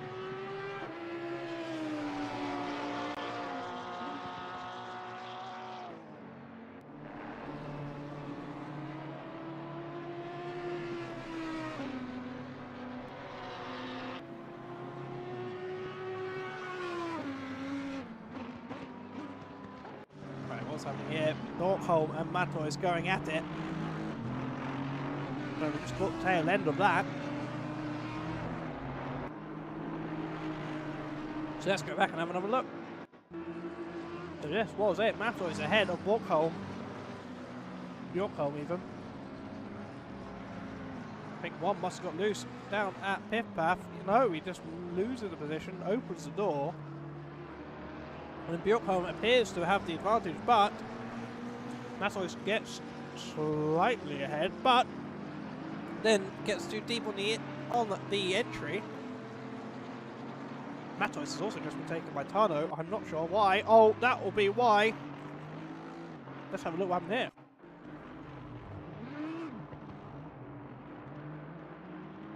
Matos coming back onto the track. He must have had an off, and then also just losing it. Again, the conditions are fresh. I did say this in the chat. The conditions are once again reset. And that's Talita Ferrari getting passed by Neil Kerbal. GT3 getting passed by GT4. I'm now going to have to sit behind him for Eau Rouge.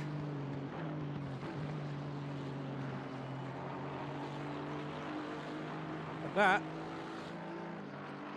very wide there. That could be an easy warning. Oh, as they really wiggle due to the puddle.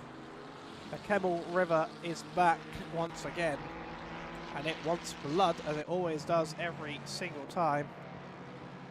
That's Brogan Dyer back in the car, in the QRT car, ahead of Badawin, who had a little issue there and seems to have lost the place. That's P6 for Dyer, and here we are, battle for P2 still, between Oren Meggans and Ross O'Connor. This is a familiar sight. the one major battle that seems to have resumed from last race to this one thus far.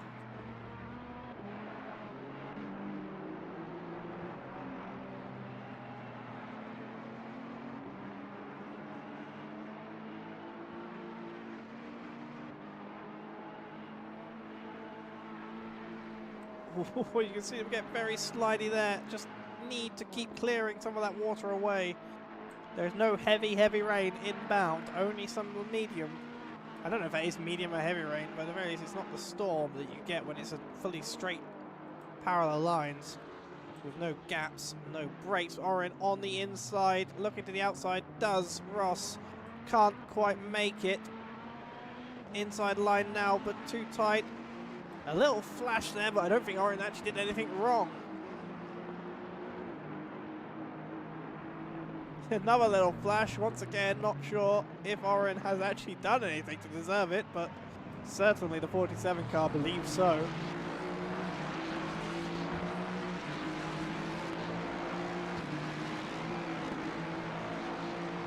There is a car up Kebble, going very slowly. That's the 11 car. Oh my goodness, this is worrying. That's the race leader having to skate his way through. There's Ross O'Connor, that's somebody, I'm not sure who. I think that might have been a car we had seen. It looks like whoever it was got going again well enough.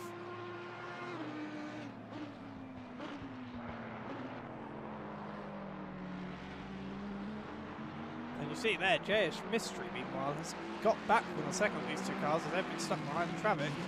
I think they'll pull away again, but any further incidents in Mystery could very much find themselves not maybe even in a podium position, but maybe in a P2 if it maybe comes to them. But these two have been fighting very well, very respectfully amongst each other. You can see we have another little bit decreasing rain in 15 minutes after it increases in 5. 10-second time penalty for Kazmarek already. I'm not sure what that's for. Old time penalties were reset. I think that's fair, to be honest. I mean, everyone is on an equal footing. There's no real reason to give someone a time penalty if behind them the person has gained a lap. It's also a lot more effort to try and actually implement, but in that period, Ross O'Connor has dropped back off of Meggans somewhat, but Meggans is wide off Stavelot through Paul Frere and has pulled both O'Connor and Mystery back into contention here. They come through Blanchimont 1, Blanchimont 2. We really need to distinguish those two a bit more somehow. It kind of all just becomes Blanchimont. Maybe that should have been Jackie Ick's corner and leave no name how it was. Oh, very late on the brakes is Ross O'Connor. Impressive braking under these conditions. Now it's through down to the source, but Meggans has a good run, as they always have, out of that last corner. Ross O'Connor now dropping back towards a second away.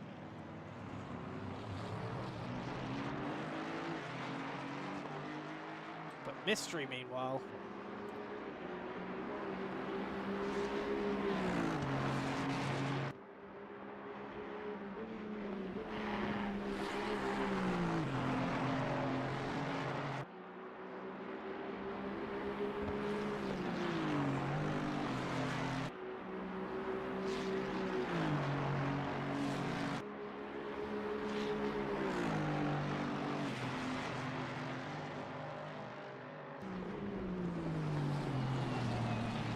there's a 242 car going very slowly, that looks like, on the exit of Blanchimont. Must have had an issue back there.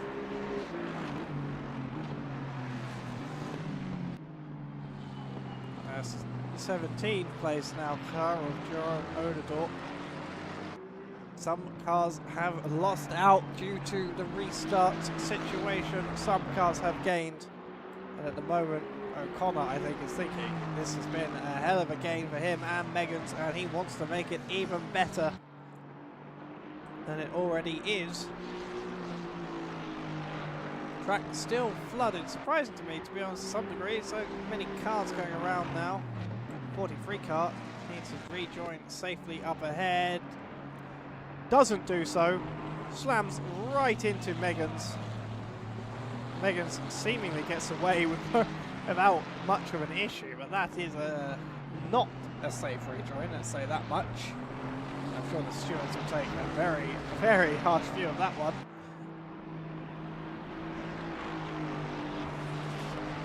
Megan surprisingly just brushes it off. I mean,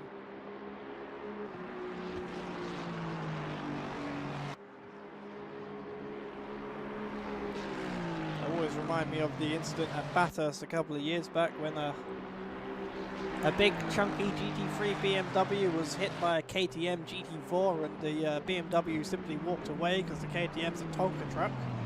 But between two cars of similar... Oh, as that's Mystery. Mystery's gone off, they're going to have to rejoin. They rejoin after that exit, but that might still be a warning for them. And certainly they'll lose time in the acceleration zone. Mystery going very, very deep up into the bus stop chicane, the former bus stop chicane. It's no longer a bus stop. And in the pit lane, it's number 1 car, currently driven by Ryan. A Porsche. Not sure why, maybe an incident or damage. Now, the stint timer will be the same, but the strategy around when you choose to stint or when you choose to pit will be not entirely removed, but will be somewhat reduced.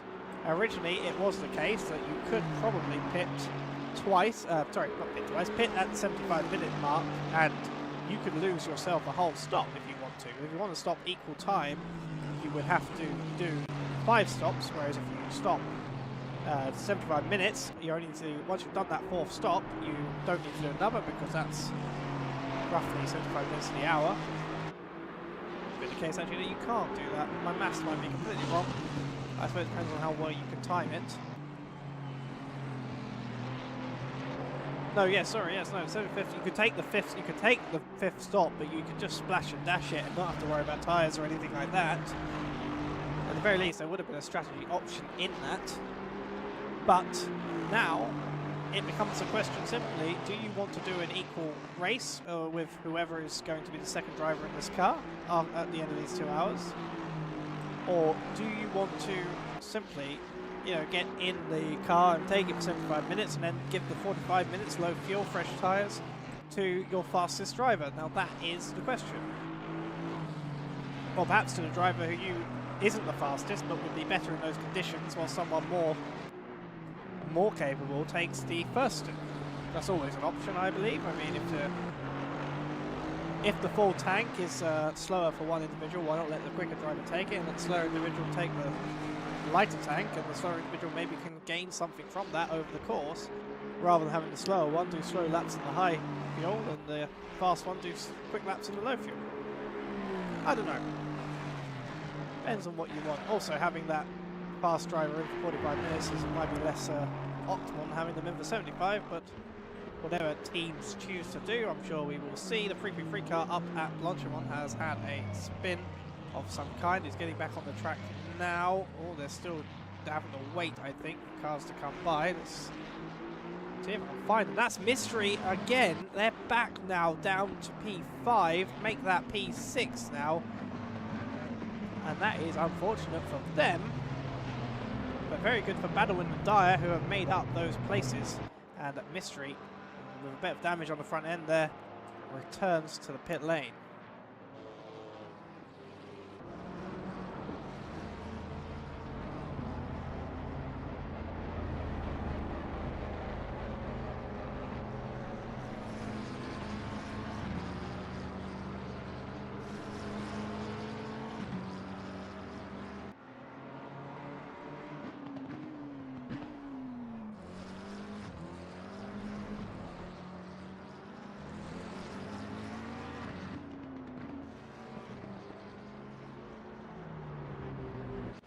So the gap starting to come down. Sorter loses a place to a GT4.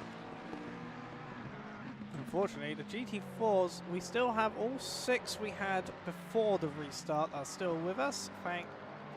to them. Jacob Lacey sadly. Will Stewart, the 666 car, must have got caught up in those early incidents. Unfortunate side of the cars, the GT4 starting from the pit, starting from the back of the grid. They often get caught up in any instance ahead of them. And Jacob Lacey, 85, we saw pitting earlier, also then down a little bit further, the Mystery Machine, as we love to see it. John Doe Germany, sadly, I just noticed John Doe Germany, who was meant to be driving a Maserati, sadly not with us. I was hoping for a little Maserati on Maserati battle, but we'll just take the one for this race. Now, people pitting now are unfortunate, but they will have to pit again after this, with the 71-minute mark will not have obviously passed for them. After 1 hour 15, people may pit at any time and go to the end of the race, or at least they have to pit out at 1 minute 15 or below. Preferably, actually, they'll pit out at 1 minute 10, because if you end up having to do an extra lap and have pitted at 1 minute 15, you will receive a penalty for going over your stint time. Again, part of the calculation driver has to do when taking the car. You can see when taking the car to the end of the race is what I meant to say. You can see, however, Megan's has managed to pull out a 6-second gap from O'Connor, almost matching the gap they have, 7 seconds to Kovac. Actually, they make that a 6 seconds gap to Kovac now, and a 7 seconds gap to O'Connor, because it's just swapped around. But they are sitting very nicely in the middle of those two. They have, at the moment, the fastest lap of the race with a 2:36.640. Their last lap was a 2:36.742, which is a good second and a bit faster than Kovac. Oren, certainly the fastest driver on track at the moment, and certainly if any driver, I think, in this race as far can match the pace of Kovac, it is going to be them. So this is a fascinating battle, I think, that might develop as we go forwards. We'll have to see if traffic will let that play. Kovac currently stuck behind what looks to be the 232 car, and Megan's also coming up to one of the other cars ahead of them, the 414, I believe. Well, the 414 gets out of the way quite nicely. That might play into Megan's hands if Kovac hasn't had as much of a nice time getting past, but I think he has managed to get past. Now you see that again. The car is doing the same thing. It's not showing me the headlights of that Mustang. I don't know why. Maybe it's a bug because they're using the red lights, the red Orcs. Do I have the... Sorry, Sam, I just missed that. Do I have the replay, Sam asked for the car 24. I have a couple. Which car was it with? I have one with the 665 car. I have one with the 88 car.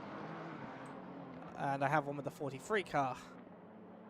I have a look at all of them. There's only a few as whichever car that is gets out of the way of Brogan Dyer. Okay, let's have a look. This was the initial one. It's... Oh, that's a big... Yeah, that's a big missing of the braking zone. That is unfortunate.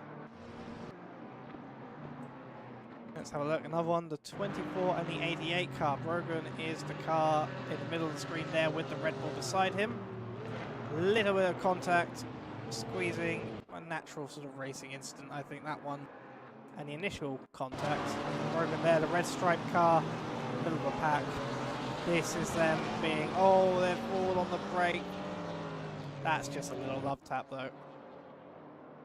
If it was any of those, I have just shown all three of them.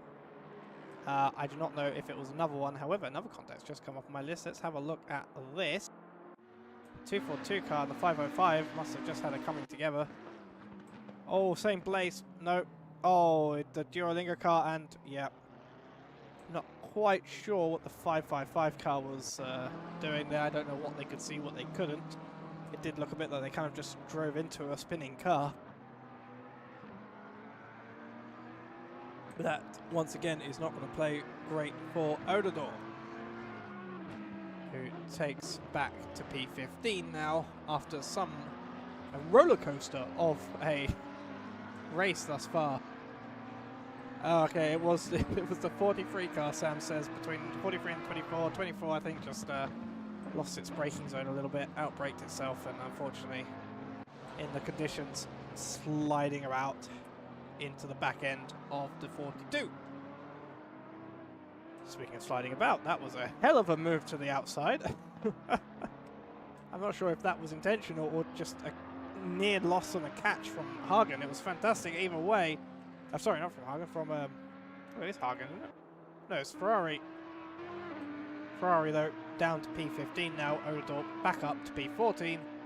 Hopefully this time he can hold on to it. Now, Darius Buciuta. I'm never sure how to pronounce it. No one has told me how. But the number 21 car, which I have seen throughout this race do some pretty fun things. Let's have a look at them. And they are only 0.6 seconds behind the car ahead. There is Cedric Larinch.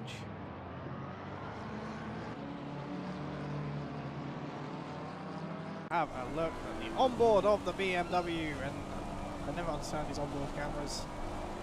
Like, can't you position it in a much nicer place so I can see the cars ahead? I guess I can, but it's like when they first released the GT4 Mustang for iRacing, where you just got the letterbox. Look out there, that's a much nicer camera, but calling it passenger is just an odd thing to say. Oh, you can hear the puddle that currently exists there. Track's still flooded. They've not cleared this since the restart all that well, which is surprising. I mean, no fault of them. That makes it sound like I'm blaming them for not clearing the track, like not getting the the spades and shovels out, scooping up the water and spraying it away as they drive. But what would be better for scooping up water, a spade or a shovel? That's the real question, sir.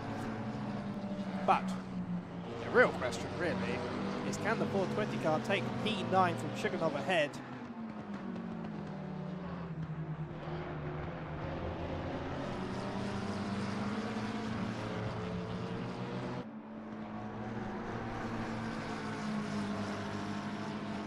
As they come now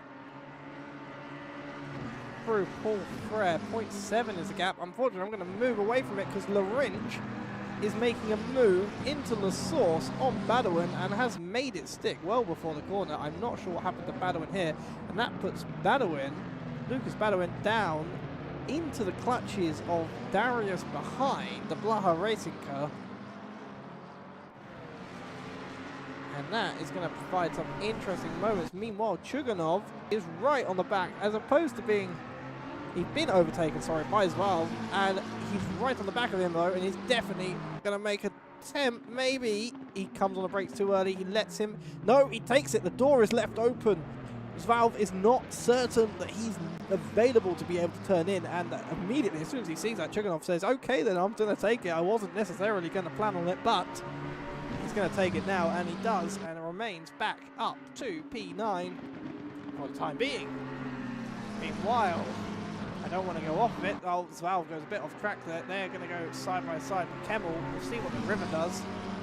Before quickly, they are going to go side by side. I just want to see this because this is a move into the braking zone. He's not got the room because of the GT4. Let's go back to Zval. I want to see if that move is going to be done, but the GT4 was on the outside. He couldn't get around him. Zval is now still within touching distance of the back end of Chuganov, and that's a car was in the grass and in the pits, I assume now.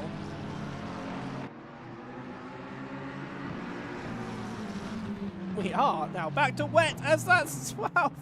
Almost a collision, but manages to make it to go wide.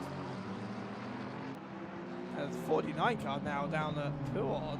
Where's that going to come? Oh, the Zval is round. I was busy looking at the map to see where the 44 car was, 43 car was, and oh no, Zval's trying to get it pointed in the right direction. Oh, I'm gonna go back to the replay. Oh, they must have come together. We'll go back again after this. I don't think we need to watch this again.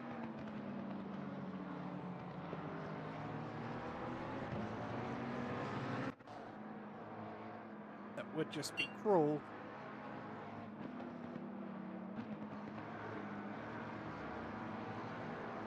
Let me have a look in the replays. Valve is which car? I can't see him on my contact list, sadly, so I think he might have just lost it. Someone actually was looking at the cars when that happened. I was watching the yellow flag in Puon. This is the annoying part about not having a co-commentator sometimes, is that you can't be everywhere. CBE can't be everywhere.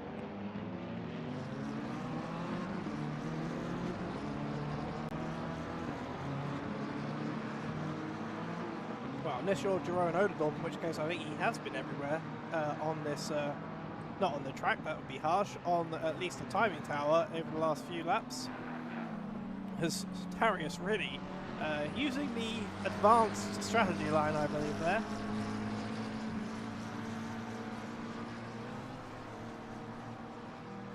As Broden Dwyer has a 10-second time penalty. I don't know what for. Let me check the steward's archive. He received a 10-second time penalty for causing a collision. I do know what for. With car 43. I think that is a fair punishment.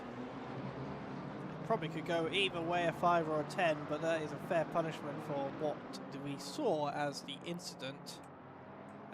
With 8 seconds behind them, it won't affect them too much. They will have to, however, unless they can gain extra 2 seconds over Badoen, they won't. Sorry, if they don't gain 2 seconds on Lucas Badoen, they will have to pass them again, and possibly have to pass this guy here, because, well, Lucas Badoen's right in front of this guy here, and they're about to fight for position, which might actually play into Dyer's hands if he does, when he does, serve that 10-second time penalty. He won't lose a place if these two have lost time battling.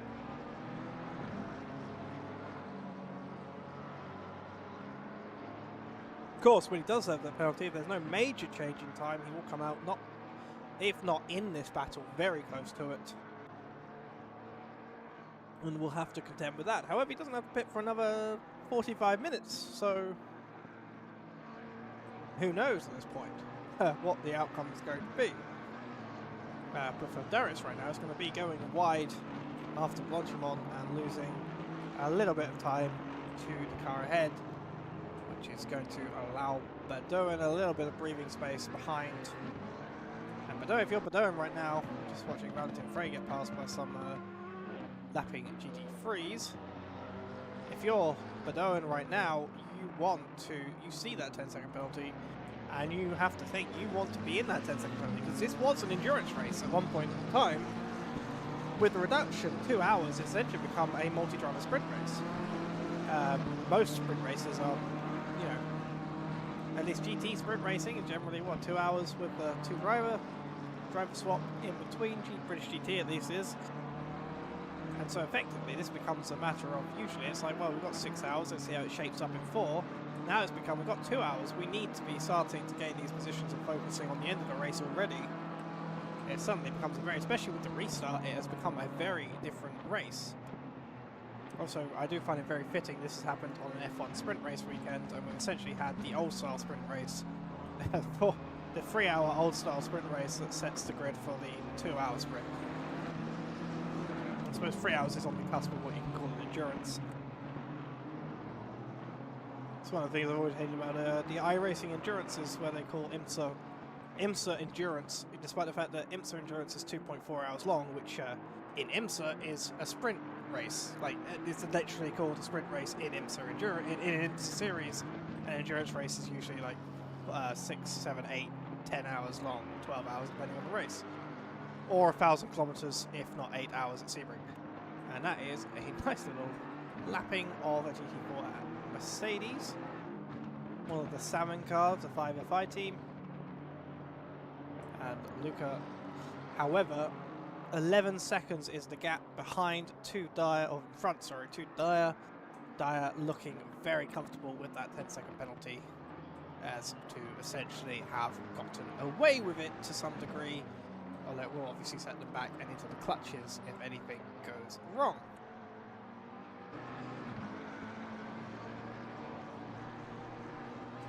The other thing, what's the other? They call it GT3 endurance racing in iRacing. They're 3 hours long.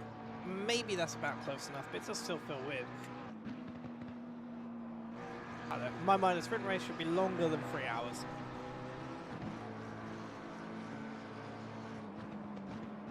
Sorry, an endurance race should be longer than 3 hours. A sprint race longer than 3 hours wouldn't be a sprint. That'd be a hell of a sprint if you managed to do it in one go. In one sitting. As Thomas Jack was potentially going to with the 6 hours, but sadly has left us here. And as many other people in the past have done in Spa endurances here at Racing Pals and Halloween endurances. I believe it was Rob Phillips who came P3 here, I think, overall at the end of the race after a 6-hour solo in the first of these races. And in that same race, if I remember rightly, it was Ivan Bratz who was in the then named presidential Flumpmobile, which was a great little Mercedes livery, black with these. It used the decals and the sponsors files to create a sort of like a retro-reflective red-blue panel on the back of the car that was meant to look in the lights glimmer like a sort of siren or something. And it was called the presidential Flumpmobile because he has been collectively known as Mr. President due to his last name sounding similar to that, or looking at the text similar to that of a former US president. And he did an hour, I think, of the race, retired due to an issue, and then decided to come back 4 hours later and finish the race off. And I think therefore he has the, to this day, longest lap in Racing Cars history of somewhere around 4 hours and however many minutes.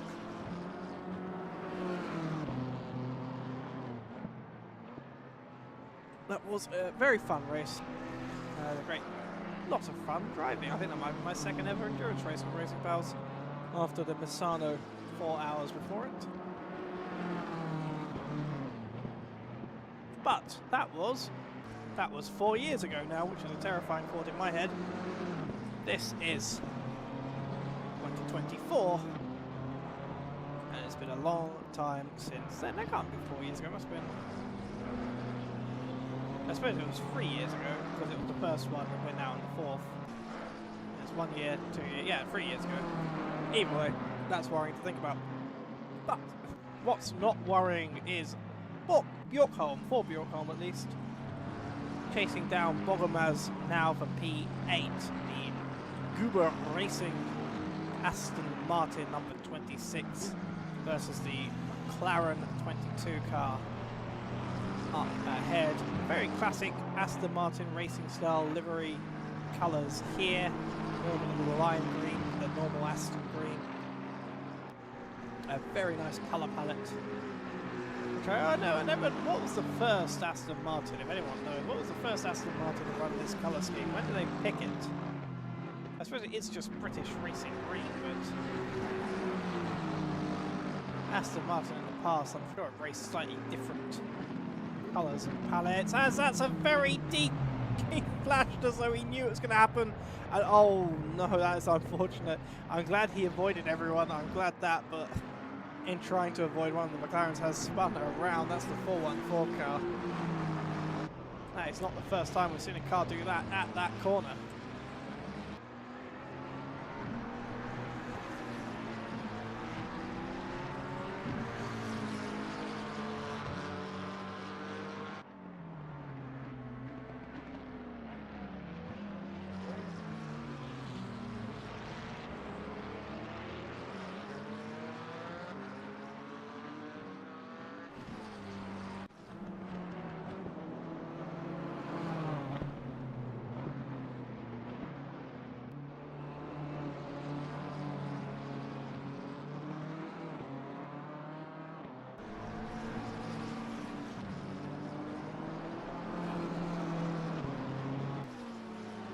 Right, I'm going to open this up to everyone watching. We're coming to 20 minutes to the end of the hour, the end of the first hour of this 2-hour sprint that preceded the, that was originally intended to be the last few hours of the 6-hour endurance. But, I'm going to ask, over the course of the whole race, including the endurance portion, who are your, just throw some names in the chat if you'd like, who are your drivers of the day? I'm saying drivers of the day because sometimes it's very tempting with some of these races. Kovac and Meggans obviously have been very quick, as have their teammates. Thomas Jack obviously was very quick whilst he was still with us, and I think certainly deserves honourable mentions. But yeah, I also want to see who has been more active or more memorable in your minds lower down the grid also. Obviously we've had moves like this, Sebastian Bjorkholm this time. No, he doesn't make it. I said moves like this too early, and that is a flicker of the lights to tell him that his car has had a little bit of a bonking. And that's the second time we have seen that move, this car not quite pay off and move that it had wanted to make. As Londar's lights are working on my screen again. Hooray. But I think he's stopping the car, or he's waiting for the 49 car, and then going to get going, I assume. Back in P27. We have 28 cars remaining in this race, which is with the issues to be expected. Some people have obviously dropped out. With the restart. Certainly. See, Will Stewart is a driver we've seen a few times around. Certainly has done pretty well in their own category, even if they are currently running last in class. They've done well in the previous session during the 3-hour portion. Unfortunately, I think the restart didn't treat them too nicely. Oh, I don't know what that was. We keep seeing people do that. It's only wet. Well, comes into the pit lanes. Pit lanes? Well, I keep saying that, but it is true. And that was a surprisingly deep maneuver.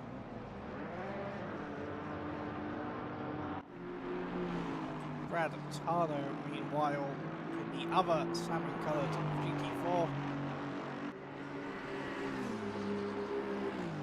He sits currently P3 in the GT4 class. Has been running also quite nicely in a race of his own, I think, all race. Certainly, I don't think there's been too much battling on the GT4s, as they've obviously spread out and been interrupted by the GT3s, as we see the 665 about to get passed by the Blaha Racing GT3. And Neil Kerbal, the other Salmon, there is another Salmon car, the 5FI spins only car, certainly disproving that name by being the car that currently is in the lead of the class, and P12 overall. It shows you how much chaos there has been in the last 40 minutes of this race, and how many people have had to take to the pits to repair after incidents.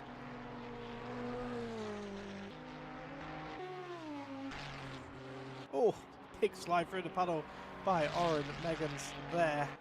See just how dark it is. 3:34 in the morning in the AM. Here on the Sunday, well and truly. And looking to the horizon perhaps, next 30 to 40 minutes for the first signs of early dawn. I think these drivers have survived the worst of it. At least the worst of the darkness, certainly.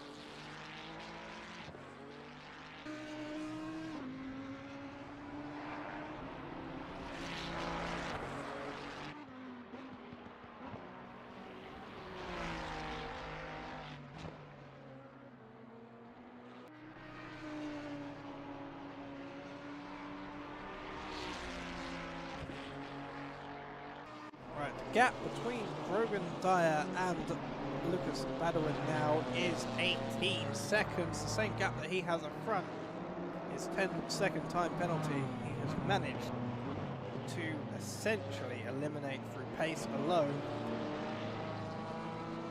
Whilst it will certainly not help any hopes he has of fighting Ross O'Connor towards the end of the race, or he and his team have of fighting Ross O'Connor towards the end of the race. He will at least keep P4 after the pit lane, barring other incidents. 555 cars going slowly on the exit of the 2-1, seems to have got going again. Let me have a look. Does the autocam work now if I want to do that? No, it doesn't. It doesn't recognise a single driver on track. That is Kunos race control things. I never know who to blame, Kunos or race control. I usually blame Kunos because they're usually at fault. But in this case, could also be race control as well, but then it hasn't been updated since recently. It hasn't had an update since recently. As Jacob Lacey very much on the curb. Oh, I think he got sucked.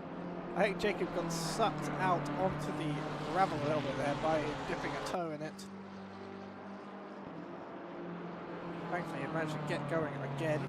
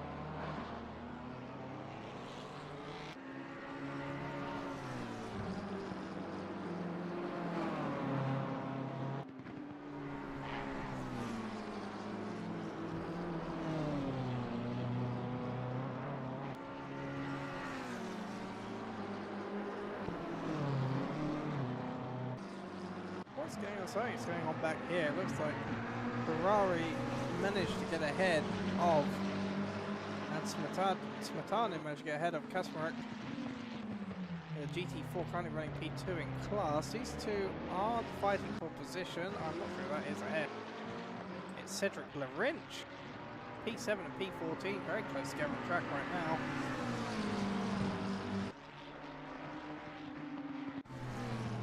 Thomas Moorhen also coming to the back of a GT4, takes way too much speed. You do not want to be taking that much speed through there if you have a GT4 ahead of you, especially not in these conditions. I mean, even if it wasn't these conditions, that's a hell of a lot of speed to try and carry through behind GT4. Luckily, no incident.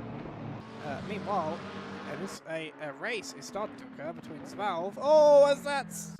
Oh, who is that? That's the 43 car. That was Quidja, who keeps going. I know there is a puddle on the straight there, but that was surprising. So that's going to put Valve's battle a little bit further back with Chuganov, and Chuganov maybe will be able to get the clean air a bit further ahead again.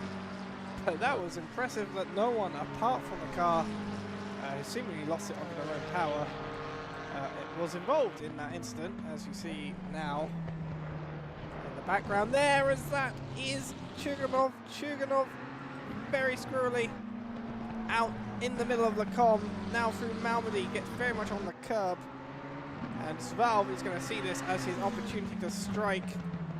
It has been not the first time this race we have seen the 420 car go at it with the 88.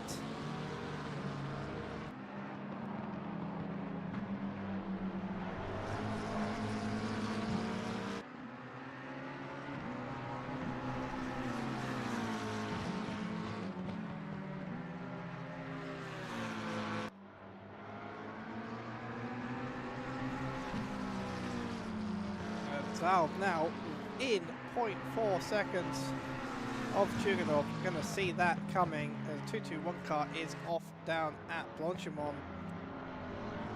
It's getting going again.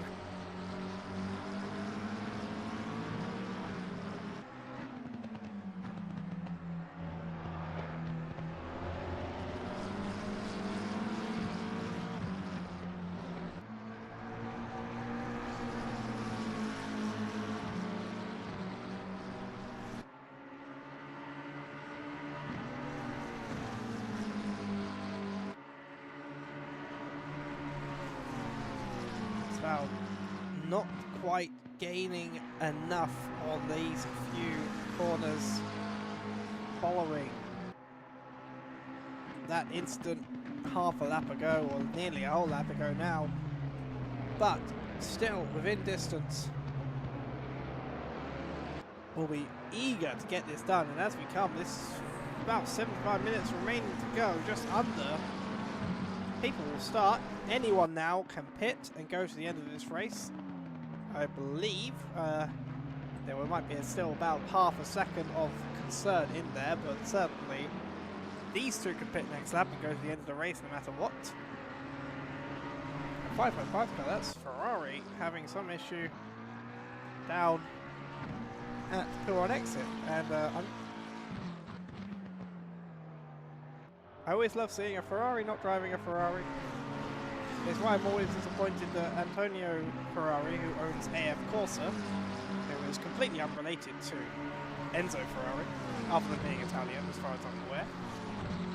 He still runs Ferraris now, but actually when he started the AF Corsa team, the Antonio Ferrari team has that Svalve. He's going to actually take advantage of this time. Another squirrely moment into the com, and Svalve makes it through instead of waiting this time around, and he is through up to P10. There is a car behind them now, but that will not be for position. It is a P16 car, so he could unlap himself, but he'd have to be able to ensure that he won't get lapped again. If it was a front marker, that could lead to some more interest, but Checkered now will try and get back onto Bogomaz ahead.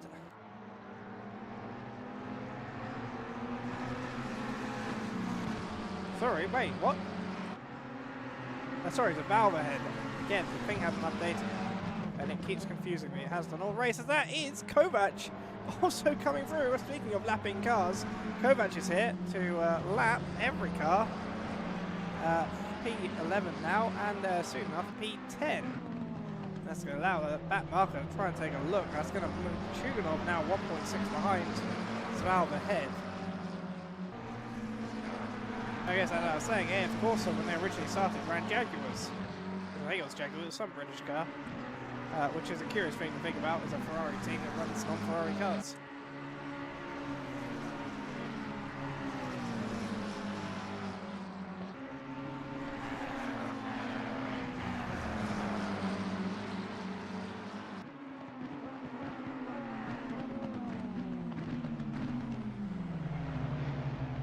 You can see that P16 car wants to take that position, unlap themselves and get going, but it's finding it difficult, and I think Checkered now maybe will be able to get ahead and keep going.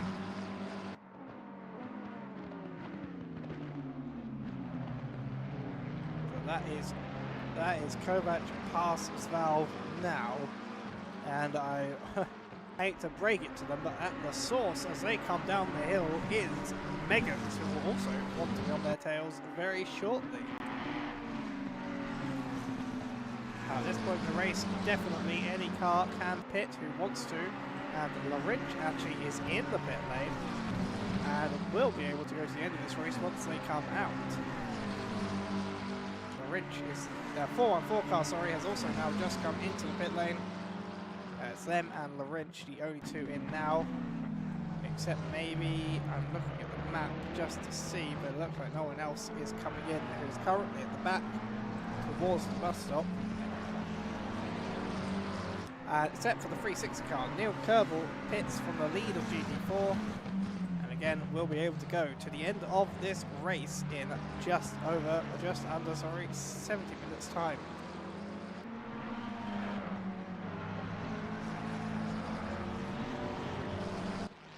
Oren Megans down through Speaker's Corner, also known as No Name, despite having 3 of them.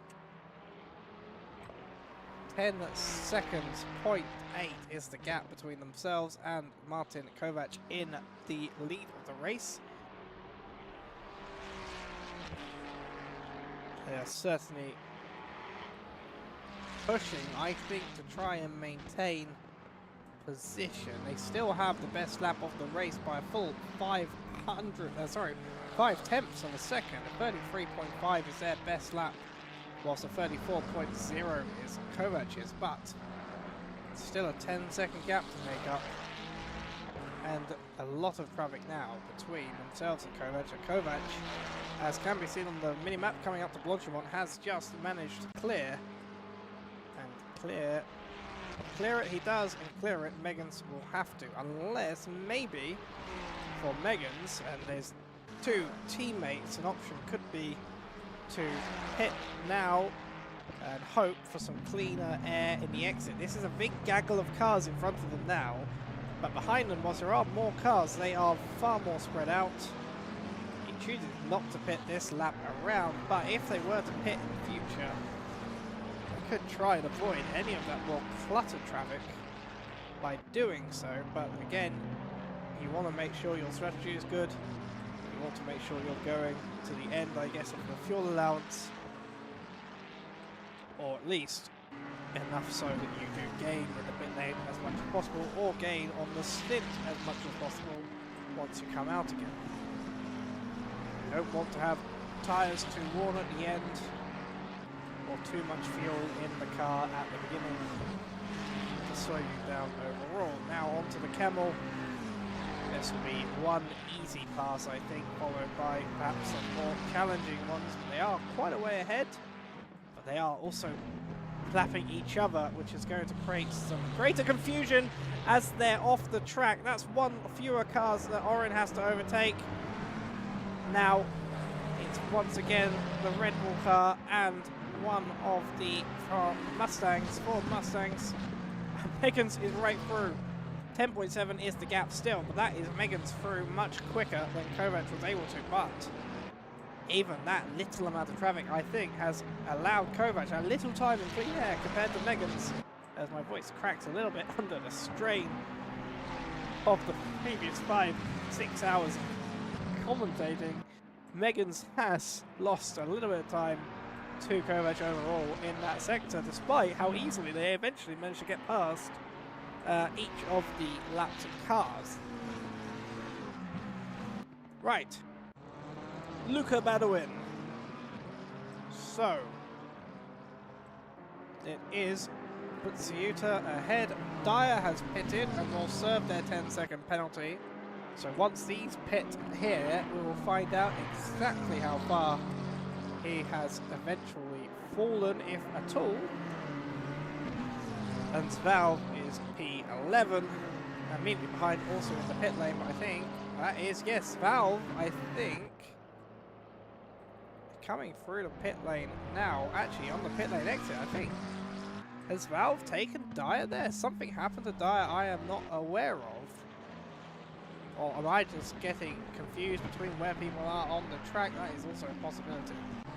Badoin was... I was thinking, that's why I was getting confused with Badoin. I know what it is now, because Luca Badoa also has raced with us in the past, and this is a very similar name. That's why I kept thinking of Badoa every time I see Luca, every time I say his name. Lucas Badoin, as I believe I have made a good effort to say, despite that mix-up, was within touching distance of Ceuta ahead. And maybe we'll be back again after having lapped GT4, the 146 car of Valentin Frey.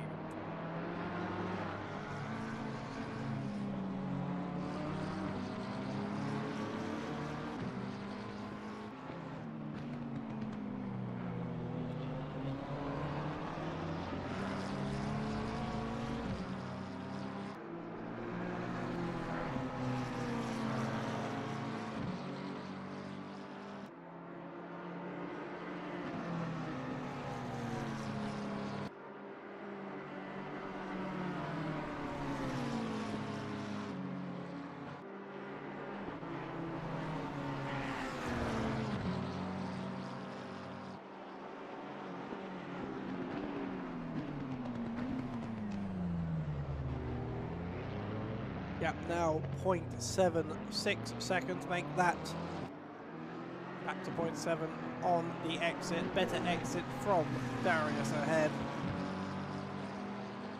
But it'll come down to braking zone at the source. You can see later on the brakes of Bedouin.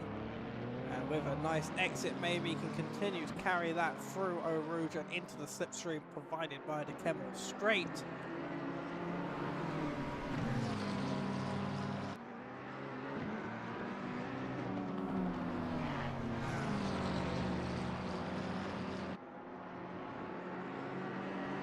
Good gap, 0.5 seconds It is going to be Beamer versus McLaren Power though. The Beamer might just be able to pull ahead by Lecombe. We'll have a look, see, maybe not. No, he is. Badawin's going to have to hold on for a couple more corners. Different lines through Lecombe. Down to Bruxelles we go, past Malmedy now.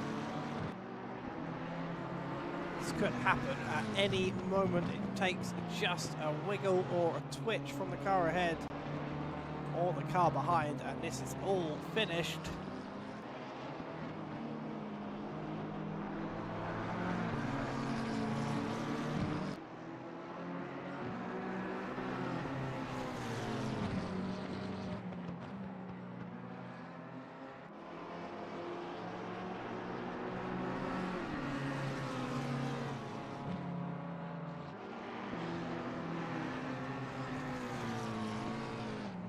Unfortunately, the gap has now, after Pouron, spread out back to a second. Darius clearly having the edge in that section of corners.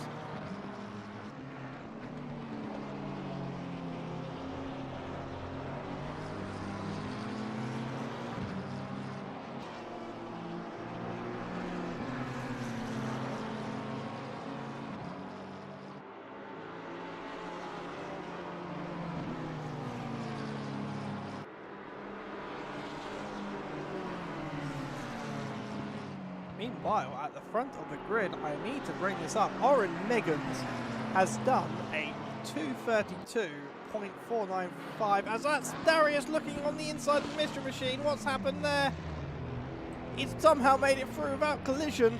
That was a bold bit of braking, but it's not paid off for him, as that means that Badawin is right behind him once again into the source. All that effort he has done to make up time on that lap has been undone by a bold move and a Maserati, but Badawin's going to go a bit wide on the next corner, and the whole thing is reset once again. And as I was saying, Meggans, a 32.4 is their new best lap of the race overall thus far. I don't think the best lap of both races. I believe it was 30 point something from when it was really drier early on. But Meggans has managed to pull that gap down to 3.5 seconds between themselves and between Kovac. Now we have to see though what their strategy is for driver swaps, as I think it's fair to say thus far this race, these are the two fastest drivers in their respective teams. So if they do change drivers, I think once again we'll see some equally matched drivers against each other. Whatever they will do will be of much interest in a couple of laps time, very possibly. Again, it's 1 hour to go now. We reached the 1 hour mark. We have 1 hour to go, and 45 minutes to go will be, or 15 minutes from now, if I can actually start telling the time properly and not like Alex Horn every time I get to say it. 15 minutes, if I need it again, 15 minutes from now will be the end of the stint timers for all cars.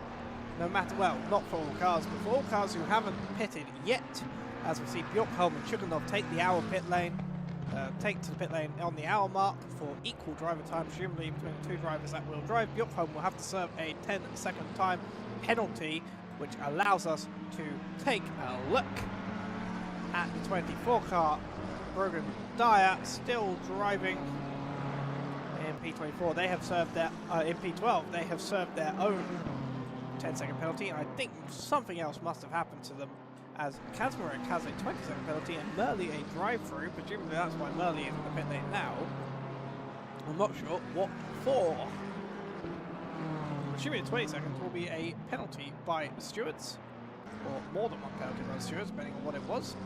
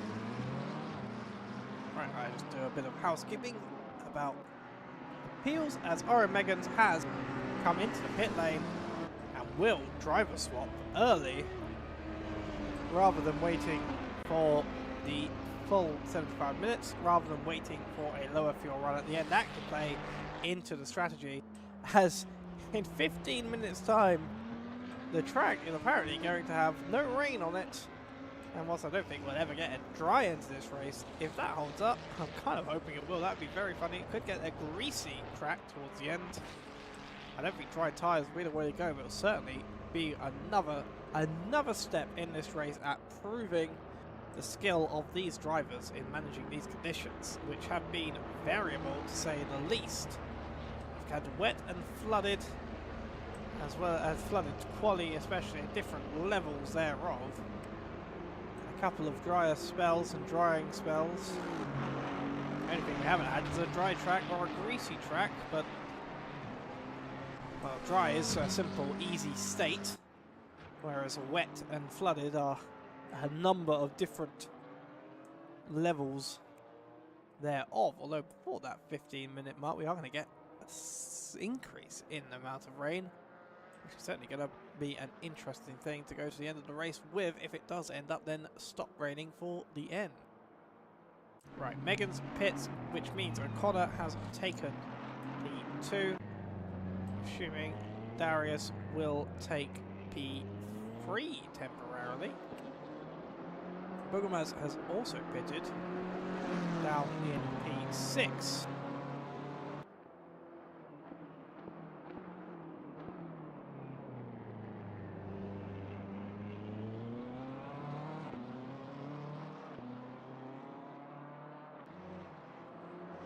And now Dyer is on the back, having come out of the pit lane, a couple of laps to go. Dyer now on the back of Smetanin.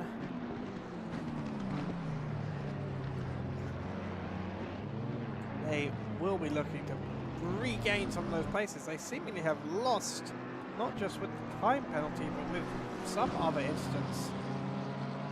Little moments likely having happened in the meantime.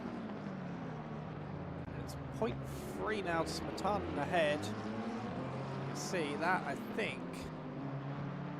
Who is that in the pit lane there? That is the 12 car of Bedouin. I thought I recognised it.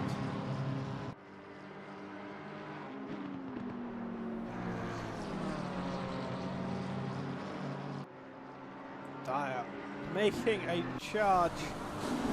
Oh, the Kemmel River. You can see the wheel have to be corrected to match it.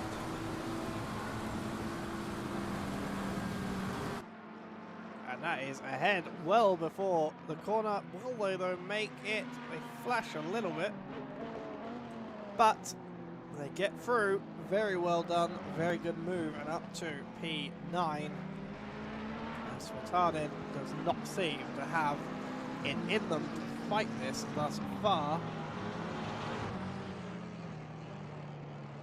Let me check the statistics. So Dyer has pitted twice this lap. Okay, that will be why they're so much further back than I thought they would be. Apparently they took a second pit stop. I'm not entirely sure. Maybe they pitted early for something. I can't quite remember. It has been a hectic race, even this last hour of it. Smetanin has pitted once, so I think that might be it for them. They're not backing off because they know they have to pit.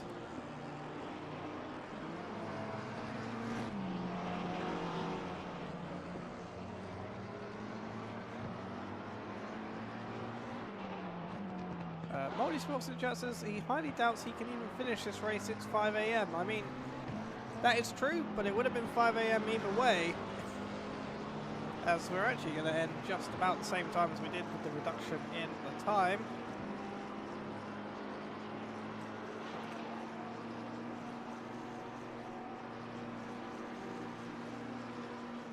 And there you see the Mistral machine once ahead.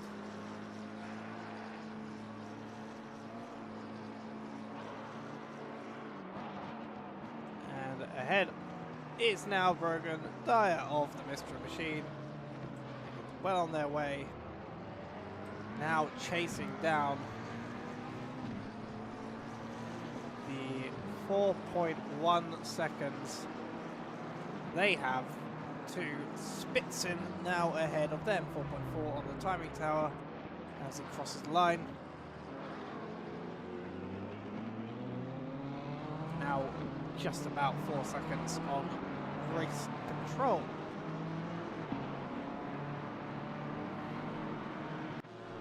Darius, meanwhile, looking. So they've put, there we are. Okay, so Oren Megan's out of the car. Behrens in for the final stint, presumably. And now, behind them is Darius Busu. I can't say it every time. I think I've said it wrong and it gets in my head. I'm going to say Butsiuta, I'm not sure. Again, apologies. The team at Bilstein Blaha racing car. Isn't it like a IKEA shark or something? That's what I remember it being. I can't remember. I'm looking it up. As all that is not going to play very well for Behrens. And that putting Darius in much closer position to their rear. Oh, but he goes wide. Yes, Blahard is this a shark? I thought it was.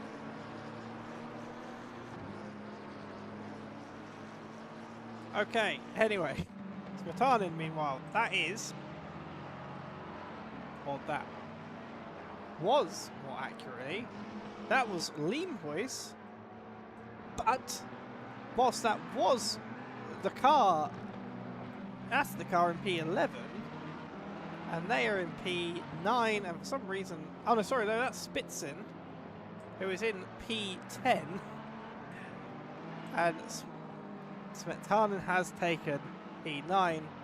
Something happened there where Dyer was on the timing tower ahead, which obviously he should be, as he's now getting passed by the race leader, Martin Kovac.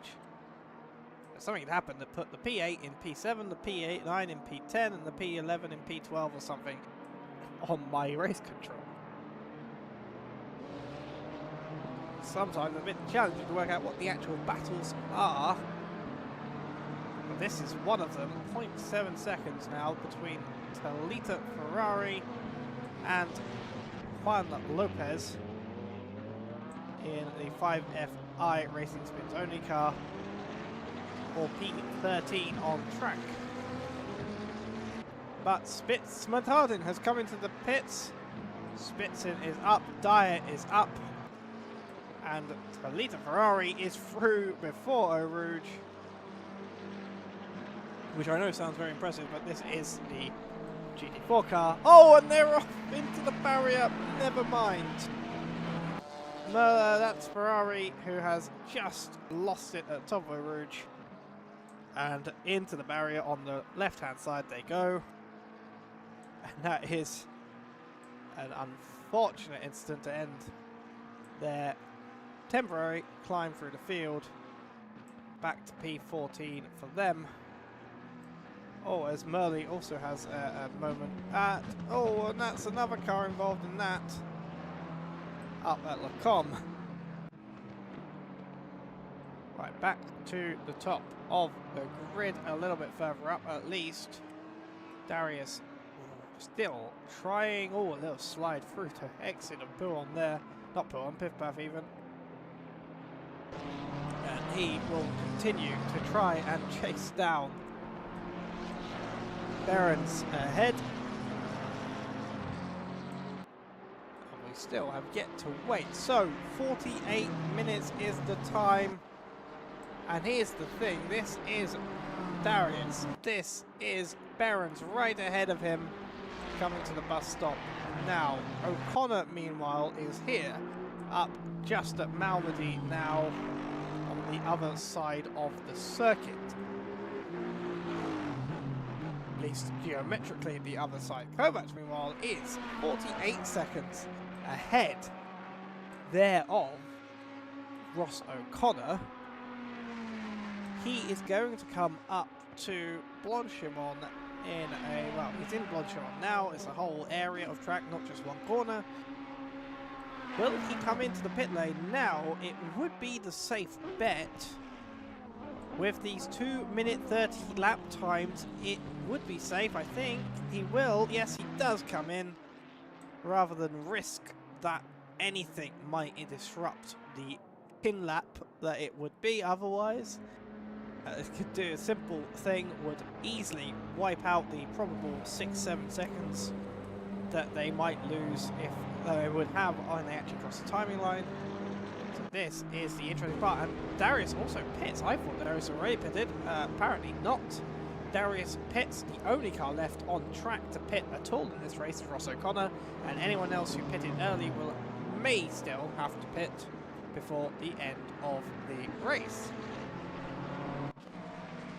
So, Behrens then, and Ross O'Connor. Ross O'Connor is to watch. Ross O'Connor will have to come in, I believe. Yes, because they haven't pitted yet. Of course they do. Here we come. Ross comes into the pit lane. There is no question about it. It is a mandatory thing. Kovac hasn't stopped in his box yet. He is still trundling down the lane. That is how long this pit lane is here at Spa-Francorchamps. Stefan, meanwhile, charging into Piff Paff. He's got a bit of traffic ahead of him. It's the Mustang whose lights are once again not working on my end for some reason, but Kovac you saw it there, he just stops in his box. Ross O'Connor, meanwhile, hasn't even made it. We saw him come in like 5 seconds ago. Well, longer than that. He still hasn't made it. He's just coming around the corner to the downhill section. Behrens is going to come out, I think, significantly, maybe not too significantly, behind Kovac. They've had a lot of battling to do since they pitted, and that has not helped them along in any way. Kovac gets going again. They are back out, still in P1. And that is Kovac up at Kemmel, Behrens down at, well, coming to the source. And the 47 car of Ross O'Connor has pitted. Now this will be where any sort of fight will be, but I think Behrens is not going to pit. Is going to get past him well before. Let's see. There he comes. He is past, and O'Connor still in the pit lane, not even starting to trundle out of it. Robin Moe now back in the lead car, and will have a comfortable position lead. 30 seconds of the gap, 44 minutes 47 to go. This is going to be for him a drive of survival.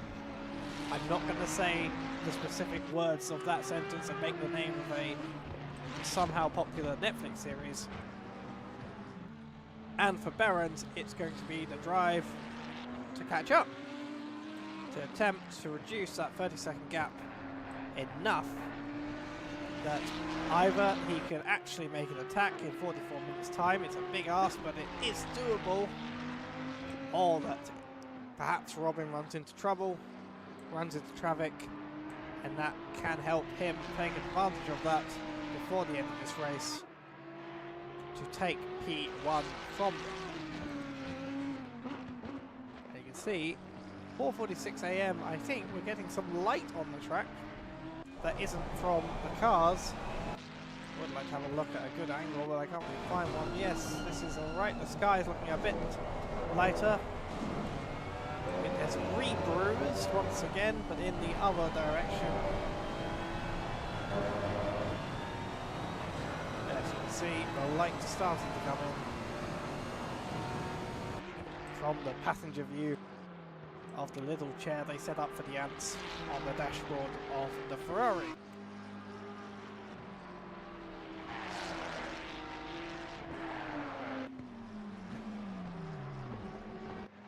Guija is in the pit lane, as is Valentin Frey. Just stopped in his box there. The gaps, meanwhile, are starting to look more spread out as Amambiev, I believe so, has a 5-second time penalty. Track racing number 49 car we have seen a couple of times today. A 5-second time penalty. I do wonder what that is for.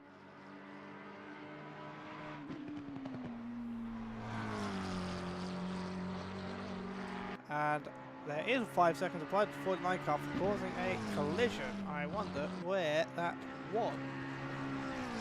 Let's take a little look if I can see it. There is a 49. Who is it with? It was with the 420. I assume it was this. Let's have a look at what happened. Maybe we've already seen it. Ah. Yep, that's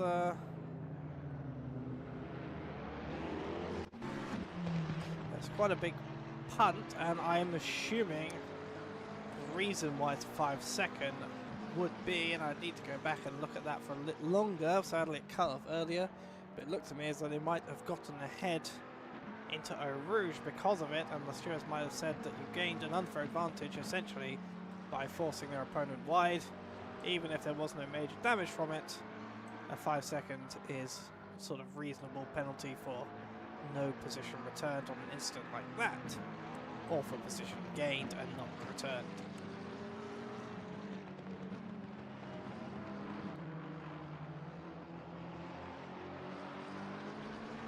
But you know, 5 second time penalties aren't the worst thing in the world. They get you track time, they get you view time when you're the only person with a penalty on the racetrack at the moment, I believe, unless there's some under 23 that have one as well. Gets you a little bit of a look in. Oh, speaking of which, Morin has a drive through. I want to check 15 seconds back. I think. Not sure if that was for an incident or for track limits. I feel like that just appeared, so I wanted to see if that was like a track limits cut at the source, but it looked fine on the exit. Perhaps it came just before that on maybe the exit of Lacombe, as there is a time penalty, a drive-through up at the top of the grid. That is just coming. I'm going to have a look at this. This is Darius, who I think must have gone wide here. Yes, that would be a possible warning. It certainly can be a warning if you go too far onto that curb being in ACC. And that is a drive-through for the car in the P4 position. That's going to be a good news for Lucas Badawin. Very bad news for the Blaha racing team, who I have enjoyed thus far this race. If I'm going to make a driver, one of my driver of the days, I think has to be this driver and this team here, because I have seen them on multiple occasions and have very much enjoyed doing so.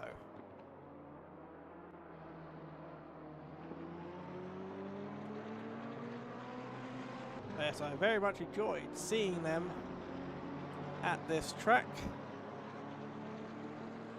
And I've certainly noted them quite a lot. I mean, I think most, if not all of the top 10 would be in some way in my drivers of the day, just because they have been giving some great battles going on and have been very notable throughout the race. Speaking of drivers I have seen a couple of times, Senna de Meschelk, 0.6 seconds now behind the car ahead, who's having some trouble with, that's not a back marker, that's Behrens. They are getting past Behrens. That is a GT4, but he has got past in pole position as he is further back down the grid. That track, that weather icon has sun in it. I was not expecting, this is the last thing I expected to see during this race, was a weather icon with a picture of the sun in it, and it's gone. It's like an oasis. It was there for a second and then it's just gone. It's a mirage. That is the most surprising thing I have seen all day since a car was flipped on its roof and the server crashed because of it.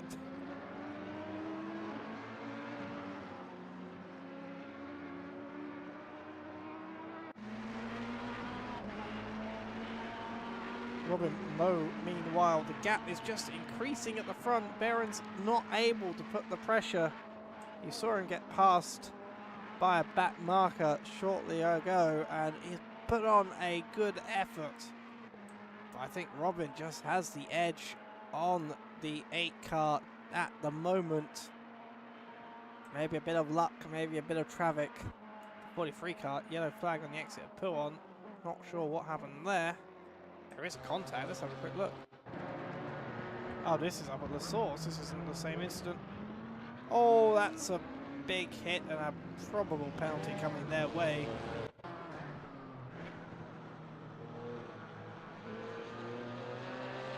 expecting the 43 car to get a penalty.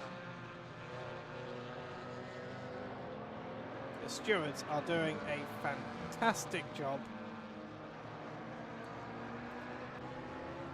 of making their way through what is a good number of tickets, as that's Queecher just seemingly losing it on the curb. The stewards are doing an absolutely fantastic job.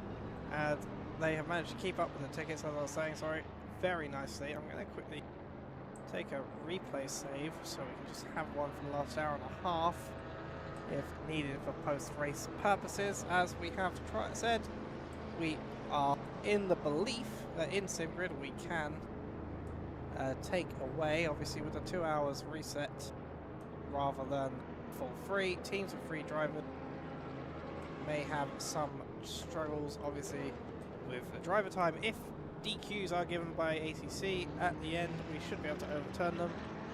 Just need to make sure we have the information requisite to do so. If need be, we can manually enter all the results, and we'll do so if it provides a better results file than otherwise.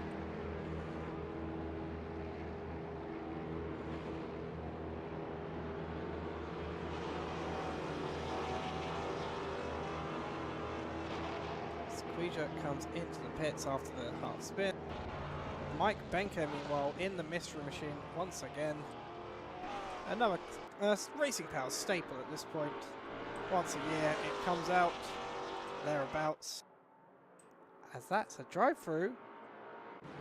Being served, there it is. Okay, Gusuta has drived the serve-through, I was about to say. Served the drive-through. But that's going to put them in contention with LaRidge, like I said. 29 seconds on towards the gap. A little bit of an interesting moment with the pit exit limits there, but let's just ignore that for the moment, as LaRidge now will have a very eager BMW right behind them, going towards the end of this race in 34 minutes time.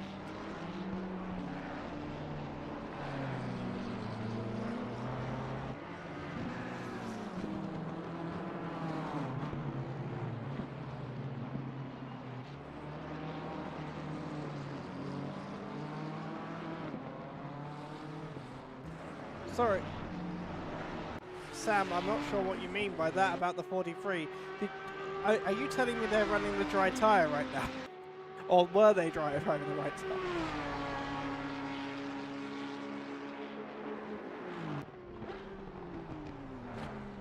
Oh, that's a crash between the 43. Oh, there's a pile up coming in. I don't know where that GT4's gone. It's just gone somewhere.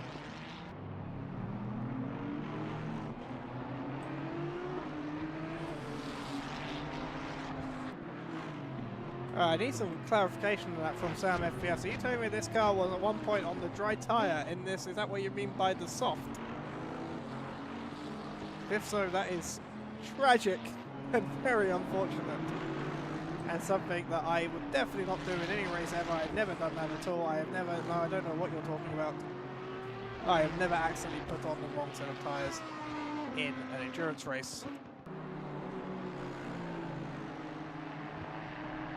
Meanwhile, having a look at some of the statistics from this 2-hour session, The current highest gainer is Brogan Dyer, who has gained 15 places since the restart. They also, interestingly, have the highest speed through the speed trap at 255 kilometers per hour. I'm not sure where the speed trap is, but I should be on the Camel somewhere. I'm wondering if that was from one of the incidents where they ploughed into another car. But it counts, nonetheless.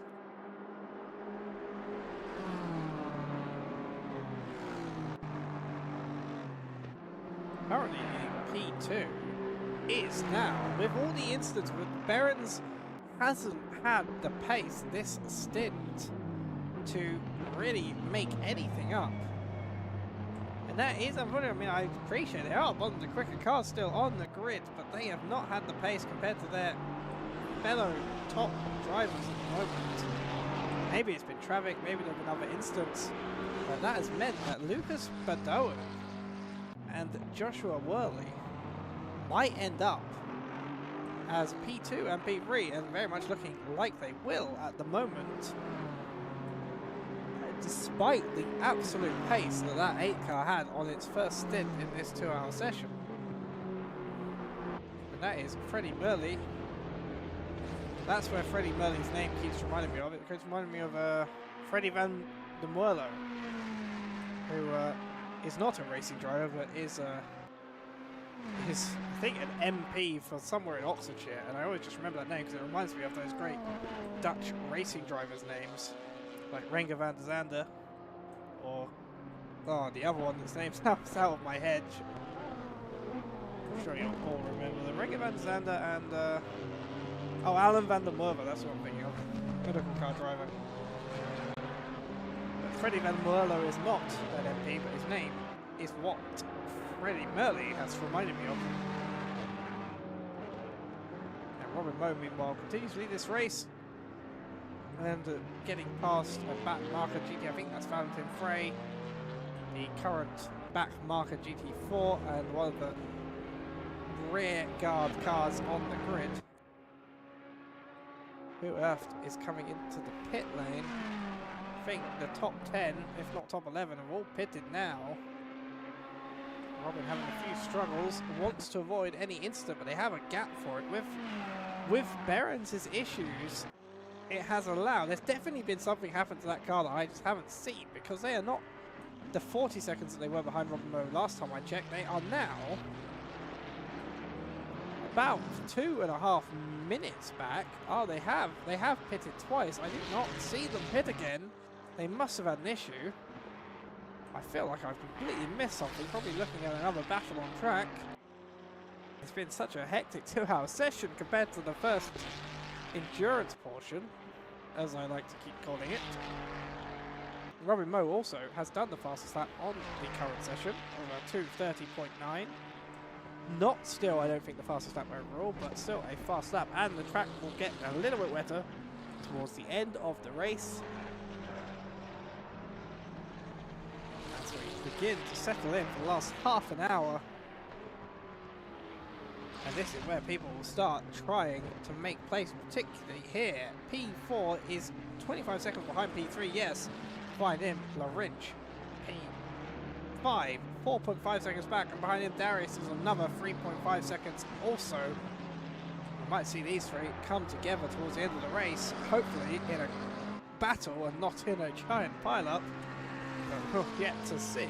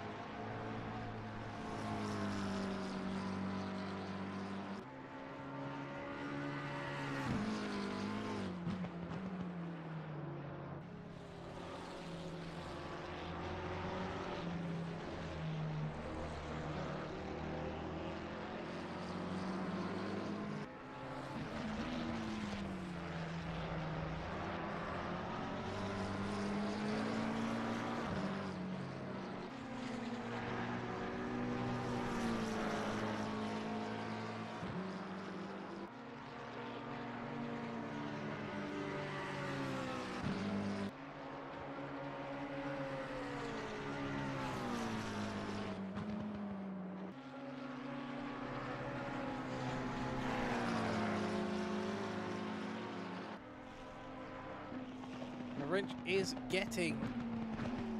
dropping off of the back of Ardennes a little bit. They've got GT4 traffic now to contend with. And that's going to hurt their chances. They're going to play into the hands of Darius behind the Blaha racing car as Cedric gets through the Energy Motorsports Performance. Very slow through that middle entry of the La Source first corner.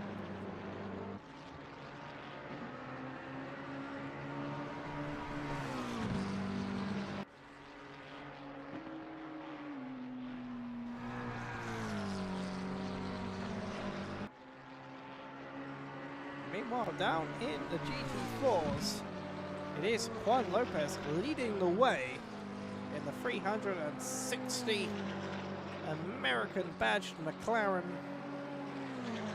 E5FI team car, who has a lead over the next best car of about 40 seconds.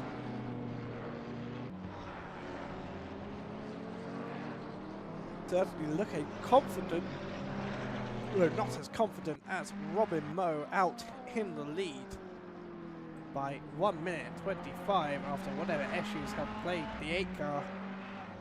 And Worley and Badoan a minute apart from one another. A minute apart from the leader is P2. Also looking quite comfortable towards the end of the race.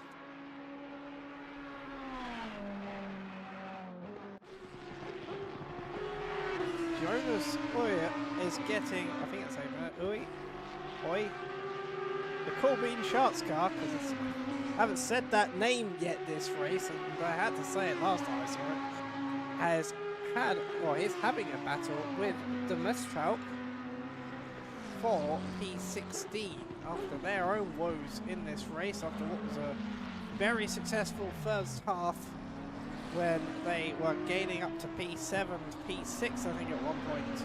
But now they have struggled this half of the race, this last 2-hour session, as the door is just closed on them there. They are battling away, scrapping away for their own positions. In this race alone, this session, they have lost 12 places from the restart, and that is unfortunate for them. Only offset by the joy I'm sure Dyer is feeling, as I've just noticed he's actually gained 15 up in P8. So, swings and roundabouts, I guess. Meanwhile, penalties having been applied, Dyer has another 5-second penalty. Amambeyev still has his 5-second penalty, Quija has a 20, and Meschau ahead has a drive-through now, maybe for track limits.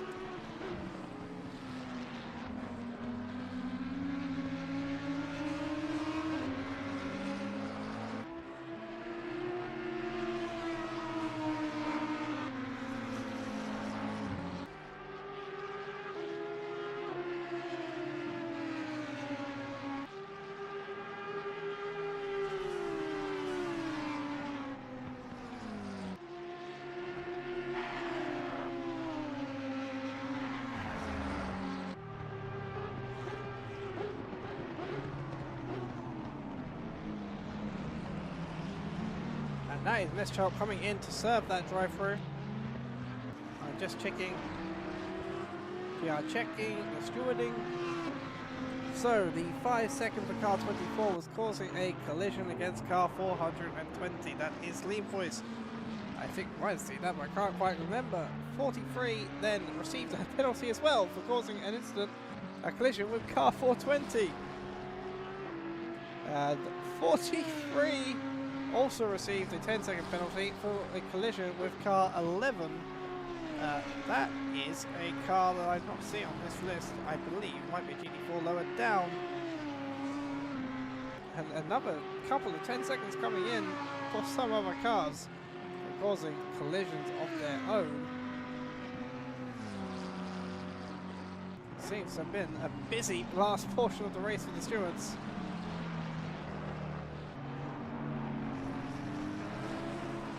As people start to get eager for those last few places.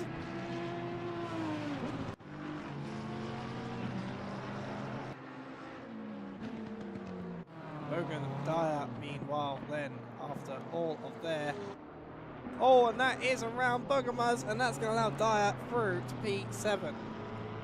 Just means I can go without worrying about missing something to Natalie Guija, who having served their penalty, oh sorry, having a 30-second time penalty now from 3 successive 10-second penalties, which is an astounding amount from 3 penalties individually at least. Has managed to get through to P21, but certainly I don't think they're going to hold on to it. However, depending on where they end up, they may end up P23 after those 30 seconds are applied, as currently in P23 is Marese with 26-second gap to Sorter behind Guija, who is only 2 seconds down behind. So about a 28-29 second gap to Guija would be enough to put them down into P30, into P23. So.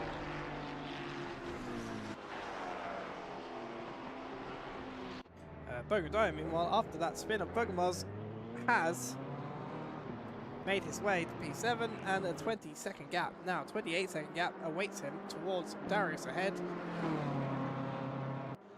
Which will certainly be some work if he wants to try and get that down by the end of this race in 21 minutes.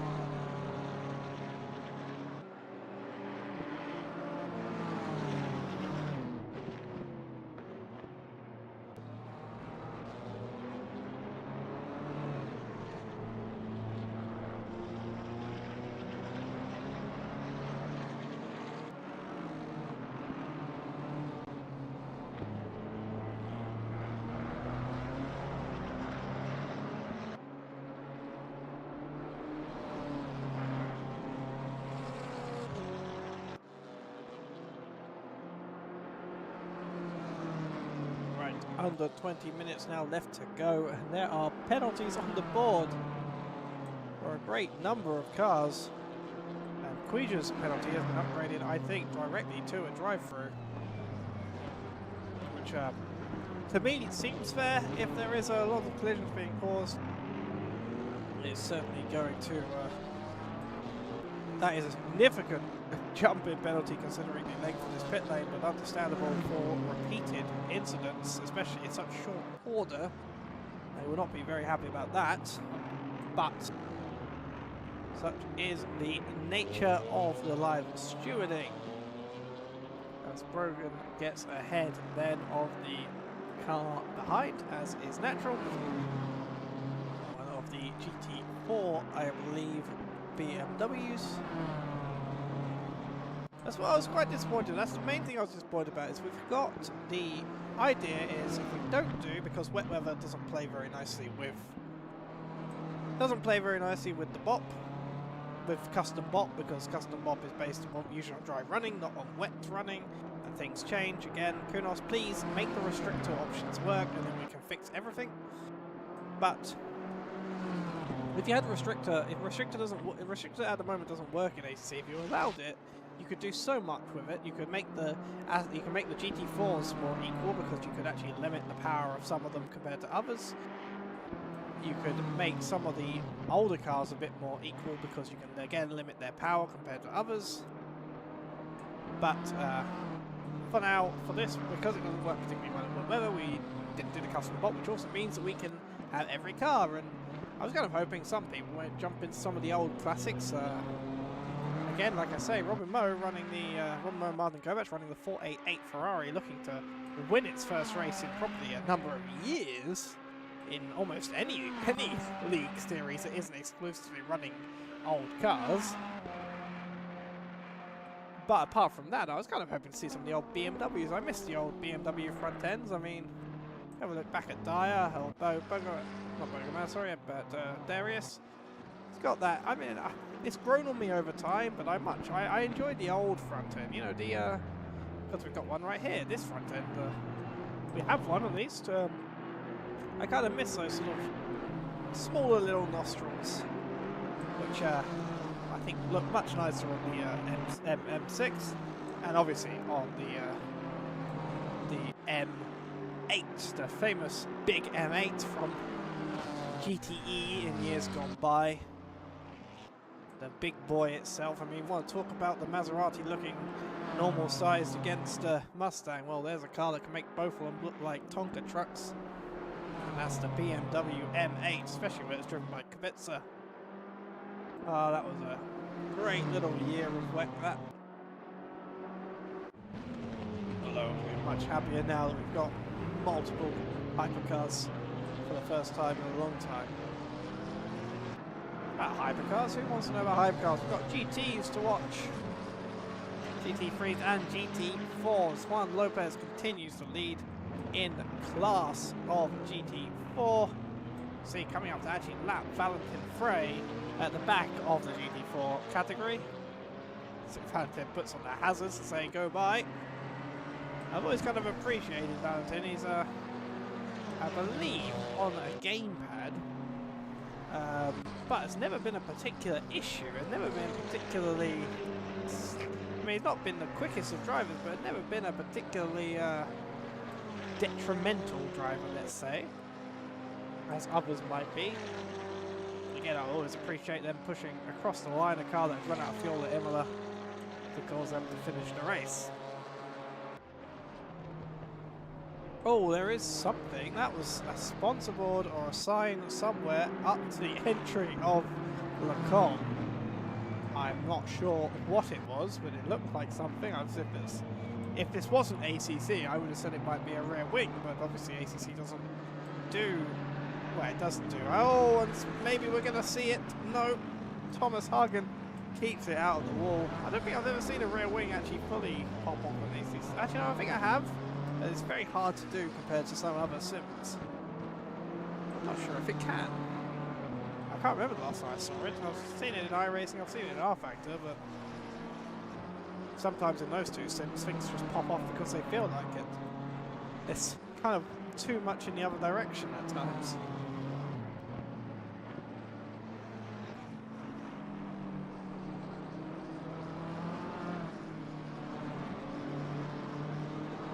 Come 15 minutes now to go. Robin Moe continues to lead. 140 is the gap.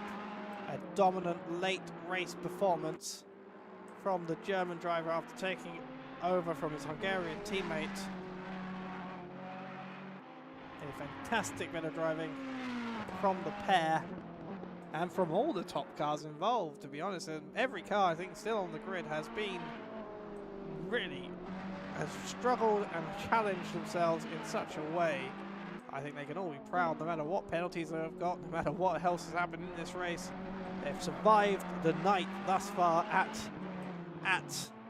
Spa-Francorchamps. A night in the Ardennes has once again been survived. The third time we've done it, the fourth Halloween, the third one with rain.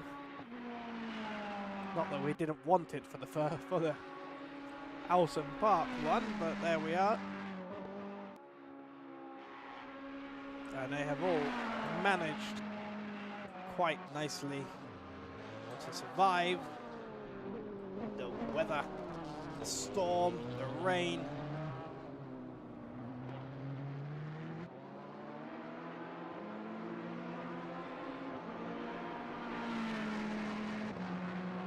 I don't know why I was saying that made it sound like it was going to be the end of the race there, but we've still got 13 minutes to go. What is happening? Lopez is just been overtaken by Hagen.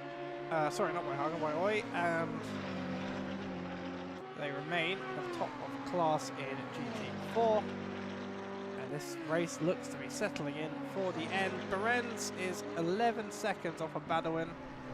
They maybe can try and challenge, but they're running out of time in which to do it.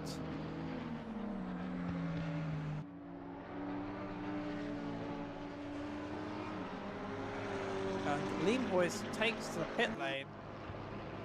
I'm not quite sure what for. I assume for a pit stop. Maybe they don't have the fuel to finish the race with. They don't have any penalties on the list. Most of these penalties will now be served post-race after the drivers involved just simply try and get as far ahead of them as possible. But Leemhoist is in the pit lane, trundling along. We have a check of the stats. They have pitted. This is their second time in. I don't have a time of when they pitted last. If I did, that would be useful, as it would let me know. Perhaps. Oh, okay. They have done. No, they've done 53 minutes in their current stint. Maybe they are just making sure their third driver has a chance in the car by the end. But I mean, any DSQs we can resolve. We are almost certain we can resolve. Admittedly, that's not the most confident, inspiring line, I'm sure. But we can enter the whole entry list manually if needed, and I would be happy to do so if it meant solving any of those issues. But they come into the pit lane.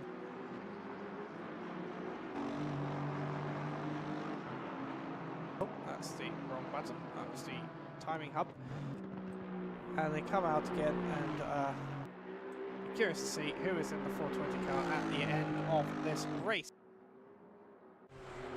Lorenz, meanwhile, started P3 in the second half of this race due to the restart. Has made their way down to P4, sadly for them, but is looking at trying to fight back. 10 seconds now is the gap between themselves and Badawin ahead. As we come to the 6 hour 25 minute mark of this stream, that is a very long portion of time, even for a 6 hour race generally. By the time we finish this, we would have originally been approaching the 8 hour mark, but we have taken account of lost time. We will finish this race in 9 minutes, so just over 9 minutes. Looking at Robin Moe currently in Malmedy, I think probably finishing this in 11 odd minutes time. Once Robin has taken the line for the last time and done one more lap. Well, not one more lap after the 0, one more lap before the 0, but I think he'll reach the line just before. We'll have to see.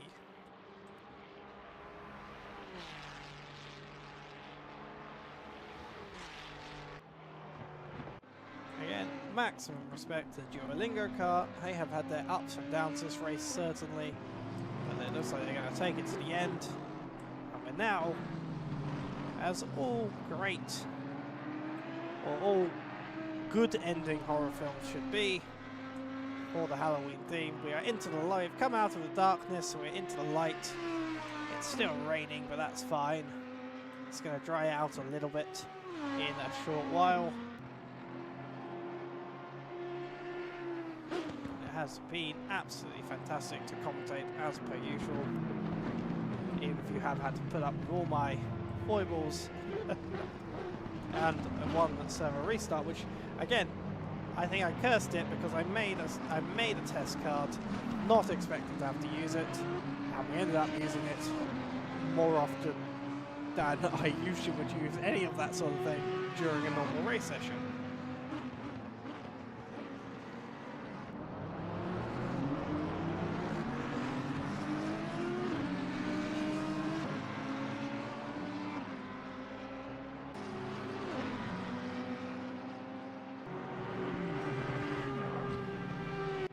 Ardennes now 6.4 seconds to gap to P3. Can they take that podium position back? It's looking not necessarily likely, but it's looking more likely than it was last time. I'm not entirely sure there's enough time left in the race. But anything happens now, it could very easily be a position for the number 8 car once again back to where they started. But I think they will happily take that after this race.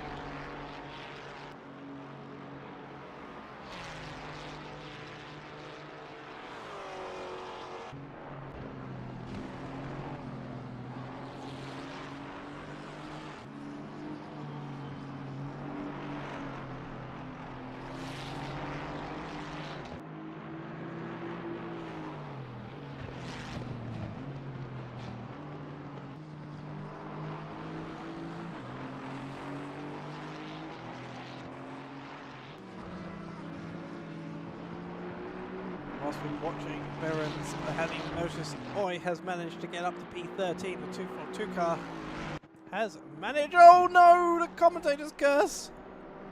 It had managed it. And the moment I look at the car, he's sliding once again through Blanchimont into the barrier. And there's someone else. That's the 420 car. Also off. And into possibly a barrier. I think they just had to spin this one, but that is unfortunate. That is what I get for looking at cars that seem to be in interesting positions. And Marisi now on the rear end, P21, GT3, on the rear end of the mystery machine. The timing tower down the bottom of the grid can tell you how chaotic this race has been. I think the fact is that it was the same in the first race as well, the first portion of the race, where there were GT3s and GT4s intermingled for the entirety. It has been a hectic race, a struggle for some, a triumph for others. We still have 5 minutes to go. See Ferrari very eager to overlap itself on some of the last GT4s, as is the Audi behind, I assume, eager to lap the GT4s. I believe that's Mescharp is lapping the mystery machine and will be lapping this car ahead. Look towards, the drivers will be very happy once they see the plus signs above the clouds in 5 and 15 minutes. I'll be very happy to see, or to know, that that will not be coming to them by the end of this race. Oh, there's a punt from Mescharp. And that is, I think, a misjudged move, maybe a little bit of a slip from Marisi that maybe caused them to slow down in the face of Mescharp, but that has put them back behind the mystery machine, but I'm sure they'll be up ahead in about 2 seconds time.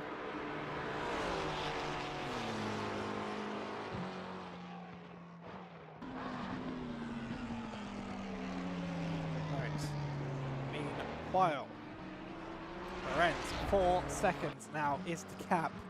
I don't want to keep watching, I don't want to keep trying to hope and peg and maybe even curse us into oblivion.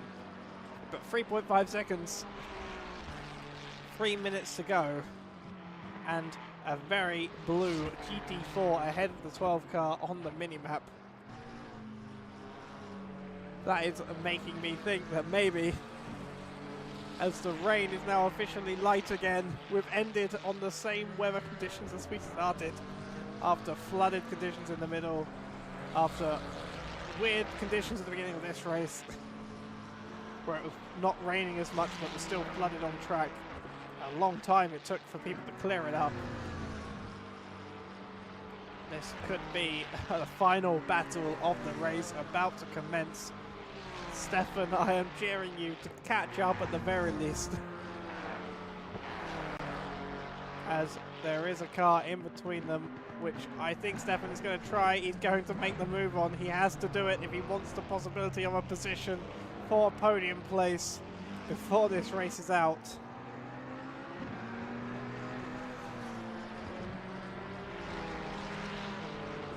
And once this race is over, Robin Moe currently in Malmedy again, where I thought he would be.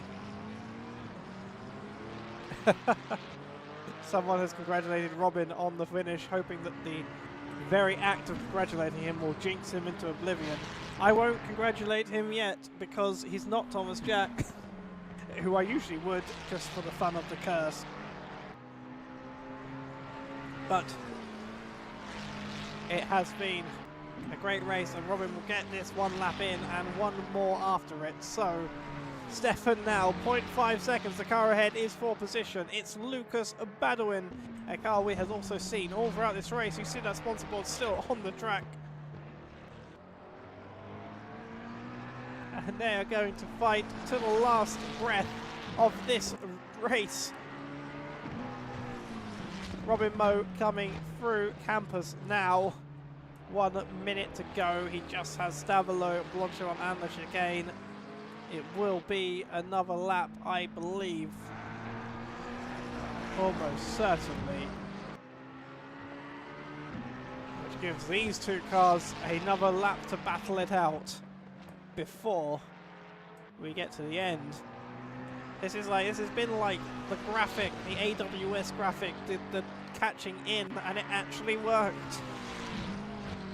0.1 second, 0.3 is the gap. It's fluctuating as they come through campus, not through campus, through pit path, even Lafan chicane, up to campus now. He's on the outside, camera's cutting around, deep goes Badouin, but he holds onto it. It's going to be Ferrari versus McLaren.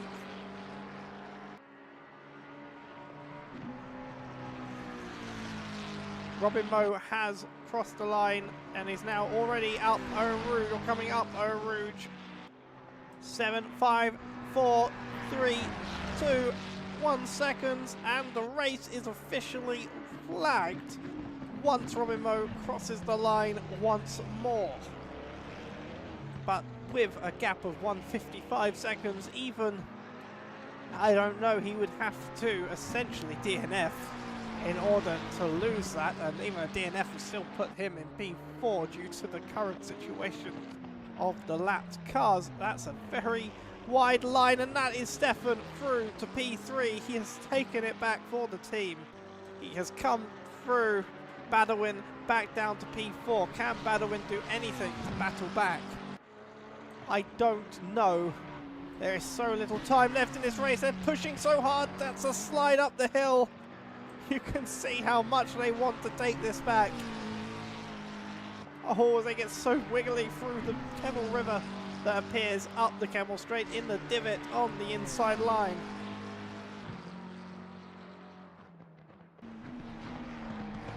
That's a 1.5 second gap now, I think.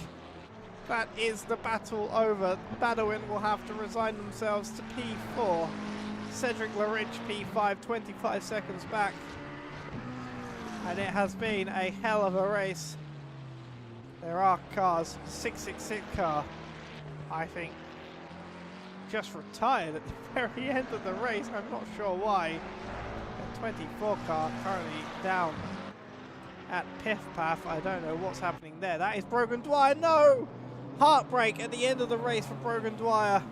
Damage not just to the engine, the hood. Oh no.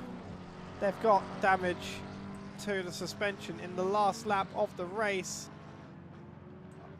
But despite the misery for them, Robin Moe crosses the line to take the finish, to take the flag, and to take P1. in the 6 hours Halloween special. As then, this man here is further up the order. I'm going to have a quick look. What is...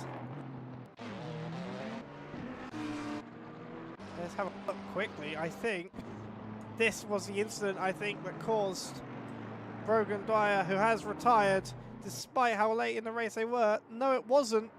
They got hit. Macklin also having struggles. People have been fighting at the end of this race and causing some severe damage to themselves and to their machinery. Brogan Dwyer, was not affected by the punt so much. He must have had a later spin and has had to retire before the very end of this race. And that is very unfortunate for them.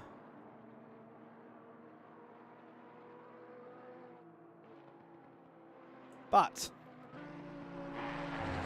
that is the biggest shame because they have been so good throughout this whole race. But Juan Lopez comes home, takes P1 in class as Kyle Busch behind slides through. Lopez takes the checkered flag, and then the same does Kyle Busch. But not that Kyle Busch, I assume. The mystery machine then. The last car to cross the line will be, I think, the mystery machine, yes, because the 43 car has, despite the damage, already finished the race.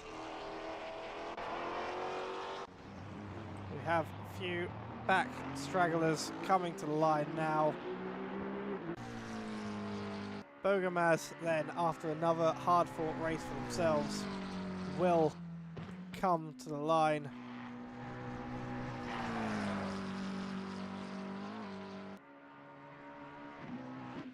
I need to check. As he comes to the line here, I need to check who is the teammates of Juan Lopez.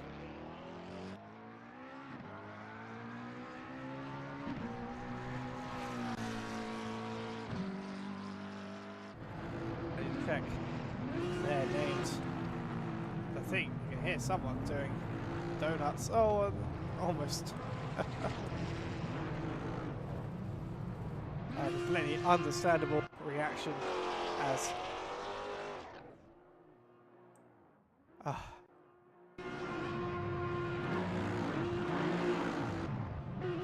race is over.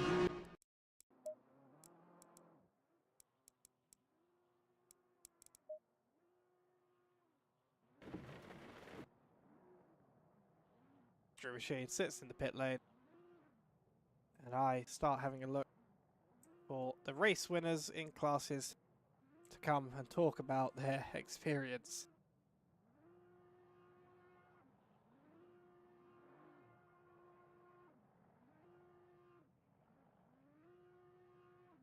Yep, again, a special thanks to everyone. Stewards that have done a great job at making sure the tickets are getting done in what has been quite a hectic race. I think we've gone from ticket 1189 to ticket 1216, and those are just the ones still open, and any other incidents that happened in the meantime.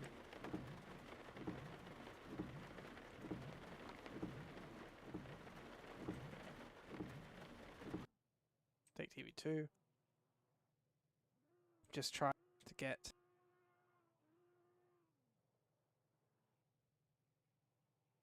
the name of the GT4 winners in Discord.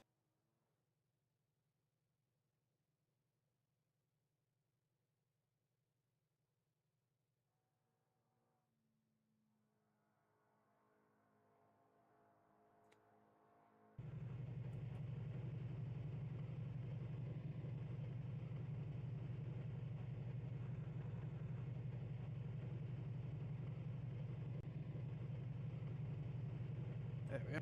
Okay.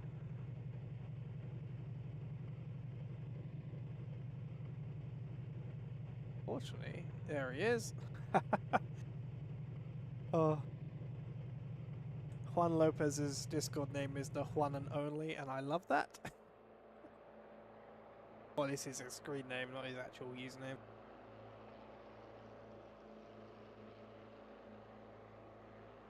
And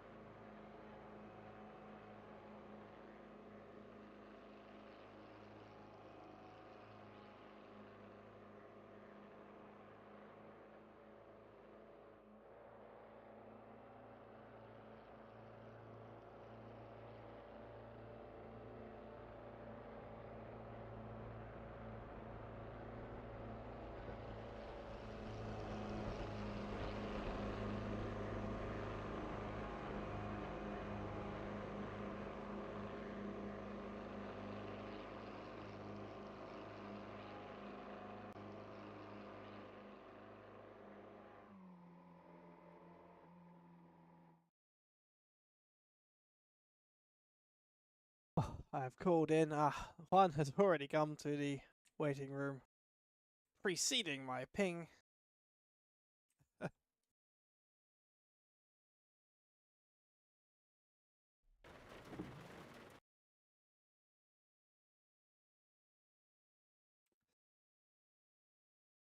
Little look. I'm going to bring in first the GT4 winner. Actually, I was just unmuted himself. I'll wait till they come in. Give them a second to. I think they're probably quickly just having a little bit of a race recap with the P1 in GT3. And again, like I say, thanks to all the stewards and to Michael Benke, the driver and server manager, who managed to get everything up and running after the restart. I will call in first GT4 winners, whose names now escape me in reality, but Juan, Composite, and Neo Kabuki.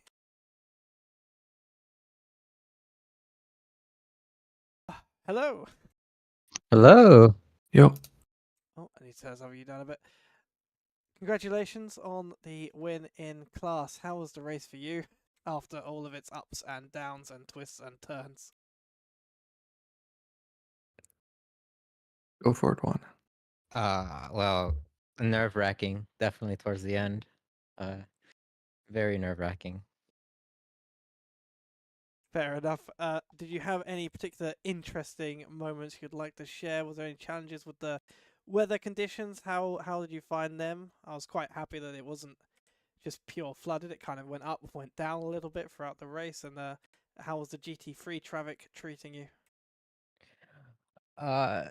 The wet weather, it was very difficult, especially for me in Spa. Not particularly my strongest track, but I was learning on the fly. GT3 traffic was super aggressive, so that took a little bit to get accustomed to. I had to swerve a couple times, got hit a little bit, and just readjusted off that. But overall, it was fun. I liked it, especially when it went from wet to flooded, back to wets and everything. And I don't usually get asked this, I might as well. How was the restart for you? How was that? That was a very aggressive restart, I think, because people realised it was basically a sprint race now. So trying to get some good positions in. And Neo, you wanna go for it? Yeah, sure. Since I was behind the wheel when the server, I guess, hiccuped, that was interesting. I ended up like freezing on screen and then like an alert saying 99% CPU utilization, and then I was looking at a wall. So the incident was not ideal, but it's good to see that we were able to recover and maintain our place on track. Well, no, yeah, you did a fantastic job keeping yourself alive during the conditions and during the traffic. Is there anyone you want to give a shout out to, maybe on track, who you had a particularly good battle with before I let you probably go and get some much needed rest? Don't know the names. It was fun battling with the GT3s for a little bit. But I think Juan and Albert probably had the most battles on track, so I'll let them comment on that. Yeah, I'll throw this in. It was car 665. I think they were definitely a threat. They were fast. I think they were a bit unlucky before the server restart. They had to double pit or something, but they were clearly fast. Shout out to 5F5, of course, all the cars we had. Admins for organizing, everyone for competing. Thank you all, and congratulations again, and I hope to see you wherever we may be next time, or wherever we may be in the future. Yeah, thanks for putting this on. Thanks Really so much. appreciate it. Thank you. Thank you. Enjoy your much-needed rest.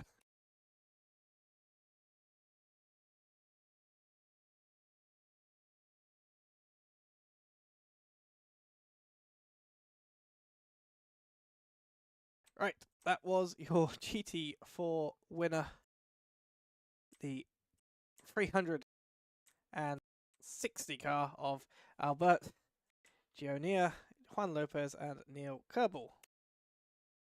Now, I'm going to drag in the winners' cars of Robin Moe and Martin Kovac. Hello, both. Hey, how Hello. are you? I am good, if my voice is a little bit tired, so I'll let you do most of the talking. Congratulations on P1 in not just class, but obviously overall.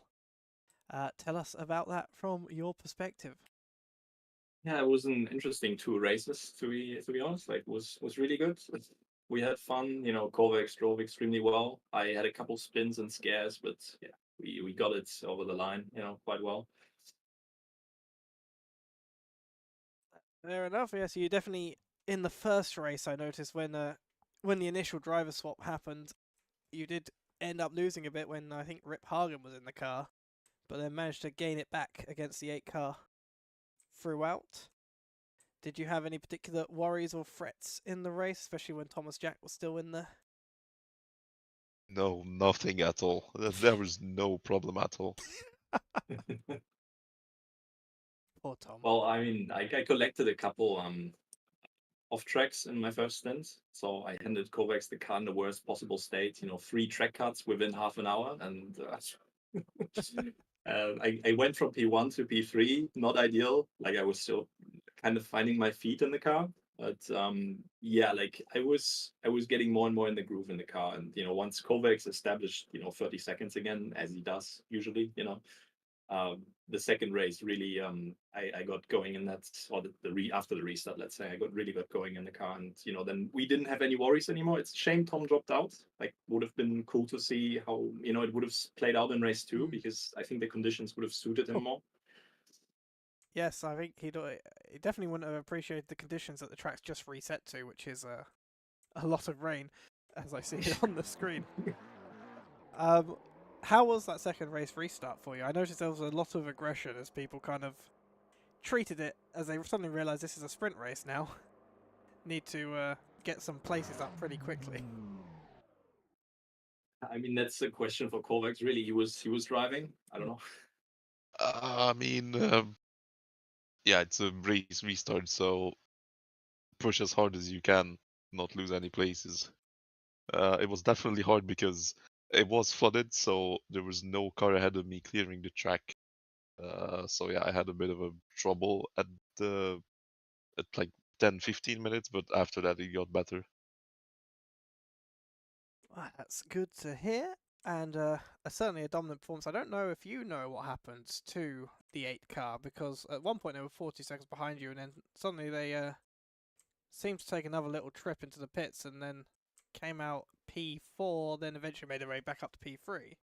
So I was paying attention to it. I don't know exactly what happened, but you know, Kovacs was driving and he built like a 10-second gap, and then suddenly, this is what I meant about the conditions flipping. Like the conditions favored us when it was really wet and when it was like medium wet. But in those like light rain conditions, the 296 Ferrari, you know, the newer one, had like a huge advantage. So Kovacs built the gap up, and then it started to come down towards the end of the stint. I was monitoring it, but when they switched driver, they suddenly lost half a minute. And I think Kovacs saw something in the replay. I think they had an incident with GT4 McLaren or something, but yeah, I don't really know.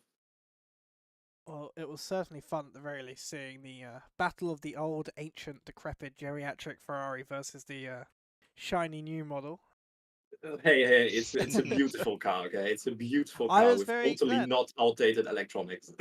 I was saying in the stream, I'm very glad that you took it because I was very disappointed because I really wanted to see some like old BMW sniffers, or like a V12 Aston, but I had to make do with the 488 Ferrari, and it wasn't even Sench driving it, sadly. But I will simply say congratulations to you once again, and I'll let you go and get some much needed rest. Thank you for the commentary, and congrats to P2 as well on the Aston. They drove a really strong race. Congrats to the 8 car, they put pressure on us, and congrats to the GT4 leaders who won the race eventually. And yeah, thanks again. Enjoy your evening. Thank you very much.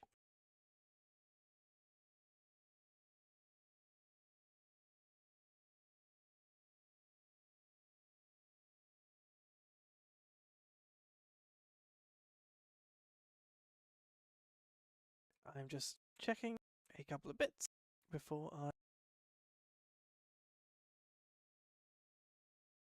move upon.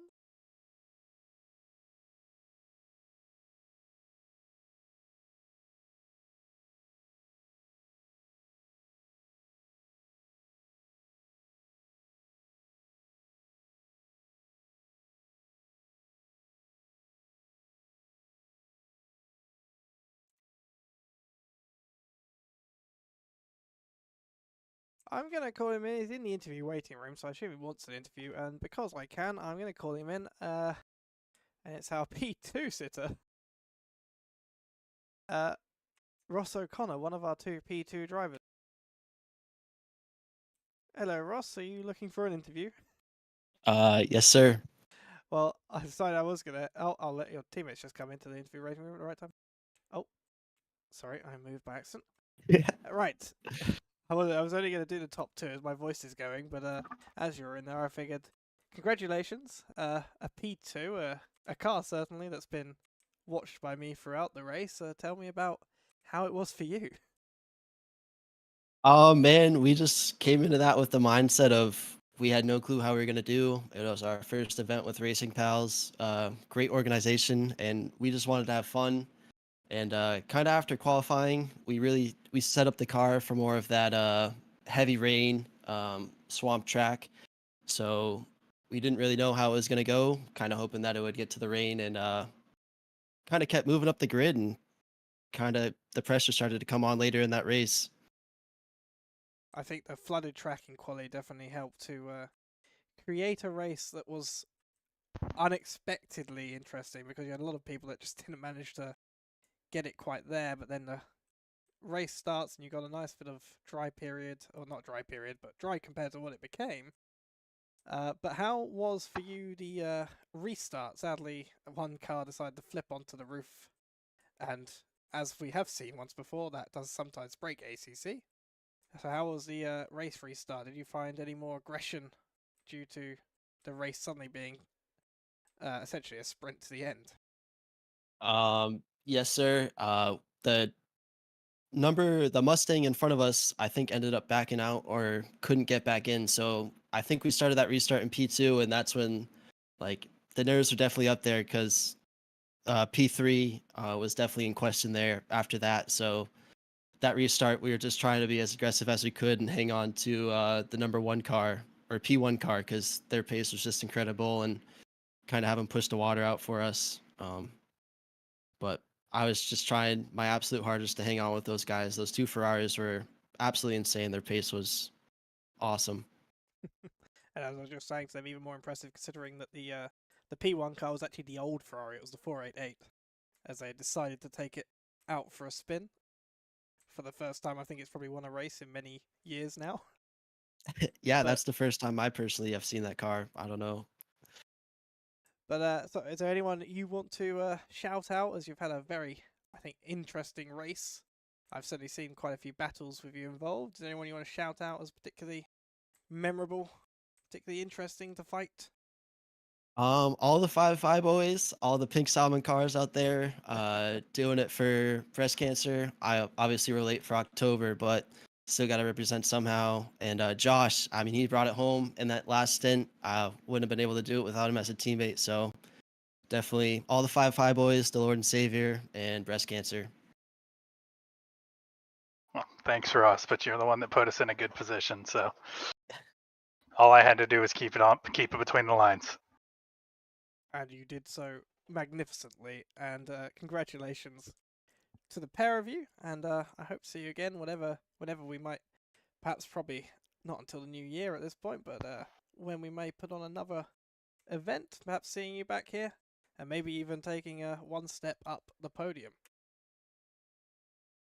Definitely. That would be ideal. All right, thank you very much, and congrats again on P2. Thank you. Thank you. All right, that was the P2 car who came in for a nice little interview there, very complimentary to their team. And yeah, again, thanks to everyone who joined. We've had some solo drivers, the Rolling Stoners, for example, single teams. Not solo drivers, I mean single teams. We've had Modified Content UK, the Tyrian Racing teams, who had a different name in the race, but they were the Quijza car and the Marisi and Herivo car. And, sorry, Clovis Hughes as well. We also had the Aliens Motorsports team, the Energy Motorsport Performance teams, and of course the EFI 5 teams. I believe that's what they were called. Oh, it's been a long race for me. I am losing my voice and my mind, so I will simply go on to state thank you all for joining us. Thank you to everyone who supports us on Patreon. I'll actually put the screen up. Thank you to our members, sponsors, and partners. And I believe, once again, David does need to be on there. I just keep getting to get around to adding the one person that needs to be added. It's been a long race. Thank you to, again, Muscle Michael Benker, who has been fantastic at setting up the server as always, and fantastic at getting sorted the server once we needed to change it, make sure the entry list was correct for the restart. Thank you to our stewards, Daniel Scott, Anders, and Chromix. Chromix especially, because on the restart he was going through with Muscle to make sure the order was correct, or as correct as it could possibly be. And they have done a fantastic job at stewarding this race. And thank you to all of our drivers for competing in every class. Thank you to our great, just general Racing Pals membership. Thank you to all of you for watching. Congratulations to our race winners. And I will see you the next time I may be commentating, or perhaps even out on track. Actually, sorry, a few things to note. Tomorrow we do have our F4 race. I don't think there are any slots available, but there are. Maybe someone could try and get in if you want to have a look through our Discord. But other than that, I'm going to leave you as I am flagging now. Thank you all for watching. It's been literally 7 hours and 42 minutes of commentary. And good night.